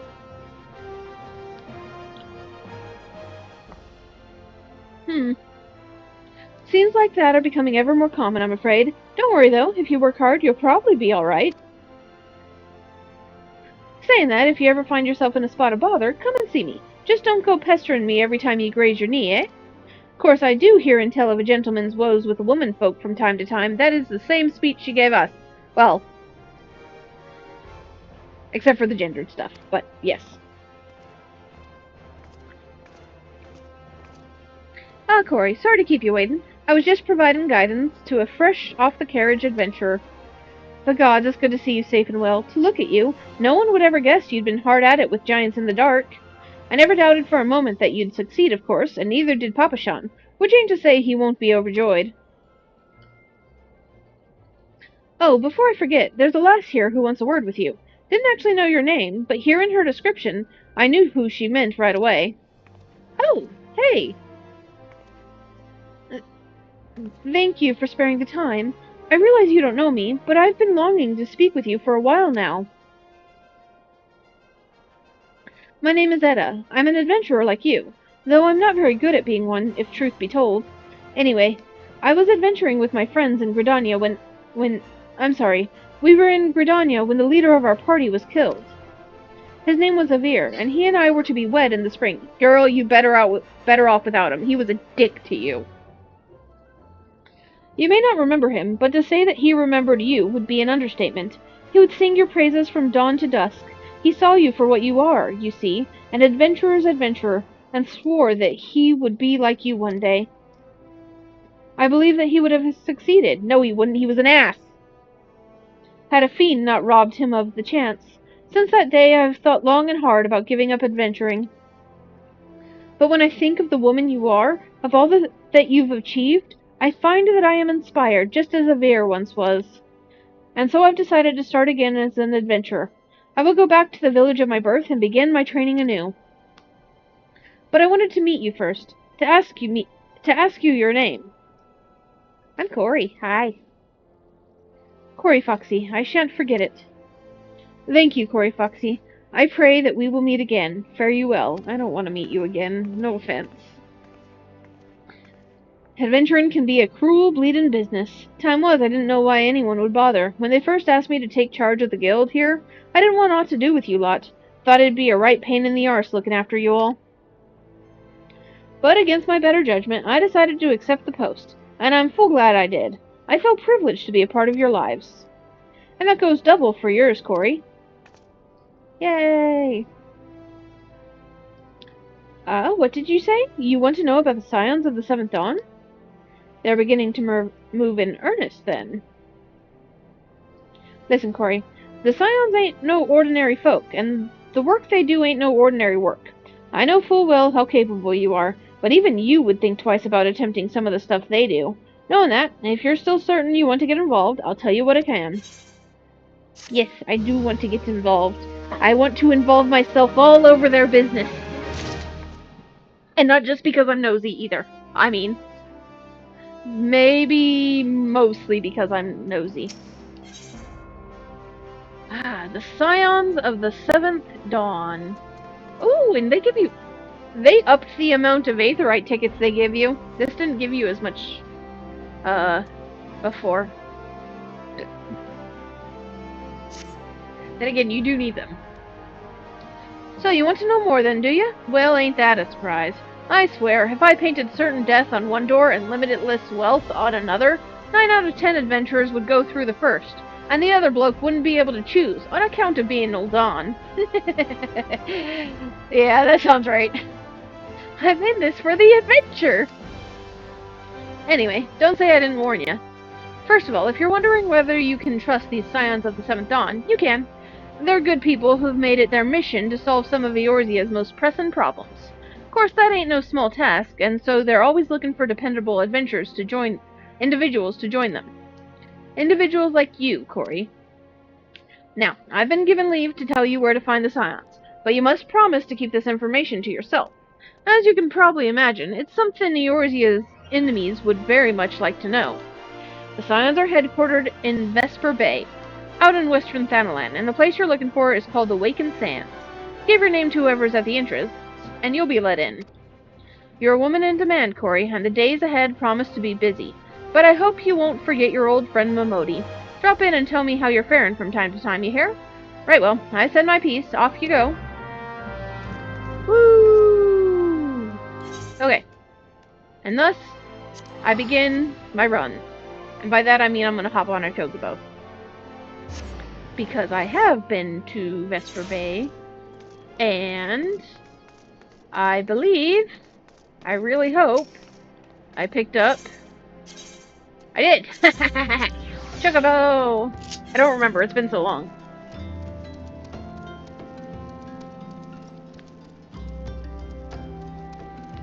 Also, there are a bunch of quests over in Vesper Bay, and they're featured quests, but I think most of them are dungeon quests, and I'm going to do dungeon quests in order of release, essentially. So I won't be picking up any of those dungeons.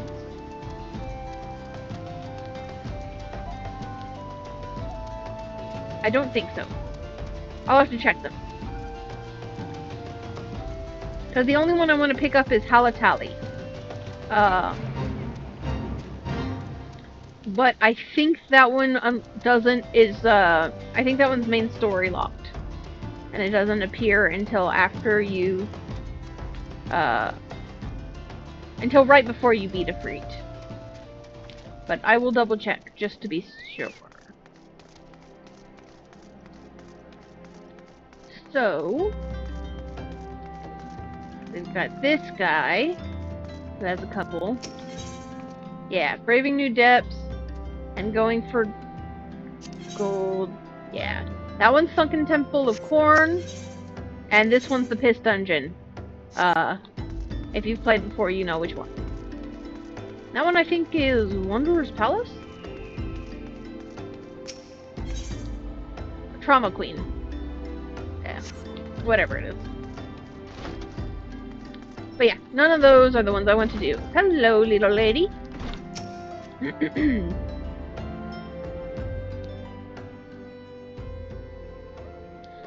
in the desert of my heart, a lonely flower blooms, yearning for the heavens above, to quench my thirst for you. Tro-lo-lo-lo-lo-lo-lo-lo.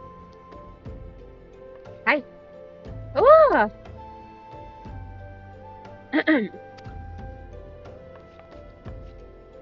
I would thank you not to sneak up on me like that. Now, please be advised that this is private property. Unless you have pertinent business here, I must ask you to...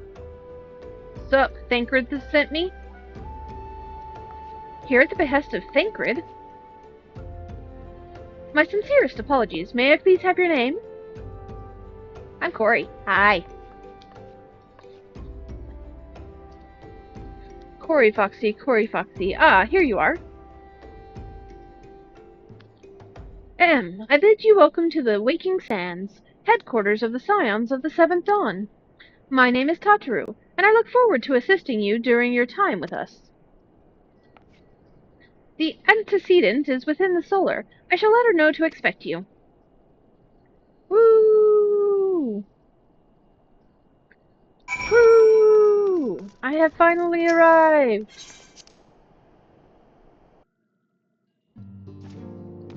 Okay, before I go speak with the antecedent, I have to explore. Oh. These guys are the ones I need to talk to. Okay. Who is she? Just sitting there. Anyways. So, Abatia, Arenville, and Ollie. Here we go. Let me zoom in a bit. I had a dream unlike any other. I was myself, but then I became something more. When I spoke of it to others, they directed me here. Did you have one too? Yes, actually. Ollie? The receptionist is something else. Did you perchance notice how small she'd written the names in her roll? I couldn't make out a single one, no matter how hard I tried. Sorry, just making idle conversation. This whole affair has me all worked up. I thought for sure that it was some sort of scam, that they were rounding up hapless adventurers for some nefarious ends. But now that I've seen the facilities for myself, I must confess, it looks legitimate. Well, that's good, considering you're here. Abatia! So, the antecedent made me an offer I couldn't refuse. Said that if I joined, I'd get to fight against the Primals and the Imperials both to my heart's content. I know I could get the same by enlisting in one of them grand companies, but I've never been partial to saluting, if you know what I mean. Have a problem with following orders? Me too. Anyways.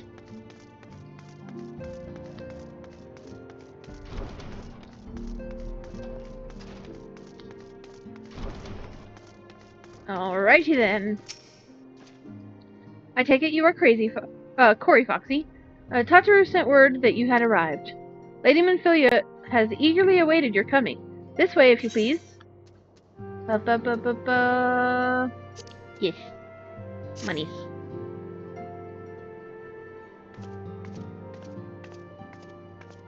So you're the adventurer of whom I've heard so much. Voices! Well met, friend. My name is Minfilia, and I lead the Scions of the Seventh Dawn. I have awaited your coming.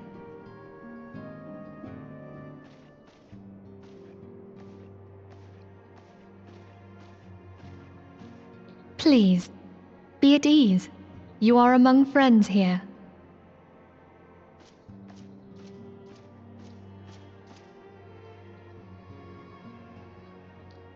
No doubt you are ripe to burst with questions. But have patience. All will be revealed in time. First, let me begin by telling you who we are and what we do. We are the Scions of the 7th Dawn, an order that transcends political boundaries. Our single objective is the preservation of the future of Eorzea. Among our gravest concerns are the godlike beings known as the Primals. Their existence is a bane upon Eorzea, nay, the world at large, and we have striven to find a lasting solution to the threat they pose. Our order is home to a number of individuals who, like you, possess a rare and special talent.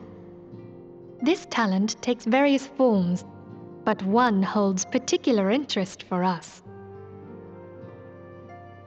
Tell me, have you ever experienced a sudden, inexplicable loss of consciousness? Have you ever had the sensation of being pulled away from reality? Felt as though you were hovering in space, a mind without a body? Well, now that you mention it. All these things are the manifestations of your talent. Yours is the power to transcend the boundaries of the soul, a power known as the Echo. The Echo allows you to pass through the walls of a man's soul and hear the resonations of his past. You will be there in his memories and see things as he saw them. You may even interact with that which you see, though you cannot change the outcome of events. For another blessing, the Echo will enable you to know a man's mind even if you cannot comprehend his words. In short, the Echo is a truly extraordinary power, and this power is strong within you. It is only a shame that we cannot use it whensoever we choose. That's right. I too possess the Echo. With that established, let us return to the subject of the Primals.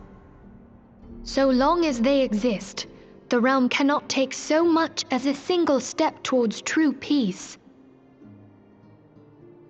Measures must be taken. Measures which transcend boundaries, be they of faction, race, language, or creed. And to do so, the Scions require the aid of those with our talent. Yeah. Make no mistake, the Echo will be instrumental in dealing with the primal threat. Without it, we cannot hope to save the realm. I know not what it is you desire for yourself, nor what it was that first brought you to Eorzea. But I firmly believe that the power we possess was given to us for a purpose. Why else would the gods entrust man with a gift so extraordinary, if not to have him use it? And so I implore you, lend us your power. Sure. And that's the end of the voice dot. Sad. Naturally, your aid will not go unrewarded. We are fortunate to have a number of influential allies, and at a word from me, they will gladly afford you certain privileges that might otherwise be denied you. The right to employ retainers, for example. Please give me retainers! I need to store some stuff. Are you familiar with them? They are individuals who may be relied upon to manage your assets and belongings on your behalf. I got the papers you requested, my lady.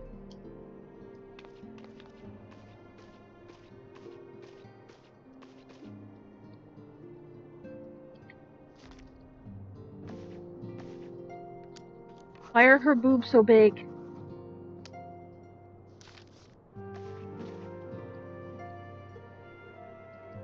Thank you, Tataru. The pleasure is mine, my lady. By way of a welcoming gift, I have taken the liberty of adding your name to the retainers' registry. As of now, you are entitled to employ the services of a retainer. You will need to consult a retainer vocate regarding the particulars of this arrangement, but believe me when I say that retainers will prove invaluable to you in your adventuring endeavors. Let this gesture serve as evidence of our commitment to do all in our power to facilitate your personal objectives. In return, we ask that you aid us to the fullest extent of your talents. A mutually beneficial relationship, I am sure you will agree, and one which serves the greater good besides. Well, that was a veritable lecture, was it not? Forgive me, but it is important that all concerned are aware of what is expected of them. Now, you know our purpose, and what we can offer you. I invite you to consider joining us. When you have come to a decision, you may tell me without fear of censure. In good faith, I shall entrust with you our order's password, which our members use to reach one another in a field. Shouldn't you not give me that until after I joined? It is Wild Rose. Pray keep it safe. Well. Oh. I'm a little short on inventory. Retainers are gonna be so nice. Look at this. Look at this shit! Oh hey, I got the Sahagin card. Use that. Anyways. Oh, look at these guys. Look at these guys. I'll talk to them afterwards. We Scions have but one objective, to safeguard the future of Eorzea. Among our gravest concerns are the godlike beings known as the Primals. Long have we striven to find a lasting solution to the threat they pose. I know not what it is you desire for yourself, nor what it was that first brought you to Eorzea, but I firmly believe that the power we possess was given us for a purpose. Pray consider this when you give me your answer. I go whither the wild rose blooms. Alright. A wild rose by any other name. Voices? I take it you will help us. Wonderful! I knew you wouldn't let us down. But come, I would introduce you to your friends in the Order. Tell me, does the name Sharlayan ring any bells? It used to be one of Eorzea's 6 city-states, and was situated in the northwest of Aldenard. The Sharlayans were the keepers of wisdom both old and new. Their mastery over magic and ether was unsurpassed, and even the Garleans knew to fear them. Among their number, there were a noble few who devoted their lives to safeguarding the future of Eorzea. When the realm began its descent into chaos, and their countrymen fled for the motherland, they alone chose to remain here. These noble men and women were called the Archons. Those same brave souls stand before you now. The masked woman is Ida, and beside her is Papa Limo. The two are charged with surveying the Twelveswood. Up. Hello there. Welcome. Okay, my turn to introduce someone. That there is Thancred. Hey, Thancred. I know He him. is our man here in Ul'dah, Jewel of the Desert. Welcome to the team. I never doubted that you'd come. If I may, the lovely maiden beside me is named Y'shtola. Limsa Lominsa has the pleasure of being under her care. I have a feeling we're going to be good friends. Greetings. Last but not least is Urianger, who presides over all affairs within these halls. Pray seek him out whenever you have questions. Is that a good idea? Dawn may banish even the darkest night. The words of a dear friend. I am glad of our meeting. Your voice is panty melting. At the Battle of Carteneau, our leader was taken from us. But we did not stray from our purpose. We sought out Minfilia and others with her talent, and together established the Scions of the Seventh Dawn. Along with the Archons, those blessed with the Echo play a pivotal role in our endeavor to forge a brighter tomorrow for the realm.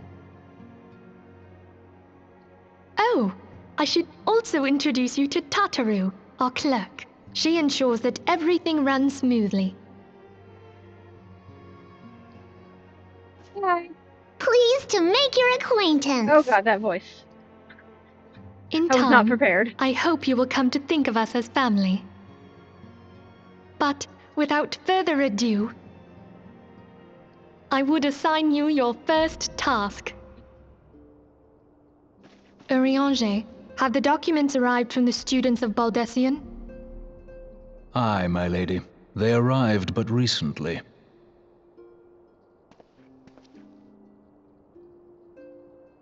We have received a request for aid from the Immortal Flames. I know those guys. Thancred, would you do the honors? It would be my pleasure. Some days ago, a crystal caravan registered to Amagina and Sons mineral concern was waylaid and divested of its cargo. I know those guys too. But there is more.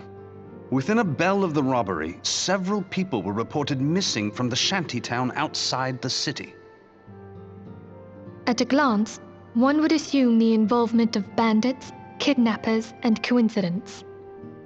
Such crimes are hardly uncommon, and the Immortal Flames deal with their like almost every day. However, this time we have reason to believe that a primal is involved. Aye, the evidence left behind implicates the Emolja, who are known worshippers of Ifrit. If we then consider the objects that were taken, there is no room left for doubt. The crimes were committed in the name of a primal.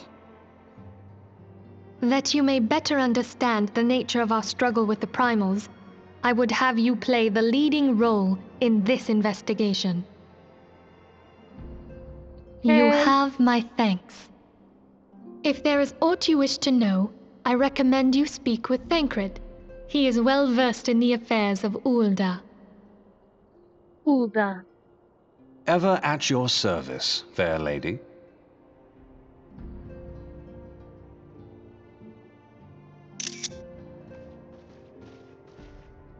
Alright.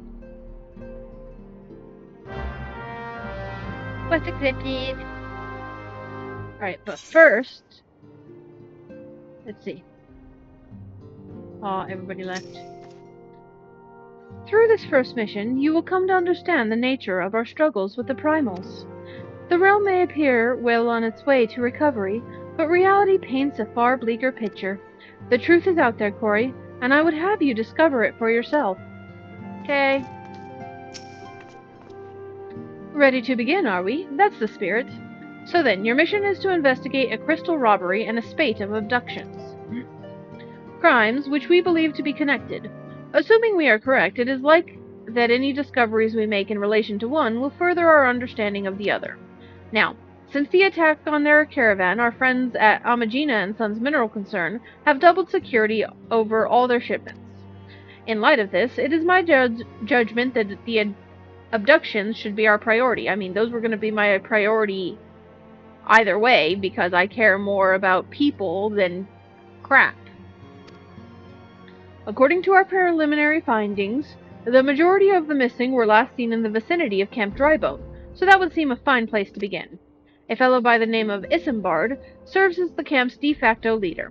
Pray, pay him a visit and see that he gives us his full cooperation. Okay. I need to go talk to the rest of the Scions. I should have talked to them while they were in the room.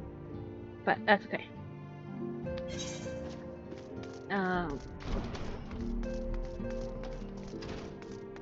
Stola! Hi. Our organization, the Scions of the Seventh Dawn, was formed through the union of two separate entities. The first was comprised of Charlian natives, such as myself, and was called the Circle of Knowing. The second, made up of individuals that share your rare gift, was known as the Path of the 12. The terrible events that ushered in the 7th Umbral Era taught us that only together may we stand against the evil that seeks to consume us.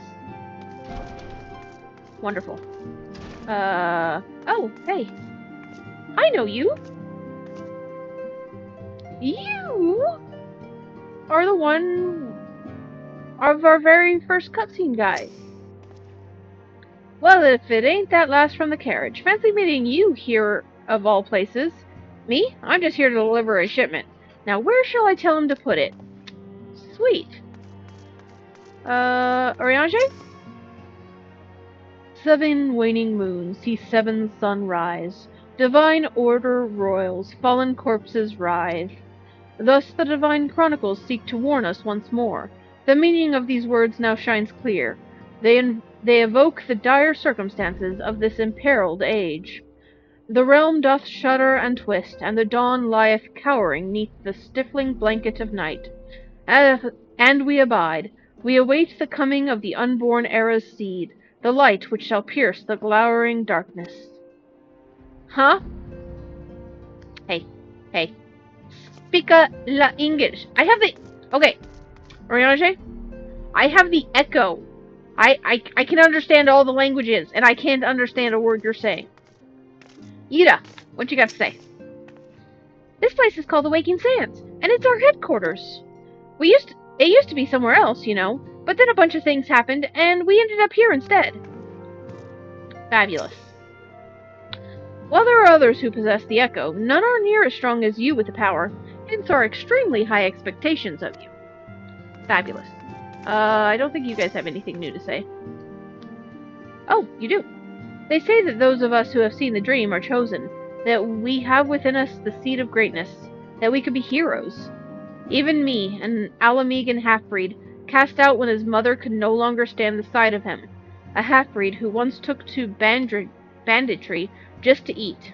Aye, I'm sure I'm just brimming with heroic potential. Look, I understand, okay? Let's be friends. So yes, this guy is a colonist kid. The Garleans invaded Alamigo and took it over, and did what colonizers do to women, and he is the result of that. Here, have a hug. There you go, Arenvald.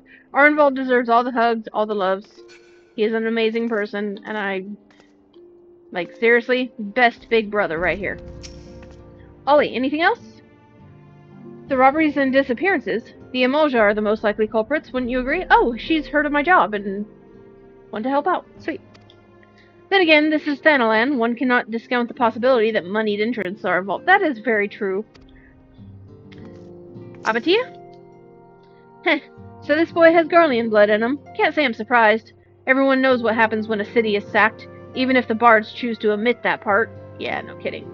But Arenvald shouldn't be pitied. Boys like him have a clean slate, an opportunity to write their own story, free of the ties that bind the common man. And you? Why don't any of these blokes know who I am? I swear I was one of them Scions of the 7th Dawn. Only we didn't have such a fancy name back then, and the headquarters was in a far more convenient location. At least I think it was. Or is me mind playing tricks on me? Gods, what's wrong with me? Why can't I remember it more clearly? Oh, she must have been one of the Scions from before, and, because the calamity wiped a lot of people's memories, she's a little amnesiac. Okay. And what back here? Oh. Alright. That's everybody. So, I'm gonna go ahead and call it here. I had a wonderful stream. Thank you, anybody who watches this later, for watching. I really appreciate it. And see you next time. Bye!